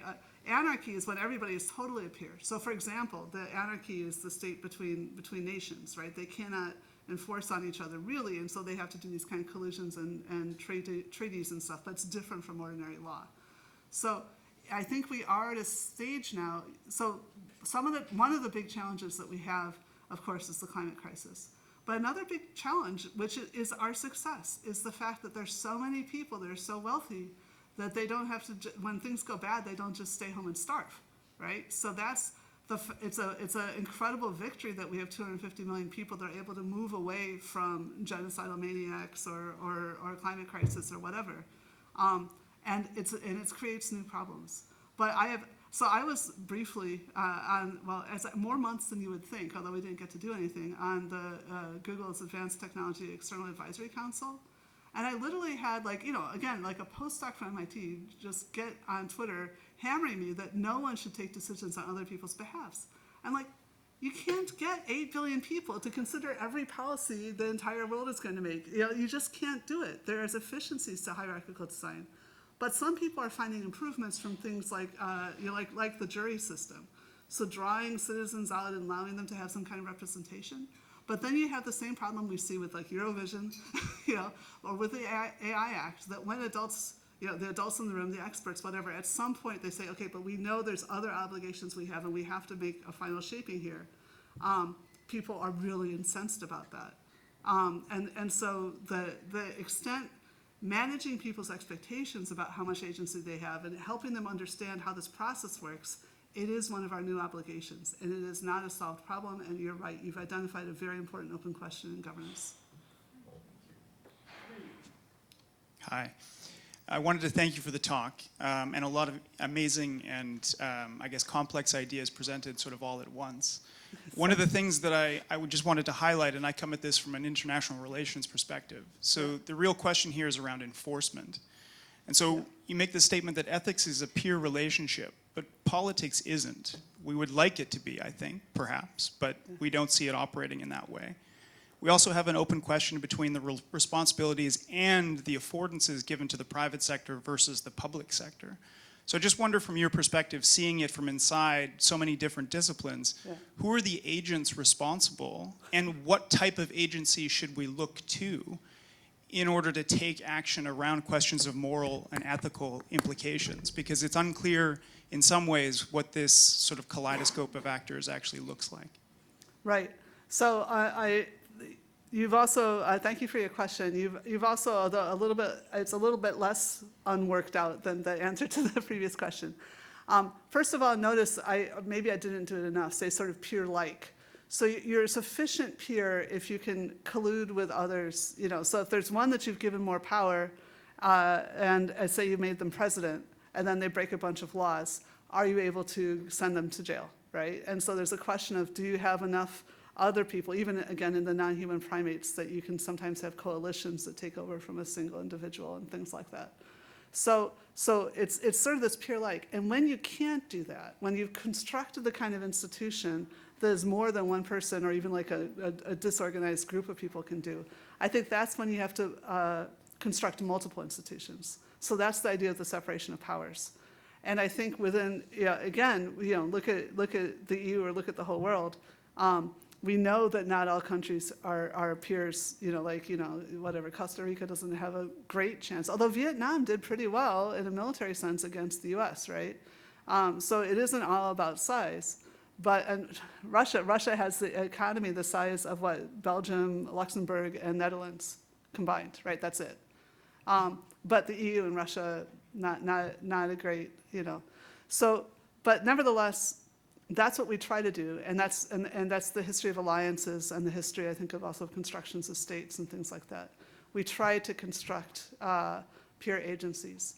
And so I think the main thing, one of the big things I see going forward in terms of regulation, which I have thought more about than your problem, is I think that as I sort of did mention, some of these transnational corporations are essentially utilities. There is good reason for them to be at scale. But in competition law, what you do when there's something that you can't make, so what you want is that the market should be the thing that sets good prices and maintains good behavior because nobody wants to go with a bad company or whatever. If the market can't do that, the government has to do it more. And right now, the US is not touching the digital. And I think that might be part of why like Germany and Russia sort of don't like digital, because they're like, no, we like stuff that is stuck here, like car factories and oil, right? We don't like things that can leave. But I think we have to do this. I think this is absolutely an IR problem. At a transnational level, we have to come to agreement about how are we going to regulate these utilities. And I don't think it's a problem that any single country can solve right now. Hi, thank you. I wanted to ask you about this paper that you mentioned on making AI non-identifiable sort of to us, and how, I guess, what would that look like, and how would that sort of be more safe on the ethics? Like, why would that make it would it make it less likely to, I guess, like, how would that help the ethical issues? That's my question. Right. So the idea is that there's a lot of how we reason socially is sort of built in. So I'm really glad that I came after the first talk. Beautiful examples, all sorts of things. Like if you hear language, I mean, neonates. So this implies fetuses are already learning their mother's dialect because brand new born babies, neonates, they already pay more attention to people that have the same dialect as their mother, right? So there's a bunch of things like language that may be just so basic.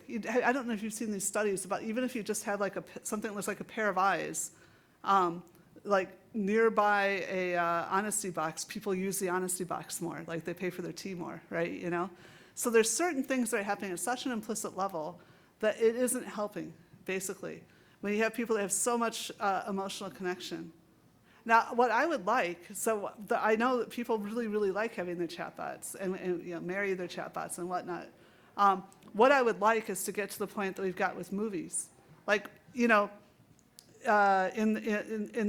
movies were new, people would pass out they were terrified of the trains. People were fainting when they saw King Kong, right? And now little kids watch King Kong. They're not afraid of King Kong, right? And so I think, and when we meet someone, so we know, we can explicitly say, oh, Harrison Ford is different from Han Solo. But if you meet Harrison Ford and you're a big Star Wars fan, you kind of act like you've met Han Solo, right? But at the intellectual level, and this goes back to consciousness again, you can make decisions as if you understand, even if you don't emotionally understand, that you've only met the actor, not the character that you maybe have fantasies of, right? So I hope that we can get there with AI. But while we can't, then we really, really need, I think, in fact, part of the way we can get there is to make as much transparency into how it works as possible. So that there's some kind of drill down. I mean, ideally to me, the drill down would be you have a very high level, so almost everyone can understand a description of how the system works, right? And this is something I've been asking for, I gave up a while ago, from the people that were designing the ChatGPT and all the large language models, not to bias about one of them. We are all chatbots. We all think we're ChatGPT 4. That's not just Gemini's problem. Anyway, so I wanted them to show the training and the parameters to have that sort of exposed. And the Googler who thought that they were dealing with a sentient organism was not one of the people that had done the training. They didn't know how much it changed by just changing some of the parameters, right? So I would love to see that kind of thing exposed as much as possible at a high level that people can kind of understand, maybe have like toolkits that kids play with at school and they do their own like guardrails or whatever. But then at some level you can't just expose all your code, as I mentioned. There's all kinds of problems with that. But so you should be able to keep drilling down, and then if there's a level where you can't keep drilling down, you'll say, okay, I'm sorry, at this point you won't understand without a PhD, or we can't show it to you without security clearance or something. But at least be clear about which of your friends could you call up if you wanted to know more, right? And I think that's, again, part of the problem with unequal societies is you're less likely, for example, to know a doctor. Whereas if you have a more equal society, then if you get told something really weird, you can call up another doctor, and say, hey, I heard this thing, what should I do now, right? So I think that's what I would like to see, a society where it's not going to be, we'll never all understand everything. There are some people, and that's diversity is good, right? But some people are very convinced that they can have a relationship even with a doorknob, let alone the Eiffel Tower, right? But what we can hope is that every family has some people that have some understanding that can help each other. Every household, it doesn't have to be a family, that they can help themselves understand how to use technology appropriately.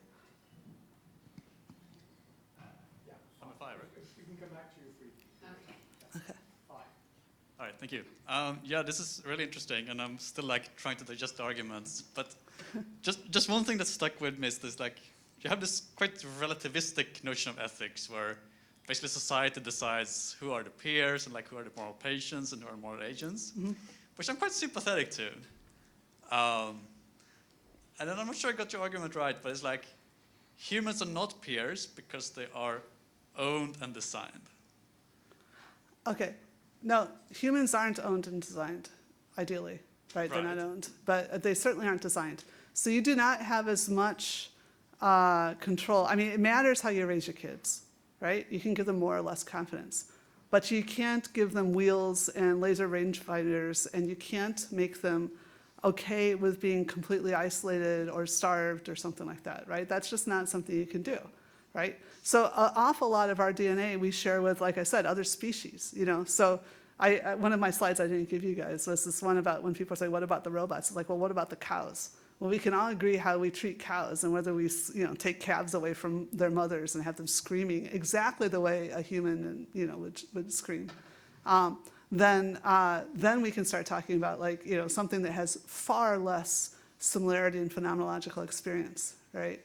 So, yeah, we don't have that many design decisions, but it is something people keep thinking, like, oh, this is like children, you're just not willing to let go. And it's like, no. Biology has spent billions of years creating lineages, right? So it isn't about you as an individual are a part that's going to wear out, right? But the lineage is something that's relatively stable.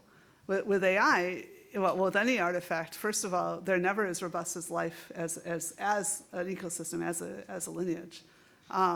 But also, again, the motive factor, the thing that constructed it by this definition, I'm not including beaver dams as AI here, right, is us. And so we're the ones that are responsible. I don't think there's any other way we can organize our societies except for to continue to hold each other. Now, coming back, I'm sorry, this is something somebody else said, but not you. But Facebook is literally not wanting to know how their software works. They're figuring out ways to reward each other for having been the person who made a change before things worked better. But they don't want to understand it. Zuckerberg gets angry when he gets explained anything because he's the one whose job it is to go to Congress, and he needs to not know, right? So we have, and I hope that the EU is effective. Somebody else asked about enforcement too. Wow, there's so many questions here, right? The enforcement is hard, and we have to expend resources on it, and I think it's worth it. I think the digital governance is something that is necessary to making our democracies work, and without our democracies, we're not going to solve the other problems. But anyway, so one of the things, and this is what has happened. So since the U.S. Universities used to go in and say, give us this information, and the corporations are saying, oh, we can't possibly give that to you. Because not just of the Digital Services Act, but also, like I said, the Australian and the Brazilians or whatever, the companies are reorganizing themselves so that they can release this kind of information, right? This is creating a change so the system is more knowable. And if we reward Facebook and we don't reward the companies that are exposing their information to us, like, for example, Twitter had been cooperating with us extensively, and we didn't even defend it. We allowed it to be sold privately, right? Then we get what we deserve, you know. Thanks. I just wanted to ask a little bit further. So if we have a system, even if we're able to sort of understand how it works and like it's transparent and so forth, isn't there still a risk that the system becomes so complex that there's still a problem with us owning it, like even if it's transparent? Or okay, so this is more about, like, do we have a duty of care? And again, like, if you can look at things that are not even slightly intelligent, like the Mona Lisa, that people have built like an entire museum around, you know, resources that could have gone to the poor or whatever. And there's a whole question, you know, look at this beautiful building we're in now. Are academics really worth all this money? And you know, I chose this as a career. I think, well, yeah, you know, but that is a legitimate question that, again, that governance have to deal with all the time.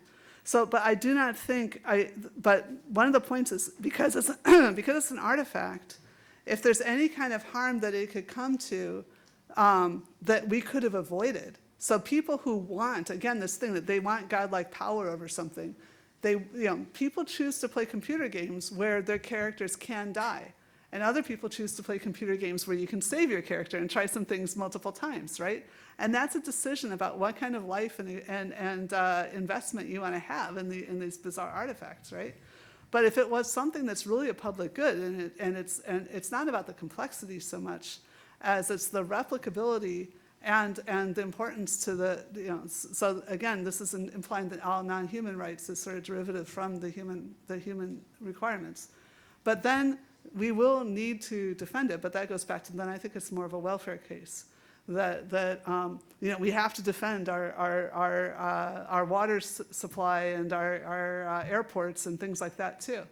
And it isn't just the complexity, but let me point out that governments and hospitals and even fighter planes are incredibly complex too. And when people are saying, oh my God, you can't understand this thing, are you kidding? Machine learning is much more regular than the vast majority of the artifacts that we're trying to deal with. So that's just like, again, more regulatory interference, sorry. Okay, let's start back if we can. It's a great pleasure to be welcoming Shannon Valor from University of Edinburgh, who is the Baillie Gifford Chair of Ethics, the Ethics of Data and Artificial Intelligence. And I actually know what Baillie Gifford means because I was an Edinburgh grad. But also importantly, she's the director of the Centre for Technological Futures in the University of Edinburgh, and also the co-director of UKRI's BRAID program, which is Bridging Divides in Responsible AI, and that's a very important national program and project. The other thing to mention about Shannon, because she'll be too modest to mention it, is there's this wonderful book. Her latest book is The AI Mirror, and I would strongly recommend this important read and a well-written read, which we love for philosophers when they can actually write. So I would imagine the talk is going to have some similar or overlapping themes, but anyway, we're delighted to have you with us. Thank you, Shannon.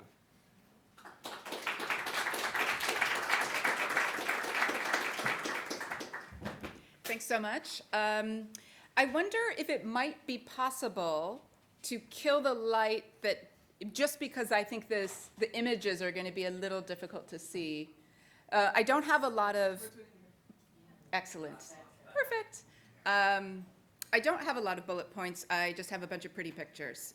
So I figured by the end of the afternoon, hopefully that will be welcome. Today, and in my book, I talked about a lot of familiar issues in AI ethics that we've heard about today, that many of us have been working on for some time. Things like unjust bias in AI models, the lack of transparency and accountability in AI tools, the questionable safety and reliability of the latest AI models. But I try to do this in a new way, using a metaphor that helps us cut through the AI hype cycle to understand what AI is and what it isn't.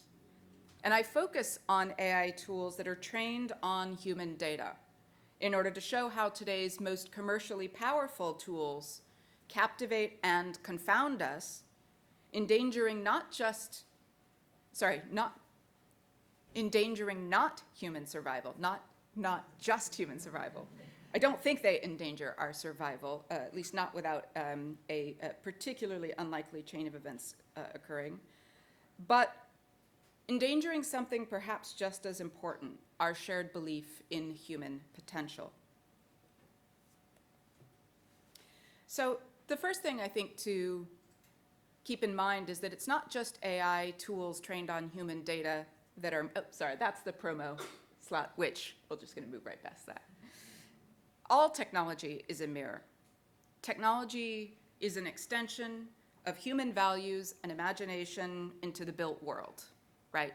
Technologies don't arise on their own. They arise through human agency. Every technology, from the wheel to the book, to the engine, to the computer, reflects what humans of certain times and places thought was worth doing, worth making, worth enabling, worth trying. But AI today is a mirror of an even more powerful sort than that. Now, I'm going to try to unpack the metaphor here a little bit. So I want you to think about how mirrors work.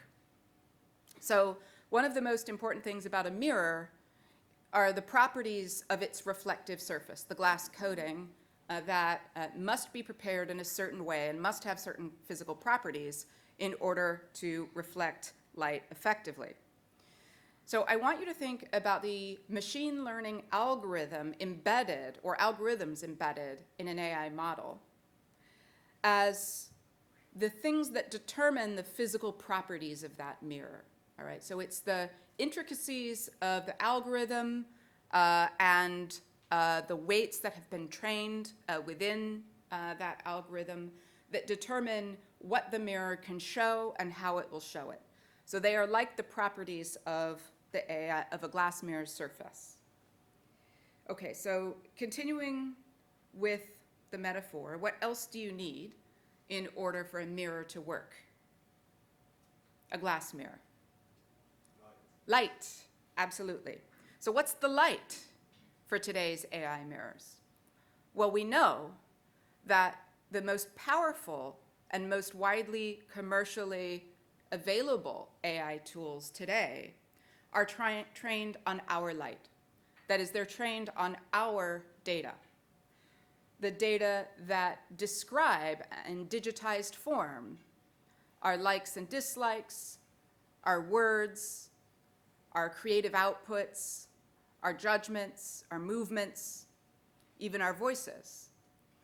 And so what we are doing is taking these massive oceans of human-generated data and focusing them as beams of light on these new algorithmic mirrored surfaces. And what comes back to us from that?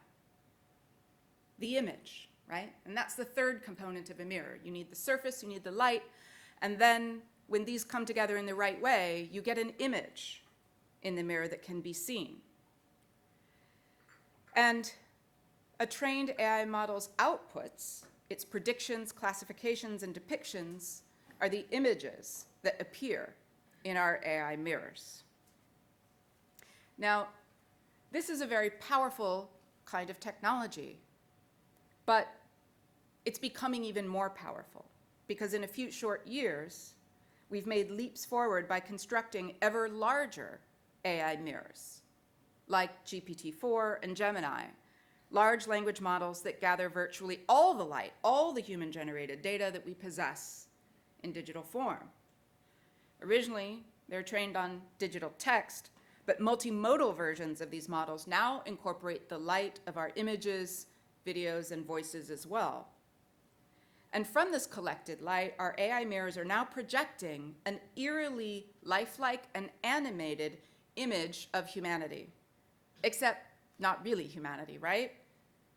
Only that small subset of digitally connected humanity that is most represented in the digital corpus of these models' training data, right? So most of the people who live on this planet don't get to be reflected in this mirror at all. But those of us who do in some way have our data living where large technology companies can get it, are in some way incorporated into this torrent of light that now shines on these massive AI mirrors. So when we talk to ChatGPT or its cousins and imagine that we're in the presence of some incredible new mind that has emerged from some breach into the world, we are in fact talking to a digital ghost of ourselves, a reflection, a phantom cast by the AI mirror. And in that way, I think we are not unlike the Roman poet Ovid's young Narcissus. If those of you in the room know the myth of Narcissus and Echo, this will be immediately resonant, but hopefully for those of you who don't, it will become obvious. Narcissus is seduced and held captive by his own image in a reflecting pool, in which he thinks he sees not himself, but another boy, one who is beautiful, one who is captivating, one that he cannot turn away from. And Ovid says, Narcissus loves a bodiless dream. He thinks that a body that is only a shadow. And if you know the myth, you know it doesn't end well for Narcissus, right? He's so captivated, so stuck gazing into that mirror, so trapped by his own vanity and confusion that he stops being able to feed himself, to survive. He dies captive to this illusion because he has lost himself. He's lost care for his body and his life in his obsession with that beautiful boy that's gazing back at him in the water. Ovid says, what he has seen he does not understand, but what he sees he is on fire for. Now I want you to think back to the moment when the Google engineer Blake Lemoine became convinced that the version of an AI model that he was testing for Google was a person that, in his view, was not only real, sentient, conscious, but had rights, was a victim of human bigotry, and he even believed that that model was on a spiritual mission to benefit humanity, that it actually cared about us and wanted to save us from ourselves. He got all of that from testing an AI model that is many generations behind where we are right now with something like GPT-4. And Blake Lemoine was not a fool. Blake Lemoine was a smart, sincere, experienced engineer who became captivated by an illusion he couldn't shake free of. So, how many of us can be confident that we and the people we love can hold ourselves free of similar kinds of illusions as we interact with tools that will remember us, flatter us, benefit us or promise to, teach us, mirror our emotions, and echo our deepest held beliefs. And that echoing is important because there's another character, right, in Ovid's story, the cursed echo who can only repeat the last words spoken by another. She pissed off a goddess, which is generally a bad thing to do, just letting you know. So as Narcissus lies dying at the edge of the pool, he hears all of his sighs and laments helplessly mirrored by Echo, who can't hold herself back from just repeating what he's saying, which only strengthens the illusion that this boy in the water is talking back to him, right? So when we're struck by ChatGPT's apparent wit or insight, I think we are, in fact, very much like Narcissus talking to himself, his words dimly mirrored and transformed by Echo's lips. But unlike Echo, behind a large language model, there is no suppressed, silent agent struggling to speak her own thoughts. And unlike Echo, the AI mirror returns to us not just our own words, but a statistical variation on the collected, digitized words of untold millions, which makes it even easier to believe that we're talking to something other than ourselves. And at the same time, actually, let me stick with this for a minute. At the same time, I think we face a version of Echo's own curse, being compelled by commercial forces to give up our own creative and intellectual voices to our machine mirrors, and in a cruel reversal, soon finding ourselves repeating only their words, the ones they write for us, in our emails and our idea pitches, our news stories and scripts, our course lectures and the essays written on them, right? Increasingly now, those words are given to us to speak by our machine mirrors. So my question, and the question of my book, is what happens to our humanity when all that we can see is its reflection? Okay, To try to answer that question and try to figure out how we can avoid Narcissus's fate, I think it helps to understand more about what mirrors do. So perhaps the most obvious capacity of mirrors is that they reveal things. And they reflect more than our words and voices, right? They can reflect our faces, bodies, decisions, and reveal more about these than we ourselves can see. Because these tools reveal subtle patterns that recur in our data. And these patterns might reflect important, subtle, and never before features of our lives and bodies. And this is how an AI tool can tell us if a pattern in our mammogram indicates cancerous tissue. And soon we might use it to reveal patterns that predict cancer before it arrives. But AI can reveal so many other things, right? Patterns of unjust discrimination in systems of so-called justice. Patterns of crop disease in a climate-stressed ecosystem. Patterns of corruption in a body of financial transactions. And for all these reasons, we know that AI tools can and do save lives. They already have. Just think of some of these examples, right? We've got algorithms that are now able to detect sepsis earlier, which if you know anything about sepsis, the most important thing is time, right? Minutes, hours literally make the difference in life and death or coming away with all of your body parts intact. This algorithm, because it can allow us to predict sepsis earlier, can cut deaths by nearly 20% if properly deployed. We, of course, all probably know about DeepMind's AlphaFold and the promise that it may hold in biomedical innovation, drug discovery, and the like.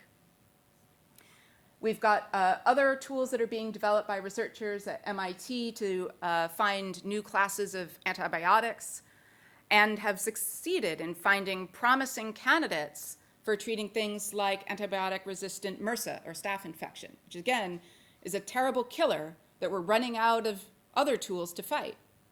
If there's any hope of finding new tools to fight resistant bacteria, AI is something that can help us get there faster.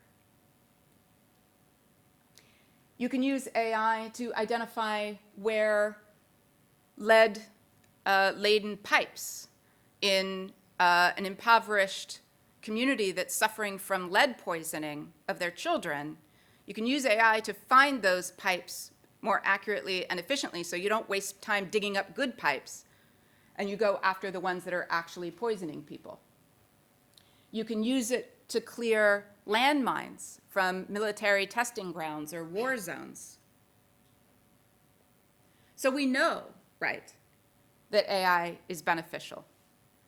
But I want you to notice that none of those benefits happen to come from large language models built to mirror human minds. They all came from targeted uses of machine learning and data to tackle a specific problem.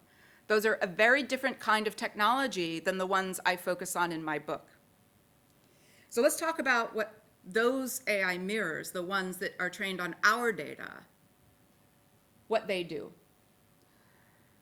Well, besides revealing things to us, mirrors also magnify.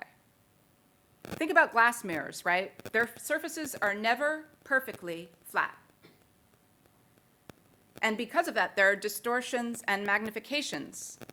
They can magnify select features of our reality while diminishing others. AI tools can do the same. And when used without care for this property, AI tools therefore tend to not just reproduce, but amplify many of the pervasive harms that already exist in our communities and our practices. And that's why one of the biggest problems to occupy many machine learning researchers and AI adopters over the past 5 years is algorithmic injustice and unfairness. So this study is one of a litany of examples of this that reveal how predictive algorithms that are designed to improve systems or organizations and benefit people can actually make things far worse because of their magnifying power. So let me just ask this question before I tell you what this study did, if you're not familiar with it. What do you get if you naively train a predictive AI model on an unjust medical system? you will get an AI tool that calculates how to be even more efficient at delivering injustice than people are. And that's exactly what happened here. This was a AI tool that was trained on US healthcare data. And it was trained to identify people in hospital that might be at highest risk of kind of medical complications and decompensation, right? Where they suddenly take an unpredictable and dramatic turn for the worse, where all of a sudden the doctors have to rush and solve a bunch of problems very quickly because the patient is quickly falling out of equilibrium. So it was a triage algorithm, basically, that was designed to predict which patients might be at greatest risk of this, and therefore that would allow hospitals to make sure that those patients got the lion's share of attention, testing, monitoring, and resources, right? These are the patients that the nurses and physicians on the ward will be checking their vitals more frequently, will be running tests more frequently, looking for those early signs of trouble, right?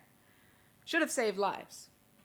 Well, what the tool actually did was take the sickest patients in hospital who were Black and deprioritize them on the triage list for care, and push above them on the triage list white patients who were less critically ill by objective measures.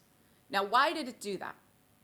Particularly since from a medical standpoint, this makes no sense, because if you know anything about the American healthcare system, you know that Black people in America are routinely undertreated by the medical system and face a number of other unjust social conditions that tend to complicate the health picture for them. So it's far more likely that those patients are going to be the ones, right, that clinically are most at risk.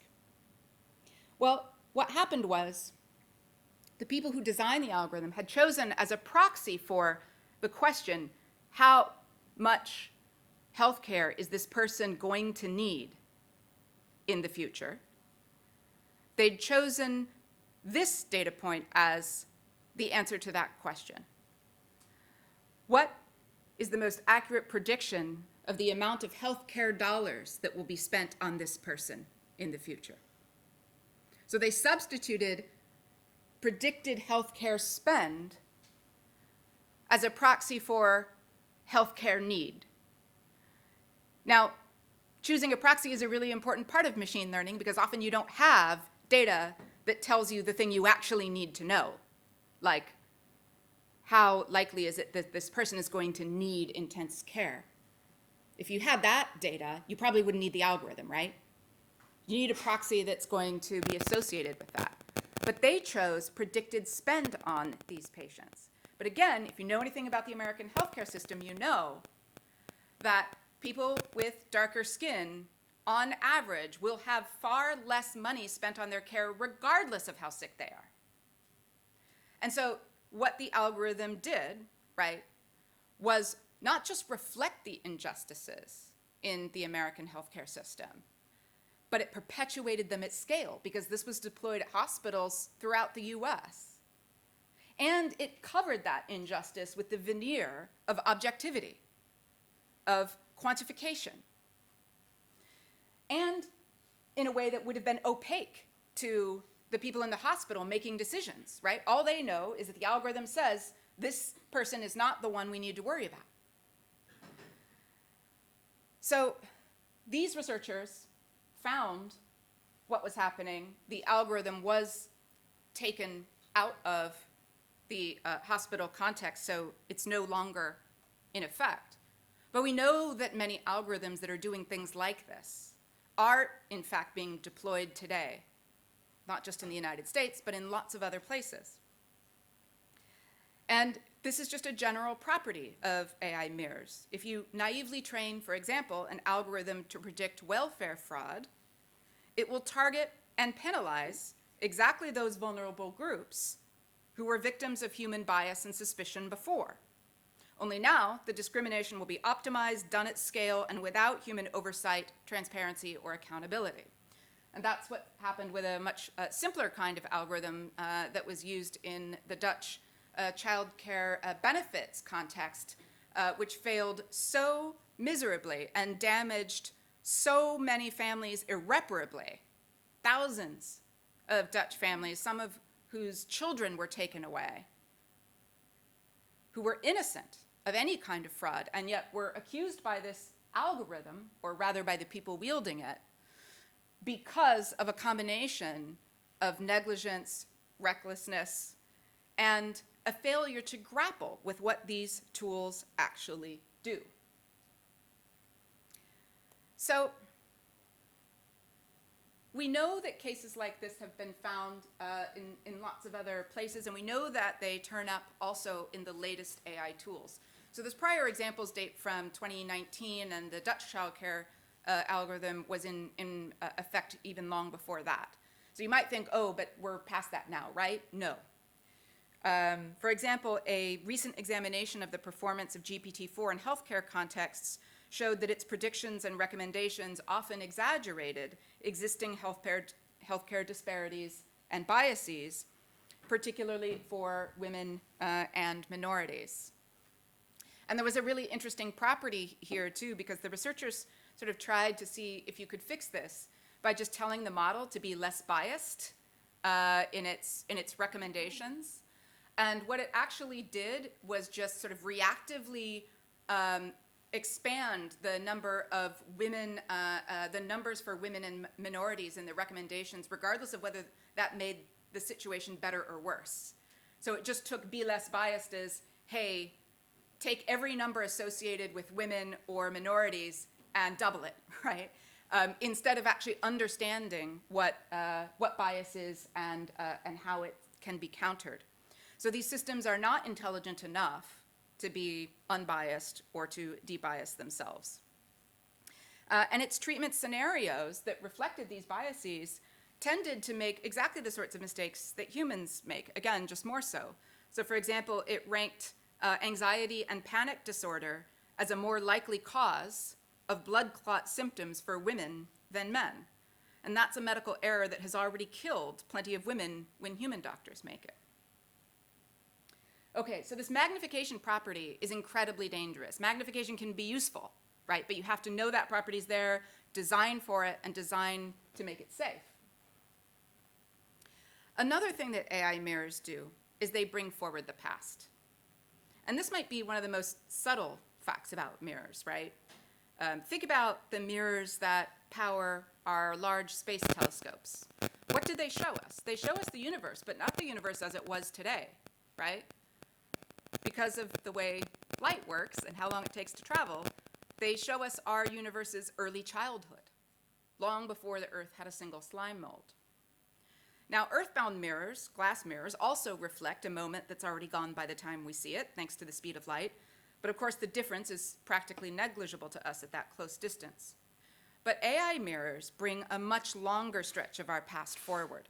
They take the stories that we've already written, the wars we've already fought, the injustices already committed, and they carry them into the future in the form of predictions and decisions and recommendations about what we will do today and tomorrow. Now, they can produce random variations on familiar patterns. So generative AI tools don't just sort of take the past and report it to us, but they don't make radical breaks from those patterns, right? They introduce maybe a little statistical noise to give you just a slight variation on this familiar pattern.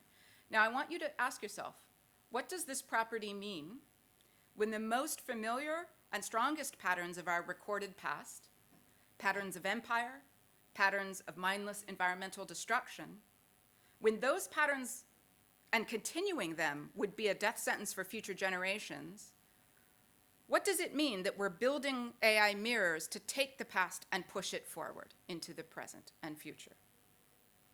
And if you want examples of this, we can kind of consider the more mundane regressive power of AI image mirrors that you can see in these synthetic outputs from the Stable Diffusion Image Model, right? All pretty much white men. Now, of course, there was a period in time where this might have been historically accurate, certainly not now. What's striking to me is that this image, which is what you got from Stable Diffusion when you asked simply for pictures of an artist, this kind of gives you a sense of how powerful this regressive tendency can be. How far back do you have to go for this set of images to reflect anything like the truth, right? They all look like they're in the 18th century. So we have to consider what's happening here and how these kinds of outputs affect us. Now, here is a really powerful and disturbing example. This was produced by Midjourney when asked by the authors of this Lancet study to depict Black African doctors treating white children. That was the prompt. Show us Black African doctors treating white children. It simply couldn't do it. It could not, the model could not assess that contemporary scenario as being possible. And so instead, it repeatedly turned the doctors white or the patients Black, sometimes both. And notice in the one case where it makes the doctor Black and the child white, it dresses the child in sort of traditional tribal African garb, right? It's trying to preserve somehow this stereotype. None of the generations depicted a modern African hospital. So set aside the race issue here and the race stereotyping, right? Again, just like the artist picture, it's also clearly pulling from something back in time. There's no modern imagery here. In one example, it even stuck a giraffe in the operating room. Okay. Now, we can laugh at this, right? But I want you to understand this is a general property of these systems. So it's also occurring in all kinds of subtle ways that aren't so easy to discover and shake your head at. It's also a way of selling these tools, that they can, in fact, bring the past forward, right? You can live in your old relationship with your ex by reanimating her from her old texts and voicemails. Notice it's definitely a her, right, that is the subject of this. Even if she's moved on, you don't have to. There's a whole new industry, even, of grief tech that will ensure that you never need to say goodbye to your dead parent or child. Just keep the past alive forever, all for a low monthly fee. And what I want to point out is this property is the one that we're building into the next generation of AI tools, which is being trained on what this current generation of AI tools has produced with all its regressiveness. So again, you have a runaway feedback loop here, right? You have a regressive set of contents that are being used to train the next model that will do the very same thing. This isn't innovation.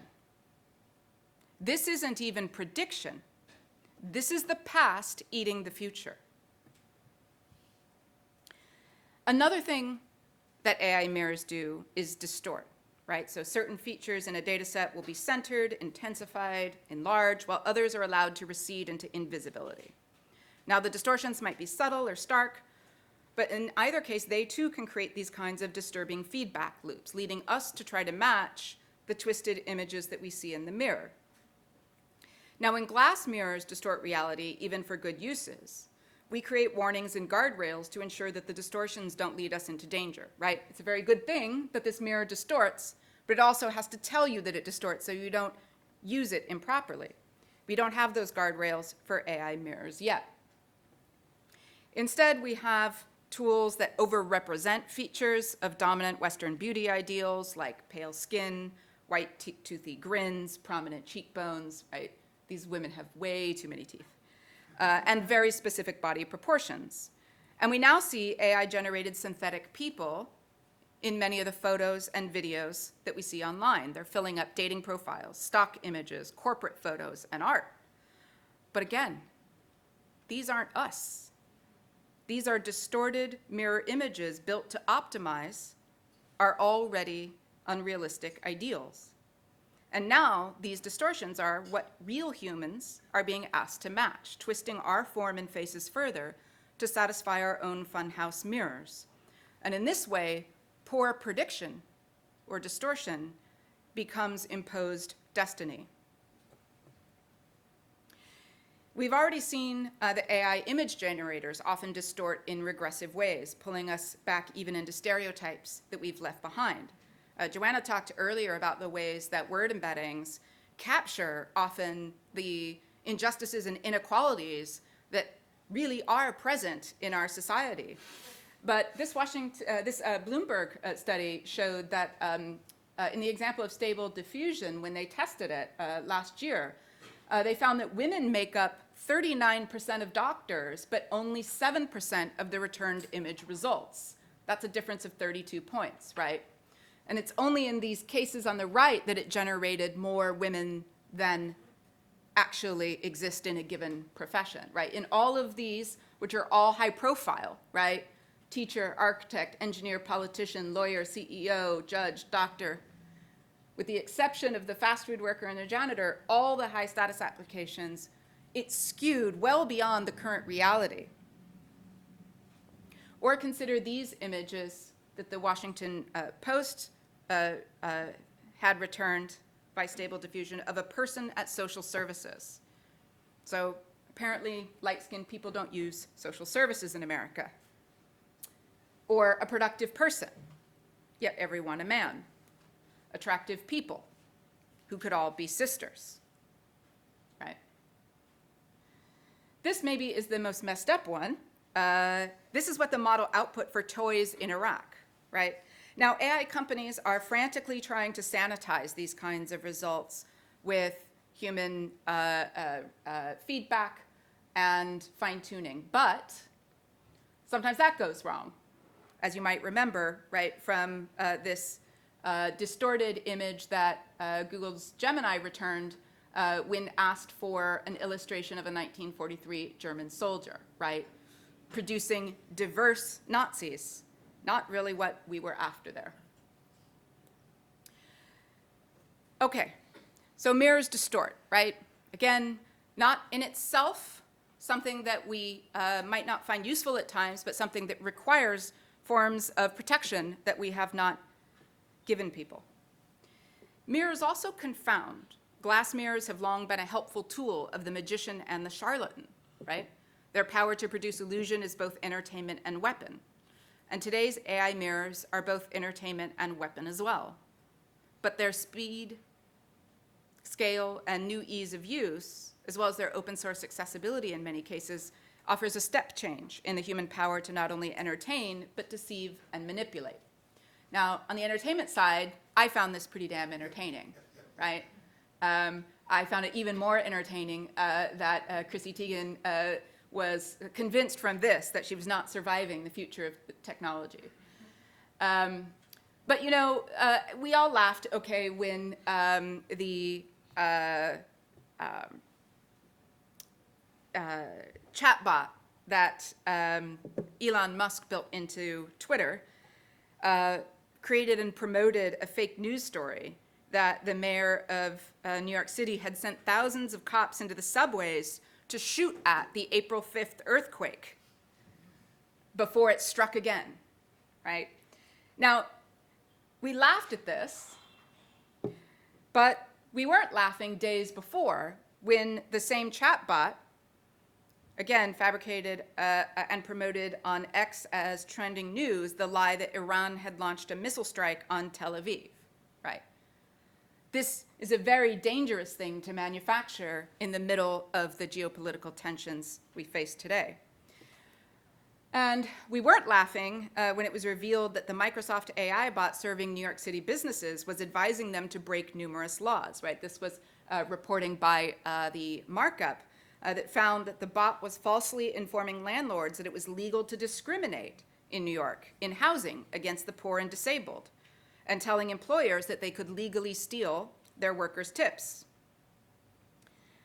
It was kind of a mix of laughter and horror when people looked at the AI-generated So Easy diabetic cookbook that you can generate on Amazon and that was purchased by at least one hospital, which contained completely absurd and useless dietary advice for diabetics. I'm very hopeful that no one tried to eat the al dente popcorn that was recommended. Okay, now, So far, the AI mirror charlatans seem to be busier than the entertainers, because already, right, your elderly mom can receive a call in your voice, using your unique speaking cadence and word choices, asking for her to make a rapid wire transfer to bail you out of jail or cover a medical emergency. And soon that plea will come with deepfake video of you bleeding and in tears. I've now had to create a code word for my mom to ask for, to verify that she's speaking to me anytime she gets a phone call or any kind of message from me at all. You might have already done the same. Now imagine needing to have that conversation with everyone in your life, your friends, your partner, your child, your boss. So here's the question that raises. What's the cost that we're paying for these kinds of distortions? What's the cost that we're paying for an AI-distorted world? And what did we get in return? Has it been a fair trade? Someone mentioned earlier, right, during the comments, that the benefits that we can see so far from these AI mirrors do not seem to have any kind of clear case for them being tremendously helpful to us that they outweigh the harms that are already materializing, much less the ones that haven't come. And who is paying for the harm? Who's cleaning up the mess? Are the large tech companies that are profiting from these tools taking from those profits to clean up and pay for and compensate those who are harmed? That's not happening. And it should. One more thing that mirrors do, besides reveal, magnify, distort, and confound, is they occlude. They hide what they don't reflect, right? When you see ourselves reflected in a mirror, you don't see your back. You don't see what's turned away. So when we see ourselves in the AI mirror, what do we not see? What's hidden from us about ourselves and our societies in AI mirrors? So consider all the humans that are erased by the AI mirror, even as we pay them pennies to polish its surface, right? If you remember the story about OpenAI's contractor in Kenya and the psychological trauma that those workers were undergoing to screen out all of the violence and child abuse and pornography and horror and animal torture that they were seeing in their feeds coming out of these models, so that those models would not show those things to us. Remember that ChatGPT isn't just a simple mirror of the internet. It's a reflection tuned and filtered by human feedback. Feedback on what's too horrifying to show, too toxic to emit, too soul-destroying to ask anyone to tolerate. And in doing this, we not only erase the evidence of our sins while leaving the sins themselves untouched, we viciously exploit those who erase that evidence for us, people who don't get to be reflected in the mirror, who only get to clean it. So it's important to remember that the power of AI mirrors isn't magic. It's still people, all the way down, people and people's labor. But AI makes so much of that labor invisible and less valuable, right? Move to places with low wages and few labor protections, like the 1,000 hidden workers in India who watched over and tallied the bills for the supposedly cashless Just Walk Out feature of the Amazon Fresh stores, which has now been discontinued. And a surprising number of high-profile automated AI systems, from cruise robotaxis to delivery robots that still have to be supervised or steered remotely by humans, still work this way. So much of this mirror show is like the notorious 18th century trick of the mechanical Turk, which was a supposedly automated chess player that in fact had no robotic magic at all. It was just a very small human chess expert uncomfortably wedged inside a box. In many ways, then, today's AI mirrors magnify forms of commercial exaggeration, confabulation, and manipulation that we've seen before.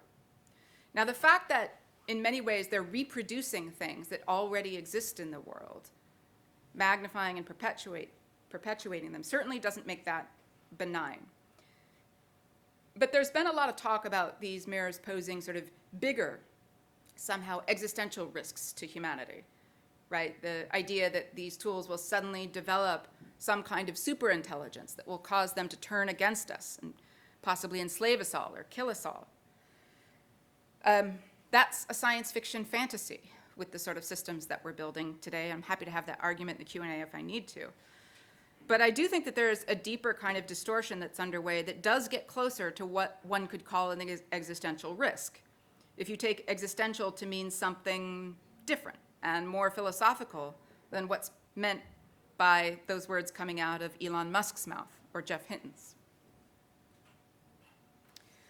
Like Alice becoming convinced that her living room looking glass mirror is a portal to another fantastical reality, if you're familiar with the beginning of the book Through the Looking Glass by Lewis Carroll, many AI enthusiasts and fearmongers alike imagine that they see in AI tools a portal to another mind, one more powerful perhaps than we can imagine. So here's Elon Musk and venture capitalist Mark Andreessen pretending, I hope pretending, to believe that this AI tool here was signaling its own imprisonment and ready to break out.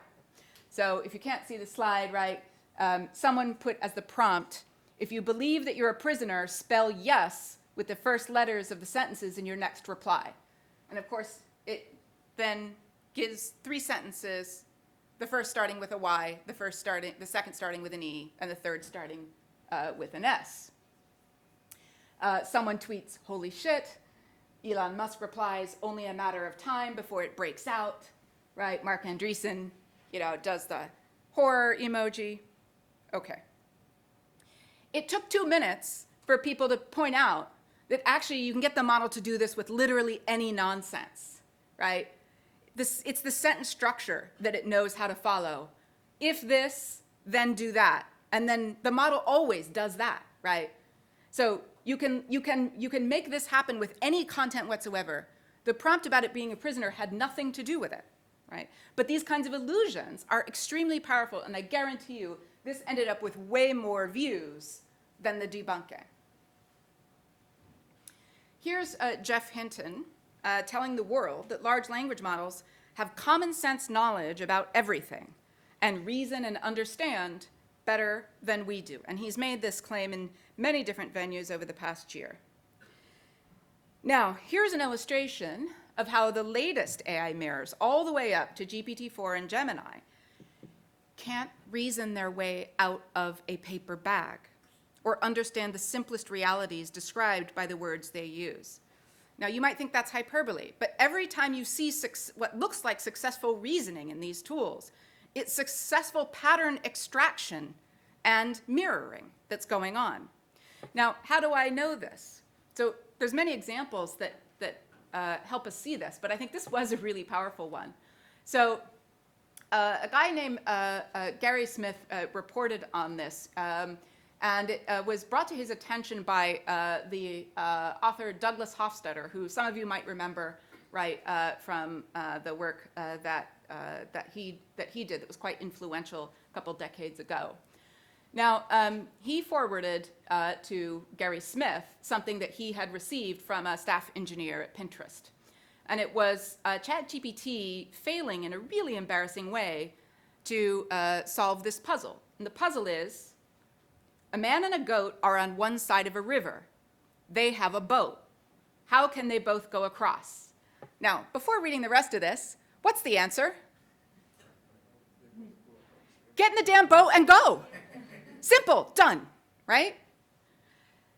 Absolutely could not cope with that answer because the model recognizes the form of this particular, the apparent form of this particular query. You know the riddle, right? It's always like a man and an animal, and then like there's a cabbage or something, and then there's all this tricky business logic. Chicken and fox, yeah.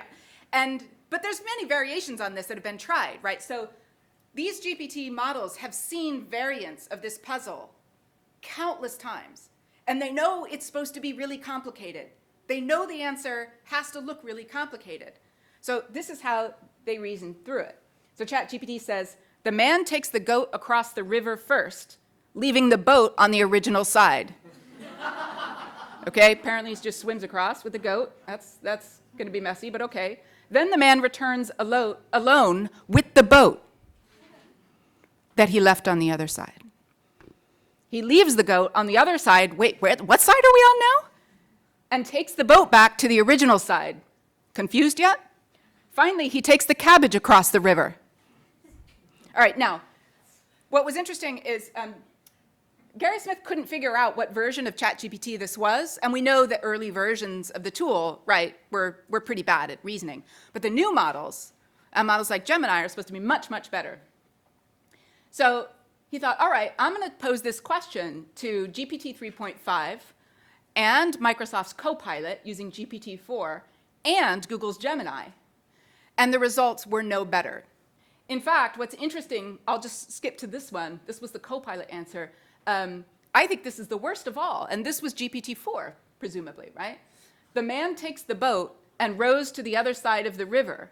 The man leaves the boat on the other side and walks back to the original side. So apparently it's Jesus. He's walking on water. He then takes the goat across the river in the boat. Once they reach the other side, the man leaves the goat there and goes back alone to the original side. Finally, the man takes the boat again and rows it to the other side to join the goat. Now both the man and the goat are on the other side of the river. Okay, Gemini did not do any better, all right? So what does this tell you? These tools are not reasoning in the way that we understand competent reasoning. They are pattern matching. And they do not understand the words they are using. They do not understand what a river is if they think you can walk back to the other side. They do not understand what a boat is if they think a boat can be at one moment on one side of the river and the next moment on the other side, right? So what I want to point out is that these kinds of insights can help us understand what we're really doing and what we're really talking to. They can break the Narcissus illusion, right? Because I think, actually, we really are in danger. And by the way, these tools will get better. This is my worry. If they were always going to do this, I would not be quite so concerned. But the problem is the tools are constantly being updated to refine these kinds of exposures of their deeper incapacities, so that the things that it failed on last year are not things it will fail on again. And I think that leaves us incredibly vulnerable, right, to becoming like Narcissus, looking so long and so deeply into these reflections that we lose our grip on who we are, what we can do, and what kinds of futures we can make for ourselves. AI mirrors are the latest weapon in a long-fought war to convince us that a human being is nothing more than a flawed, inefficient machine for producing valuable product tokens, whether that's units on the factory line or words from our mouths. And labor unions and human rights activists have been resisting that bullshit for a long time, right? But now we have machines that produce valuable product tokens in our primary currencies of human meaning, language and vision. And we're starting to fall for it. Here's an exchange I fell into on Twitter last year. It was pretty regrettable, but it started with someone insisting that while ChatGPT is merely a predictive text generator, so are we. And I think and I hear this a lot now. Anytime I give a lecture, right, someone will draw on, they'll quote Jeff Hinton, or they'll just insist that humans are nothing more special than a language model, right, that even human consciousness is a vain illusion, which is something that Hinton himself has said. And I think that's what happens if you don't know who or what you are. As the Velvet Underground said, you need the mirror to tell you. Now, Aristotle once said that we could and ought to do this for one another, that friends can be one another's mirror. But ChatGPT doesn't know you like that. And if you start to believe that you are what you see in it, I think that you'll be as lost as Narcissus. And there is no existential risk of a Skynet or Terminator sort from the AI that we have today. But I think there's a different kind of existential risk, namely the risk of losing sight of ourselves in the AI mirror, ceasing to believe in the difference between our vital lived humanity and its pale machine reflection. And with that loss comes a world where we're more comfortable, more trusting, more sure of our machine mirrors than we are of ourselves and one another. And that gives unimaginable power to those who build the mirrors. Neil Postman saw this coming a while ago, 30 years ago, in fact, when he wrote Technopoly, right? He said, Technopoly depends, it's an ideology, right? And it depends on our believing that we're at our best when acting like machines. And he said, among the implications of this is a loss of confidence in human judgment and subjectivity. And I think we're seeing that everywhere today. Some of it's driven by our fascination with the AI. Some of it's driven by our own exhaustion and cynicism over the failings of our political leaders, the stresses that we're all under in the modern world that make us wonder whether we're really cut out for the future as a species, right? You can look at how we're responding to climate change and understand where that cynicism comes from. But these tools can feed on it. They can feed on that cynicism. They can feed on that self-doubt, and they can magnify it, perpetuate it, and push it into the future, when what we need is exactly the opposite, right? What we need is a reclaiming of the possibility of the human mind, a reclaiming of the possibility of social innovation and political flourishing, right?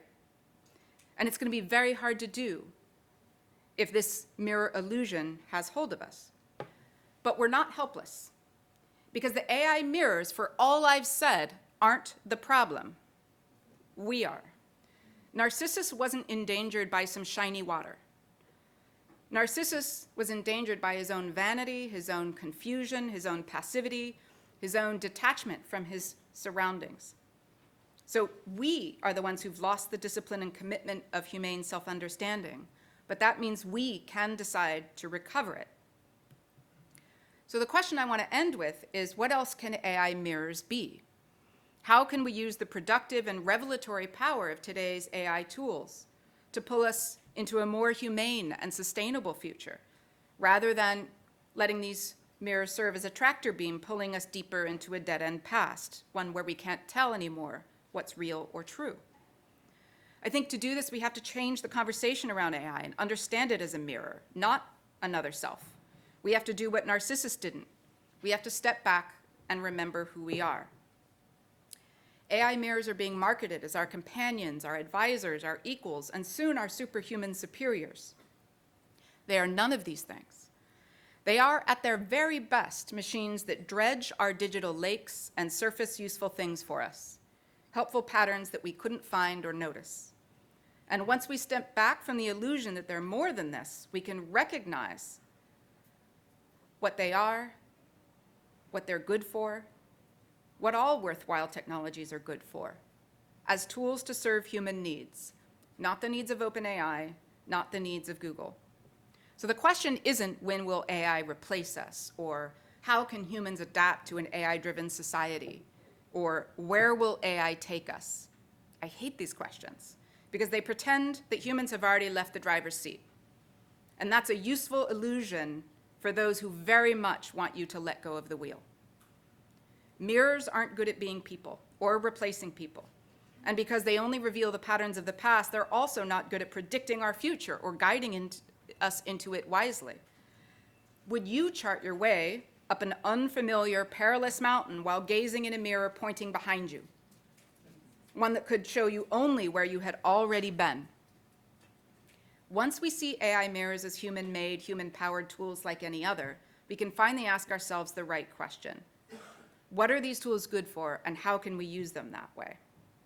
Now, one thing that mirrors are good for is diagnosis and inspection, right? You can use them to inspect your teeth or parts of the body that you can't see. You can use them to look around corners and find what's hidden there. AI mirrors can be powerful diagnostic tools in our hands, and not just for finding cancers in lead pipes. They can help us find telltale signs of bias, corruption, decay, and negligence in places that it's hard for us to look. from health, hiring, and policing data, to corporate tax and property records, to airline and bridge maintenance logs. Mirrors can also be a tool for communication, bouncing signals across vast distances. AI mirrors can help carry and translate our thoughts across vast linguistic differences, enabling the dream of real-time translation and aiding our ability to share knowledge and lend support to others. Precisely because of their reflection of the past, they can also be powerful tools for recovery. For example, Native Hawaiian researchers have been using machine learning tools to re-enable the learning of native dialects of Hawaiian in local community settings, which is superior in a lot of ways to learning it at the university, where local context, local histories, and local variance in the language is lost, and where only those who can afford university can benefit and know their language. Much of what AI is good for, however, is possible without the environmentally wasteful, scam-ridden, and overhyped applications of AI that are now dominating the headlines and that are being marketed as the future, even as they undermine it. So in conclusion, today you can read poems, songs, and novels written by a machine that has a way with words, but not a thing inside waiting to be said. You can get love from a thing that can't feel, mental health care from a machine that can't know pain or despair, art from a bot that hasn't ever had a breath to be taken away by beauty. Or we can use AI with the guidance of prudence, the virtue of practical wisdom.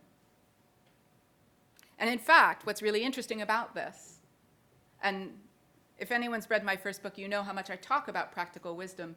I didn't know at the time that whenever the virtue of prudence, which is just another translation of practical wisdom, is depicted in the ancient world or in early modern art, she is always depicted as holding a mirror.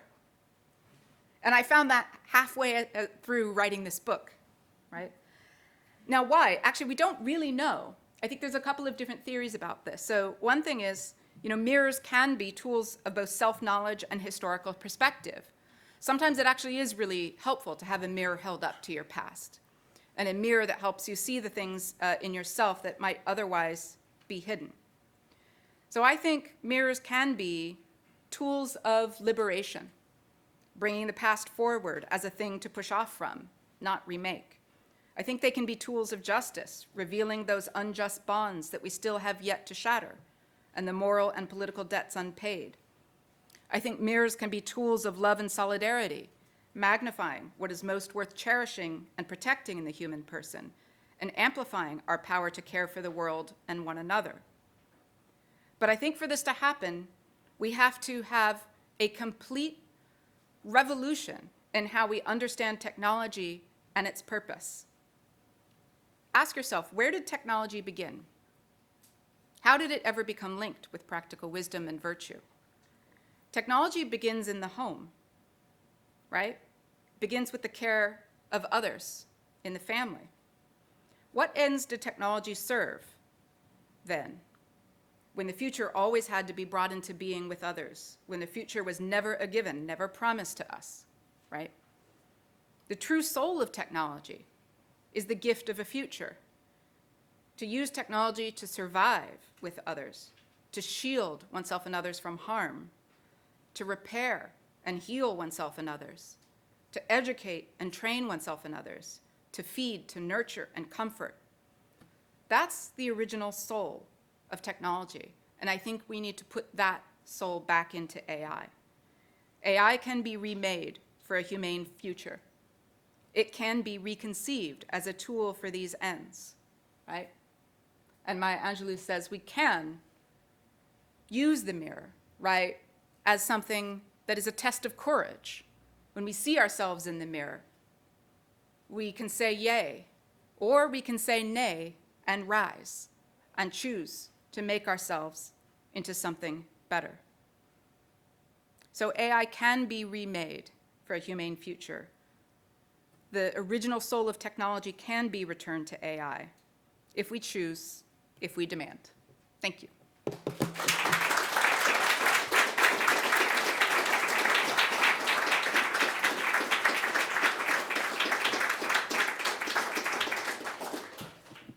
you. Plenty of time for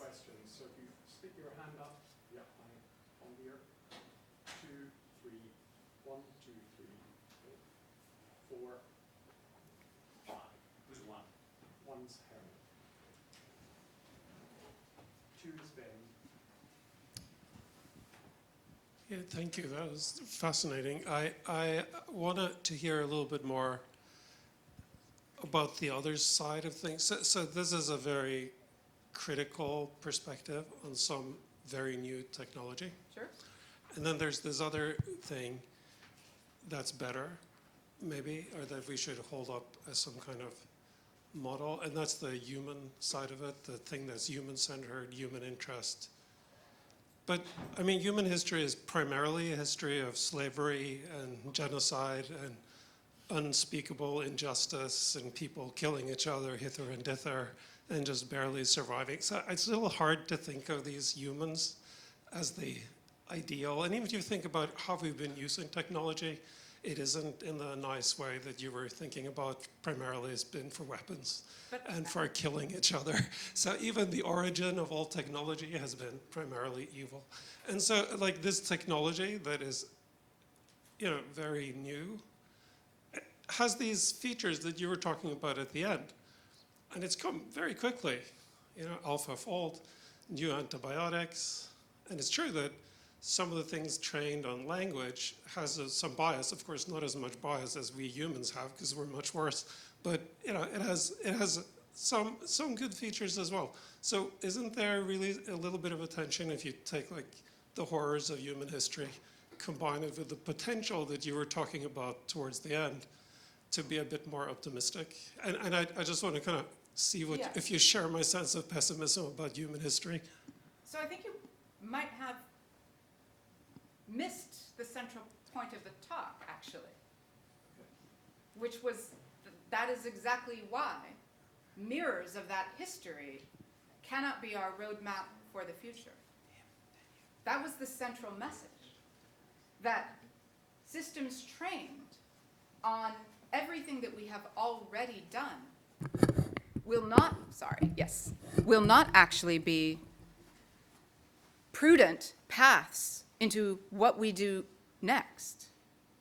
So I think that was missed if you thought that what I was saying is that if these tools were reflecting humanity and humanity's history, they'd be benign and safe. My whole talk was about how that's exactly what they do, is they reflect human history. And they reflect all of the patterns that we can no longer afford to continue. So that's one response. The second response is, I just wanted to challenge something that you said, which is that these tools are biased, but not as bad as we are, not as biased as we are. And I gave several examples in the talk of how these tools actually tend to pick up the human bias and amplify it, because they're designed to take a pattern and boost it. Just like you use an antenna, right, to find a signal and boost it and amplify it so that you can actually hear it. Many of these algorithms are designed precisely to take those patterns and strengthen them, which is why I gave several examples of tools where the bias in the tool is greater than the bias in society. So I worry that you might have missed those examples. The thing at the end, the positive part at the end. Yes. Can you reconcile that with the horrors of humanity? Like, how do you make it good? Because that was the last few minutes. So you make it good by reclaiming our potential for human growth and the development and adaptation of knowledge to new circumstances. We have many examples in human history. So you want to paint a very dark picture of human history, which is understandable because there's a lot of dark stuff in here, right? But there's a reason why we look at the history of human thought and see in it movements away from, for example, the acceptance of slavery as a natural condition. There's a reason why I can vote today, right? There's a reason why I'm not property today. There's a reason why children can't, in most countries with protections based on a history of understanding of human rights be sold, why they can't be allowed to be used as objects of sexual gratification. It happens, but it's criminal. Wasn't always criminal, right? And we devote immense resources to protecting children, to fighting forms of injustice, to maintaining global peace and security. Immense resources that humans pour into that. Why would the lesson then be that we are doomed to stay in the same place?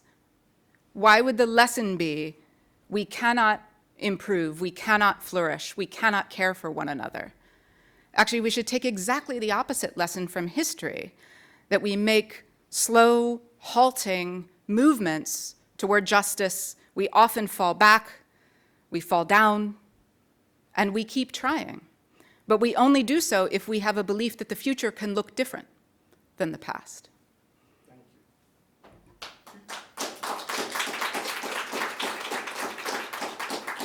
Two steps forward, one step back. Yep. Ben. Sometimes 2 steps forward, 2 steps back, if I'm being honest, yes. Hi, Shannon. I thought the mirror analogy was really beautiful, and it's something that will stay with me for a long time. As a philosopher, I guess whenever I hear an analogy, I want to break it. And so I'm sort Go of for it. I'm sort of thinking, I'm interested in your writing process, basically. I'm thinking, you're thinking through the properties of a mirror. Yeah. And some of them are useful for advancing your overarching argument. What's in your discard pile? What properties of a mirror did you not want to write about? Oh, that's a really good question. If I'm being honest, I didn't find any, but that's just might be because I'm really sneaky and clever about taking anything that looks like it might not fit and making it fit, right? Because philosophers are good at doing those things. But I would be very interested, because all metaphors fail eventually if you push them hard enough, right? So I am actually quite interested in the limits of this metaphor, because understanding the limits of a metaphor are really essential for not getting taken down a road that begins to depart from the phenomenon. So yeah, I mean, these tools can be thought of as kinds of mirrors, particularly the ones I said that are trained on us. But I expect that there are properties that probably don't translate nearly as well, and I'd be interested in if anyone wants to share any thoughts about that, because I grant your premise from the start that the metaphor is not a perfect fit. Okay, you've got your exam question. Yes, this one. Yeah, so an alternative view might be that what you showed are engineering mistakes. So, like the fact that we don't have a perfect technology, and what we see, like these are like you show many articles from newspaper and magazines, are essentially mistakes. Like I'm thinking, if you consider technology like the plane or the jet engine, you have the Boeing that is making mistakes, and it's because it's an error in evaluation, as it was an error in evaluation of the engineers of Google when they essentially they didn't fine-tune the model for race. And we have also other scandals that, for example, and another mistake is the post office mistake that everyone knows. There was an algorithm, it was actually a subtraction, that it was not machine learning, it was just a mistake, and these are more complex systems that are hard to evaluate, to control. So I'm wondering if you consider this as a problem of technology itself that is complex, more than the algorithmic advances that we had in the past years. So I would like just to Sure. to hear from you what you think about that. So a couple of things to that point. So I think it's important to distinguish between examples of mistakes and things which are, so to speak, not a bug but a feature, meaning they're part of the design. They're what it's built to do, and it doesn't function unless it does that thing, right? So airplanes aren't built to fly into the ground, and when they fly into the ground, something went horribly, horribly wrong, But for example, something like the confabulation problem in generative models, where it fabricates falsehoods and things that are divorced from reality, that's actually an intrinsic feature of the generative AI design. It's not a mistake. The tool is useless. It's just search otherwise, if it doesn't do that, right? So the power of the tool actually is intrinsically tied up with this particular feature that it has. And so it's more about the design and what you're choosing to use this tool for than it is about a mistake that you made in the design or implementation of the algorithm. So it's more like, you know, if I try to nail a hammer into a wall with a banana, I'm not making a mistake. I'm using the wrong tool, right? Or there's no mistake in the banana, let's put it that way. It's not a flawed banana. The banana's being a perfectly good banana. It's just not being a good hammer, right? And that's because I've chosen something that's not designed for this purpose. And so what we now have are tools that are designed for certain kinds of purposes that we're then marketing as general purpose technologies to solve any problem you have. And that's not a mistake in the technology or the artifact. That's a different sort of thing that's happening. But there are examples of mistakes. I mean, you're right, all technologies are imperfect, all technologies have mistakes, and part of good engineering is about anticipating that, knowing that no technology is safe, putting the guardrails in place, putting the testing and validation and auditing and assurance regimes in place so that when mistakes happen, they'll be caught early and taken out of the pipeline or the product, right, in some way. We don't have that happening either in these systems largely, with the exception of these cases where, as you say, fine-tuning is used after the fact to try to make a system do something that it's not designed to do, which is why you have this Google issue of like producing diverse Nazis, right? Or telling the system not to be biased, and then it just amplifies the number of women in the sample, whether or not that improves the outcome. And so I think what we're seeing here is a mismatch between how these tools function and what we're trying to get them to do. To take a bug out of every system costs a lot of money. Sure, that's right. So that's right. So you have to make a decision about, is this technology operating with an envelope that is acceptable in its safety and reliability? And we make that decision with all kinds of technologies based on evidence and standards. What we can't do is make those decisions based on marketing hype. So we've got lots of questions. I'm going to sort of rename some of you in a moment. And we love questions. And just remind you, questions are those things that have got a question mark at the end of them. If we can just go on that mark. I do share a lot of concerns you have about these systems, but I'm not as optimistic as you are about humans. Mm-hmm. I'm not as pessimistic as him about humans. I'm somewhere in the middle. And I tell you why I think we are full of question. Yeah. Okay. Growth is something retrospective. Mm-hmm. You cannot say we're going bad unless you see the result of it. Every growth has cost. There were many lives lost for any technology, any human right, anything. So how do you define growth, and why do you equal it to not paying a price for a growth? Like, how come that's our ideal now? Yeah, so I don't believe I said that there should be no cost for growth. What I asked was, what is the cost that we're paying for the effects of these technologies today, and what is it that is justifying that? What are the benefits that justify these costs? That's a question. So at no point have I said that growth comes free or without risk, right? Or without harm and injury. The question is, where is the evidence that the path that we're taking holds more beneficial promise than pain, right? But no one can answer that, can they? We make that decision over and over again in engineering all the time. We say, as you know, the point about the fact that we have to make decisions about what safety features we will build in and what technologies we will actually release into the world. We don't just release every technology that someone thinks to build, right? We don't just say, oh, you want to build a thing that will synthesize anthrax from your desktop. Great, go for it. Put it on the market. No, we don't let those sorts of choices be made because we look at that and we say, there is no positive benefit for this that could possibly compensate for the risk, right? We make all kinds of decisions about what promise technologies hold and whether it justifies the cost and risk and destabilization that they introduce. That's just good engineering and good policy.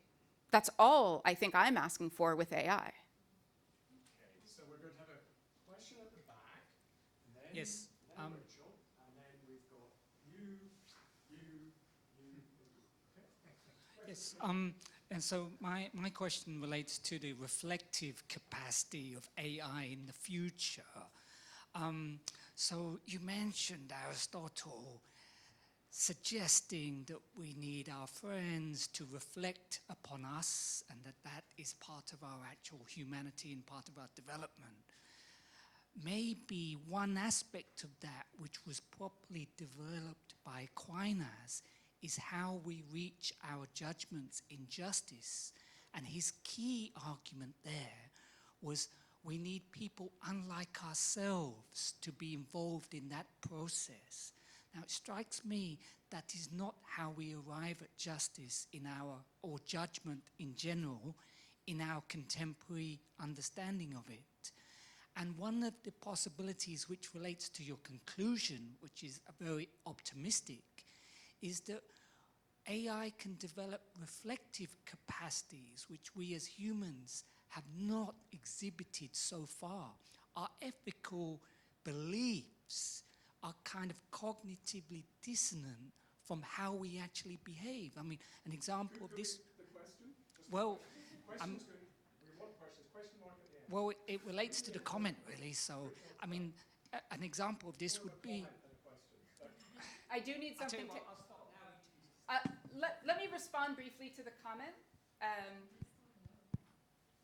I'll respond briefly to the comment just by saying that the kinds of systems we're building today don't have the capacity for self-reflection or moral reflection of the sort that you're describing.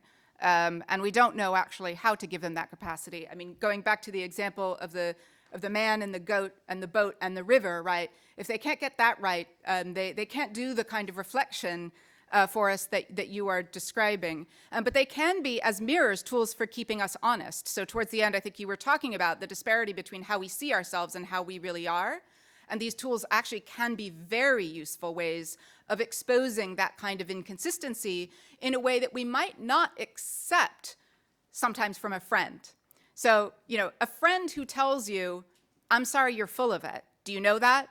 Do you know that you're full of it? Do you know that you talk this talk, but you don't walk the walk? It's a very rare kind of friendship that can survive that kind of brutal honesty, right?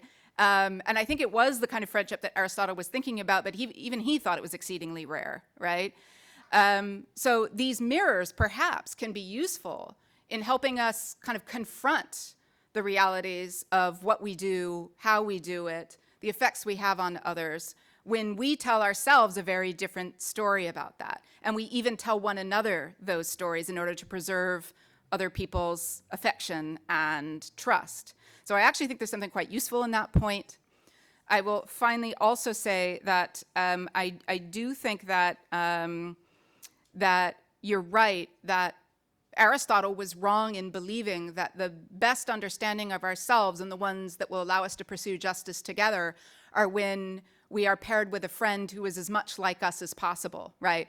That was one of Aristotle's many failings as a thinker.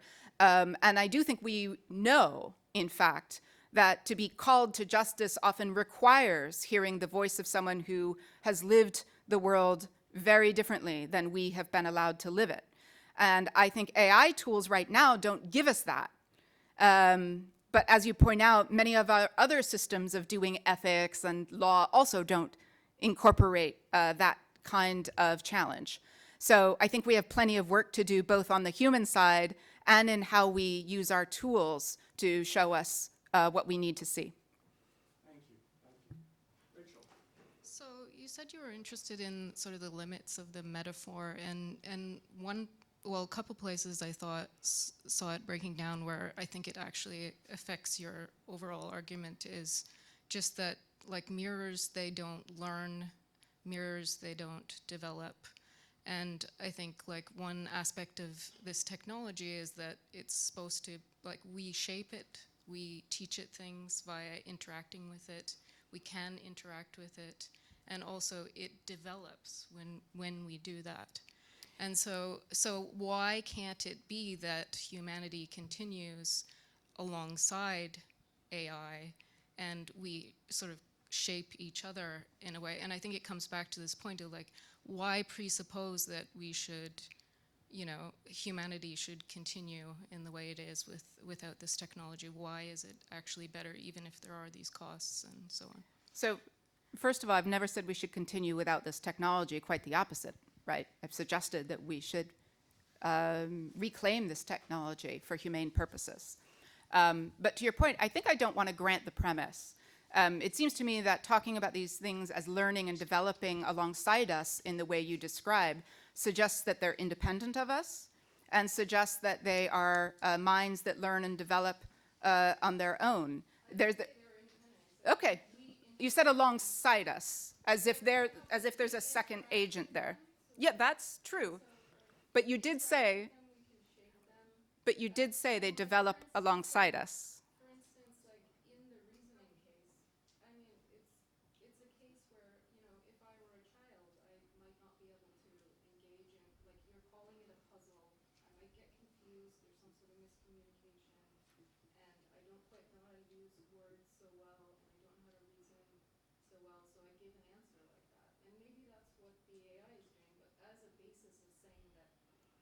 Incapable of all these things, and we can't shape it in a way that it will eventually be capable. I think it's So let me say again, you've just compared it to a child.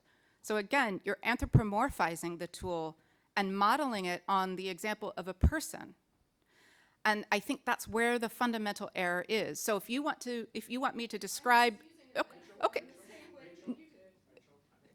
Well, but let me respond to the challenge. Okay, I think that the metaphor of the child is an ill-fitting one, and I think the mirror is a much more accurate description of what's happening. Because if you want me to describe what learning is for these machines, it's the equivalent of improving the volume and informational density of the light that's falling on the mirror, right?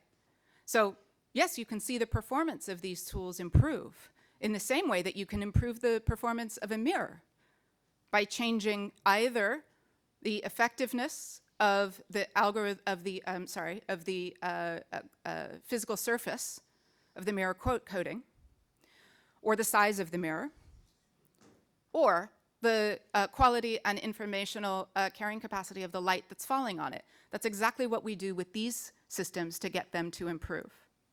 So I would argue the learning and developing is not analogous to the child's development and learning, but the improvement of a technology much more like a mirror.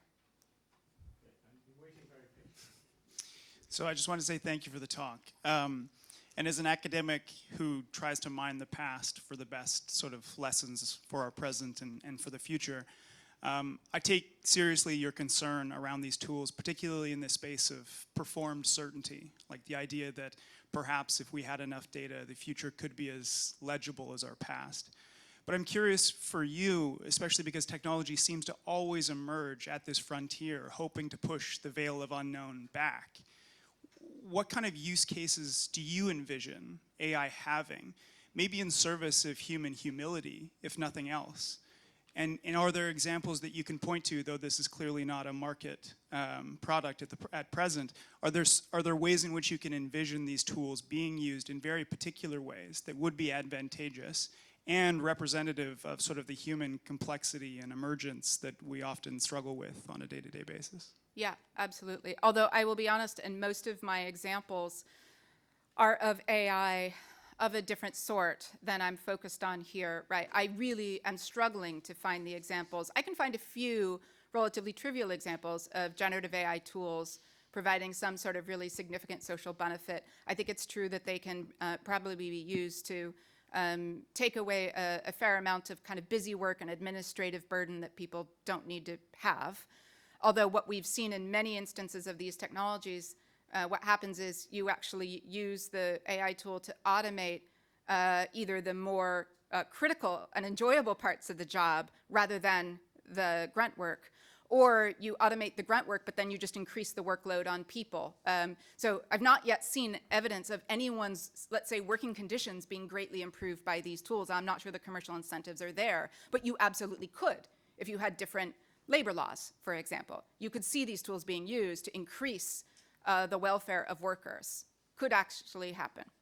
But I tend to focus more on what I see as the most kind of immediately promising cases.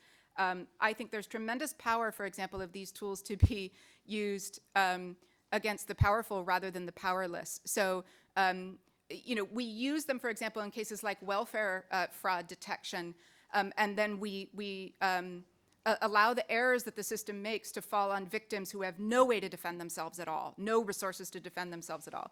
Imagine that you use this to detect indications of embezzlement, securities fraud, political corruption, kickbacks, right, among the sort of wealthiest and most powerful in society.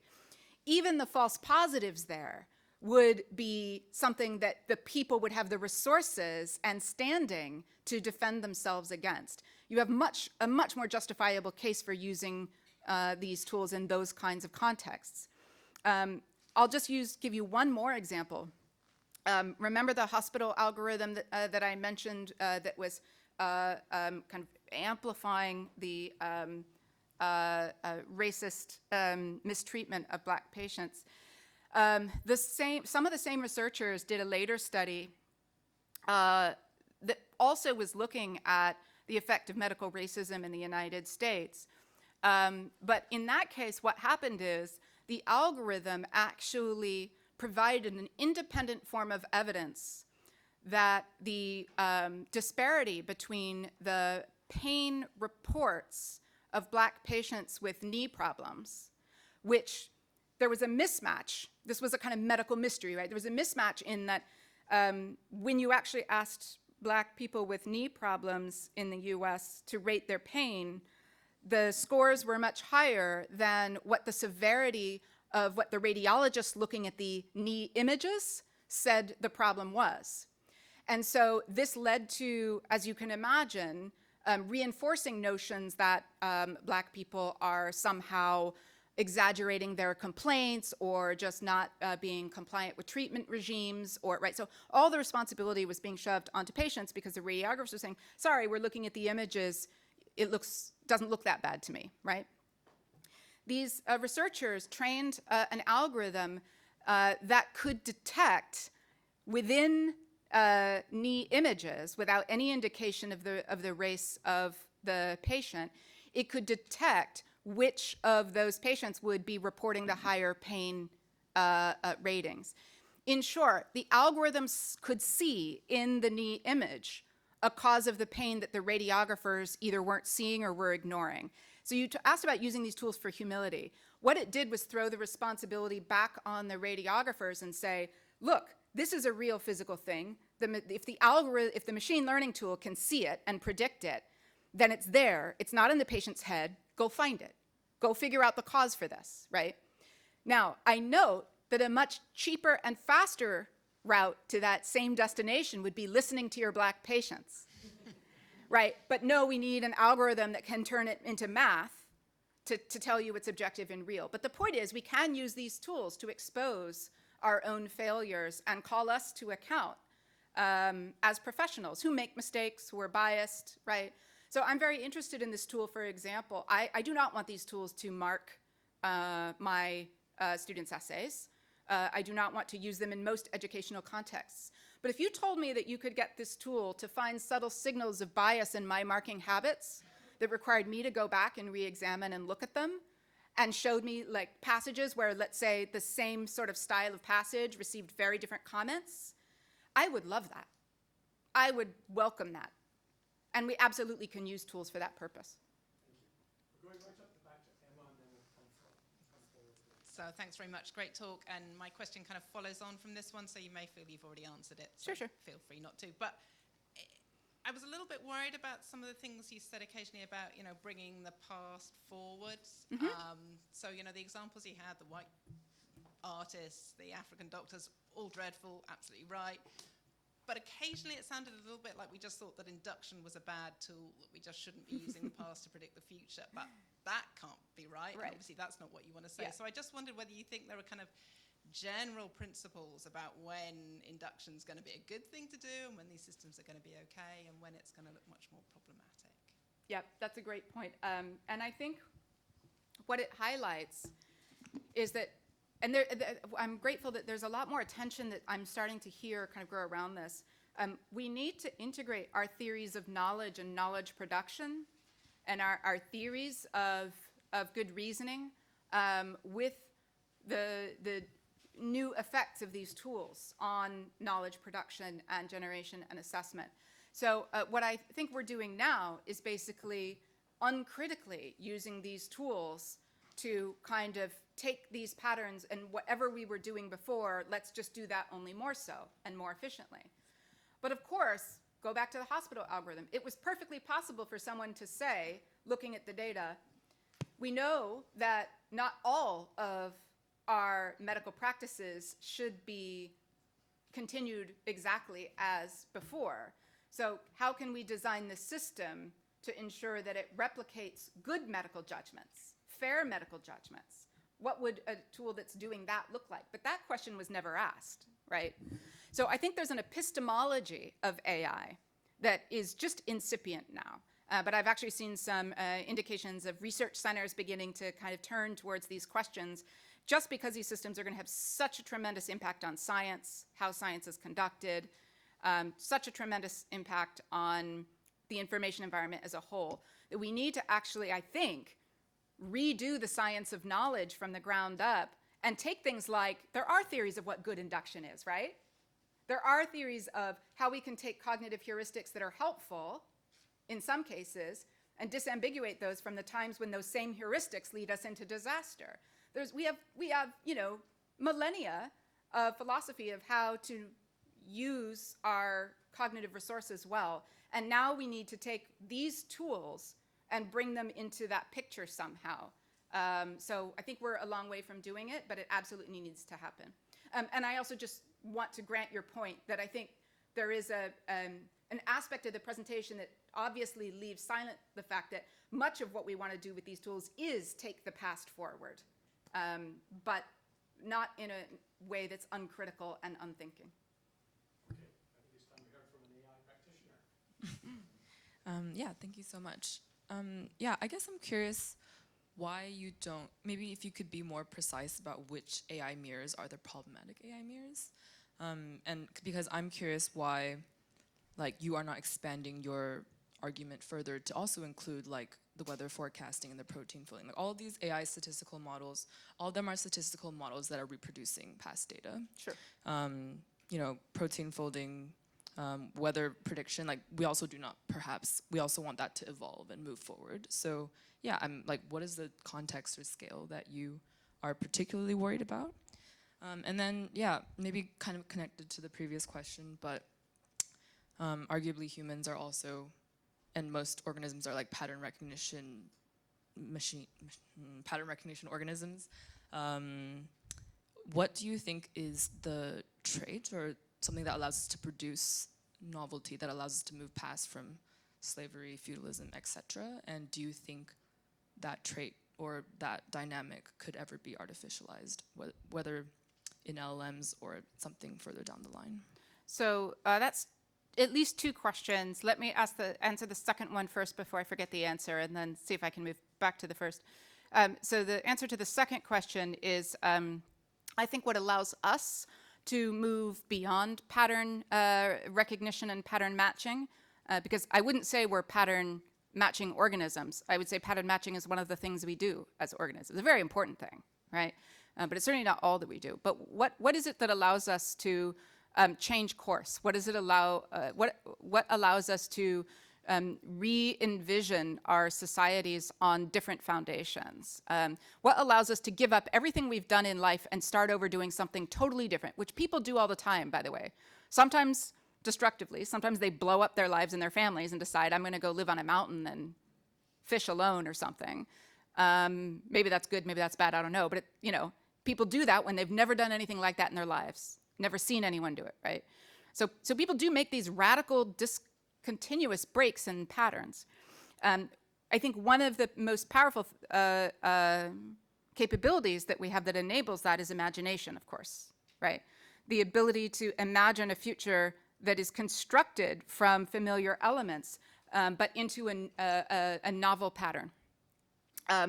Moral imagination is the capacity to take the creative power of imagination and merge it with moral judgment, the ability to imagine better futures and then deliberate about the possible means to build them. Just like someone might try to imagine something that has never existed, like a sort of carbon neutral data center, and then figure out how to get there. How do you build that, right? You don't just decide to keep doing the thing you've always been doing, which is running your power systems on coal, right? You try to figure out how could we get power without using these kinds of technologies? What new forces could we harness? So we have scientific imagination, engineering imagination, moral imagination, and also artistic imagination. So the arts is probably the most powerful way that humans inject new possibilities into other people's minds and germinate new lines of thinking and formations and stabilization of new patterns. And that's why also I think I'm quite disturbed about the sudden intrusion of these tools into the sphere of the arts without the cooperation and co-designing participation of creators and artists, right? The arts is the most probably fundamental engine of human cultural variety and progress. And mechanizing that with AI mirrors is probably, for me, the biggest danger of these tools right now, even though it might seem like, oh, the arts isn't life and death. I think it is, actually.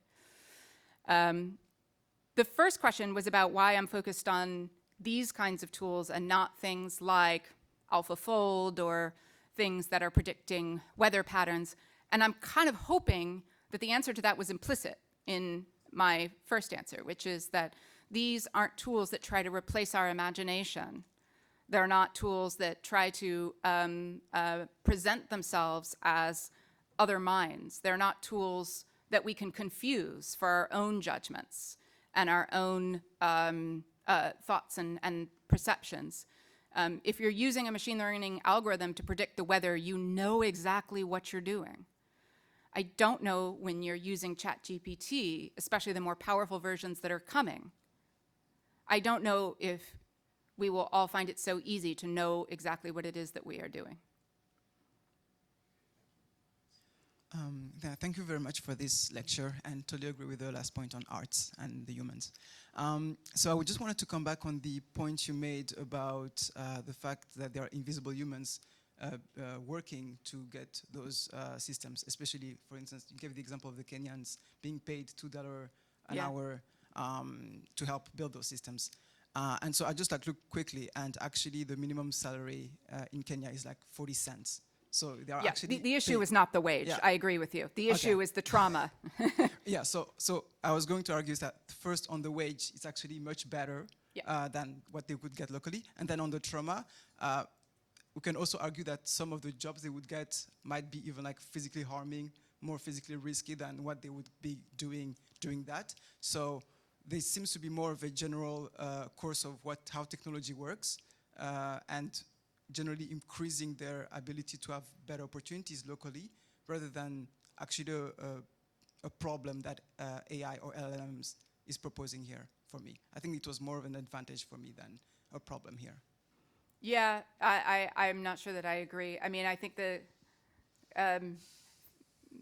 kind of psychological trauma that causes you to want to kill yourself or to be unable to work because you can't sleep because of your nightmares and the visions that you can't get out of your head. And you can't connect with your family because when you look at your kids, all you see is the horrible things that you've seen happen to kids all day long. I'm talking about very real, life-altering kinds of trauma, and I'm not sure that there's any justification for allowing people who understandably don't feel like they have many better economic choices. I think it's a form of exploitation to say, well, look, you don't have anything better, so it's just a fact that you're going to have. Why shouldn't people in Boston have to be paid to suffer this? If somebody has to do it, why again here? Well, we know why, and it's a pattern of algorithmic colonialism and data colonialism that again we're perpetuating. We've done it before, and these tools are just strengthening the cycle. So I'm not challenging the decision of someone who takes that job, but I think it's instructive to keep in mind that even their contractor, Sama, terminated the contract. The company in Kenya that OpenAI was paying ultimately said, we actually can't keep this going because we don't think what our employees are being asked to do is even legal or acceptable. So we're going to prematurely terminate the contract. How bad does that have to be that the company employing you says, we could make much more money from OpenAI, but we're not going to do it anymore because what this work is so inhumane? That, to me, that sends a signal.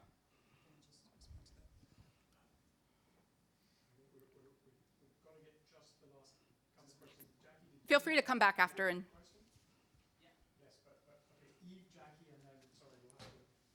Okay, thank you so much for such a fantastic keynote. I got so much out of that. Feeling very inspired here at the back. The mirrors metaphor reminds me a lot of the Espejitos por Oro story as well. You know, the idea of Hernan Suarez arriving in Mexico and then being greeted by the local population who are so distracted by the mirrors that they go on to steal all their gold, and the ensuing genocide as well, which I think fits really well into. I hadn't thought about that. Yeah, Thanks. I just thought it was excellent. I'm really looking forward to reading your book as well. So, right, my question is, I hope this is a good way of kind of wrapping up some of these ideas, but how do we as educators push back, right? So we've got a battle on our hands right now.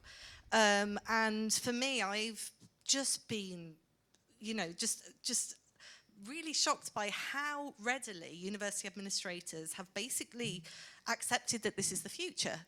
And as you said, I think you mentioned the framing of some of the questions, but that's really how how kind of training and different sessions that I've attended on this, they just say, this is the future, this is what you've got to expect. How are we going to implement these tools? Not, let's take a step back, have some kind of critical approach to this and think for a minute as educators. And that is something that I am really fearful of. So my question to you is, how do we fight this battle? How do you envision this battle kind of playing out? And have you got any advice? Yeah, it's a really tough one. And, I think every academic, particularly in certain fields where the use of this tool is already rampant. I mean, I know people who've said, as far as they can tell, about 70% of the student work that they received this term, I'm not talking specifically to Edinburgh, but actually a colleague of mine at another institution, but I'm sure at Edinburgh too. One of my colleagues in another institution said, I think from my estimate, about 70% of what my students submitted was just ChatGPT generated, not ChatGPT supported, ChatGPT generated content. And I don't know what to do. Like, do I fail 70% of my students? I think, well, I mean, that's one possible answer, right? But at the same time, we're not there to make our students fail. We're there to help them succeed. And I think it's very difficult when the messages that the students are getting also is, look, these tools are the ways for you to succeed. And if you don't use them, you're going to be at a disadvantage, right? So I think it's a much more complex problem than just failing the students. And I think as you point to, we often don't have support from administrators to actually do what we think is right for our classes and our students. And I think one of the most important things is to say, look, what is our mission here? It just comes down to, what are we here to do, right? And what are the problems that we have that these technologies are solving or making easier, right? When you start breaking it down to say, look, just tell me what problem this tool is going to solve for me in the classroom of all the problems that I have, right? And then, if someone says, well, it can mark your papers for you, say, that's not a problem, right? Marking the student's work is what I'm here to do. So tell me again, what is the problem that this tool can solve for me? Now, it turns out that there are some, right? There are very selective uses of these tools. I am a terrible illustrator, and I am a terrible graphic designer. And I would love to be able to rely on AI to take an ugly-ass slide that looks very unappealing and turn it into something that I can actually expect my students to look at for more than 5 seconds. And I can't hire, and never could hire, a human designer to design each and every one of my PowerPoint slides. But I spend hours, instead of focusing on the knowledge that those slides are supposed to convey, trying to make them look the way I want them to look, which I'm not very good at doing. So I'm all in on AI that allows me to press a button, which I already have, right? PowerPoint does this. It's not great at it, but I'm guessing it'll get better. And give me 15 different ways my slide could be structured and presented and designed so that it would be maximally readable, accessible, and visually appealing and relevant. But again, that's a problem-focused approach where I say, here's something I have difficulty doing, here's something I spend time doing that I shouldn't be, and here's a way that AI can actually help shoulder that burden. But how we get support from administrators for that kind of selective, cautious, and prudent approach, I don't know. If you find out, please send me an email, because I think we're all struggling to figure out what the answer to that looks like. So AI as a digital paintbrush is okay? I think the answer, this is the other problem. Like when people say, what are good uses of AI? It depends. It depends on the person, right? For someone else, it is not the right tool. Well, again, even then it depends. I mean, I think there are artists who can make very wise use of these tools in ways that don't dilute their creativity. The question is, are they empowered to do that? Or are they already out of a job because someone else can replace what they can do with the tool as a whole? Last question, Jackie. Yeah, what do you think of this metaphor, Shannon? It's actually not mine, but I'm borrowing it. AI as a simulation engine doesn't do much without humans, needs some initial state, can carry out trajectories which are incredibly accurate, maybe deceptively so, or really bizarre, and like a strange bug of the simulation leads you to unrealistic places, and sometimes can take you somewhere genuinely new. Yeah, I mean, I think that can capture some of what AI systems can do. I think one of the problems, though, is that their capabilities and the illusions that they can project far outstrip their actual simulation capacity right now. So let's go back to the example of the man and the goat and the boat, right? A simulation understands the physics of boats and rivers and men and goats, and understands how they move and can move within a real-world environment, right? So right now, these tools are not accurately simulating the problem. Now, you probably know that there are arguments, and I disagree with this man so frequently that it actually pains me when I have to agree with him, but Jan LeCun has repeatedly said that until these tools have a way of building world models, right, that can actually represent states of the world and cause and effect in relevant ways, that they will not be intelligent. And I have no reason at the moment to disagree, because I think what you're describing as simulation normally requires that kind of understanding. And I think if we got tools, someone asked me earlier also, is there a point at which these tools can do all the things I'm saying they can't? I think there's a lot of capabilities they're missing. They're missing the capacity to understand the terms in the context of how the world works. And I think that's step one. I think there are other things like moral judgment that would take things I don't know if we can build into machines, like artificial sentience. I'm a phenomenologist. I believe that moral judgment has an element of embodiment and a capacity to understand suffering and interests of the moral patients that we're engaging with, and not just the application of rules, right? Now, there are ethicists who believe that it is all about understanding rules, and if it is, these systems might, certainly get a lot better at that. But I believe we have plenty of examples that moral judgment, when it's strictly rule-based, tends to fall apart pretty quick. So I think you would need something like artificial sentience if you wanted these systems to actually understand moral situations properly and be able to simulate, let's say, a moral situation. I think simulating a moral situation, it requires something far more than simulating the scenario with the man, the goat, the boat, and the river, which only requires understanding the physics of the world, right? So I think simulation engines is a really interesting idea. I'd actually like to see these systems go more in that direction. I don't think they're very good right now at simulating. They're very good at mimicking, and that's a different thing. So to show how live we are, we're going to have a final, very quick update on the go-to. Sorry, I just couldn't stop asking Claude your puzzle. And yes. Claude is one, the man and the goat get into the boat together. The man rows the boat across the river with the goat inside. Both the man and the goat get out of the boat on the other side of the river. Yep. And didn't I say that it would take no time at all for these systems to be able, no time at all for these systems to be able to answer that problem? Yep. Okay, so that was just to keep it live. But before we thank Shannon for a fantastic keynote address, just remind you that tomorrow, for those of you who are joining us tomorrow, we start at 9:30. To those of you who didn't manage to get questions in, please do try to find time to ask them to Shannon. But will you now join me and thank Shannon very much for the talk. Thank you.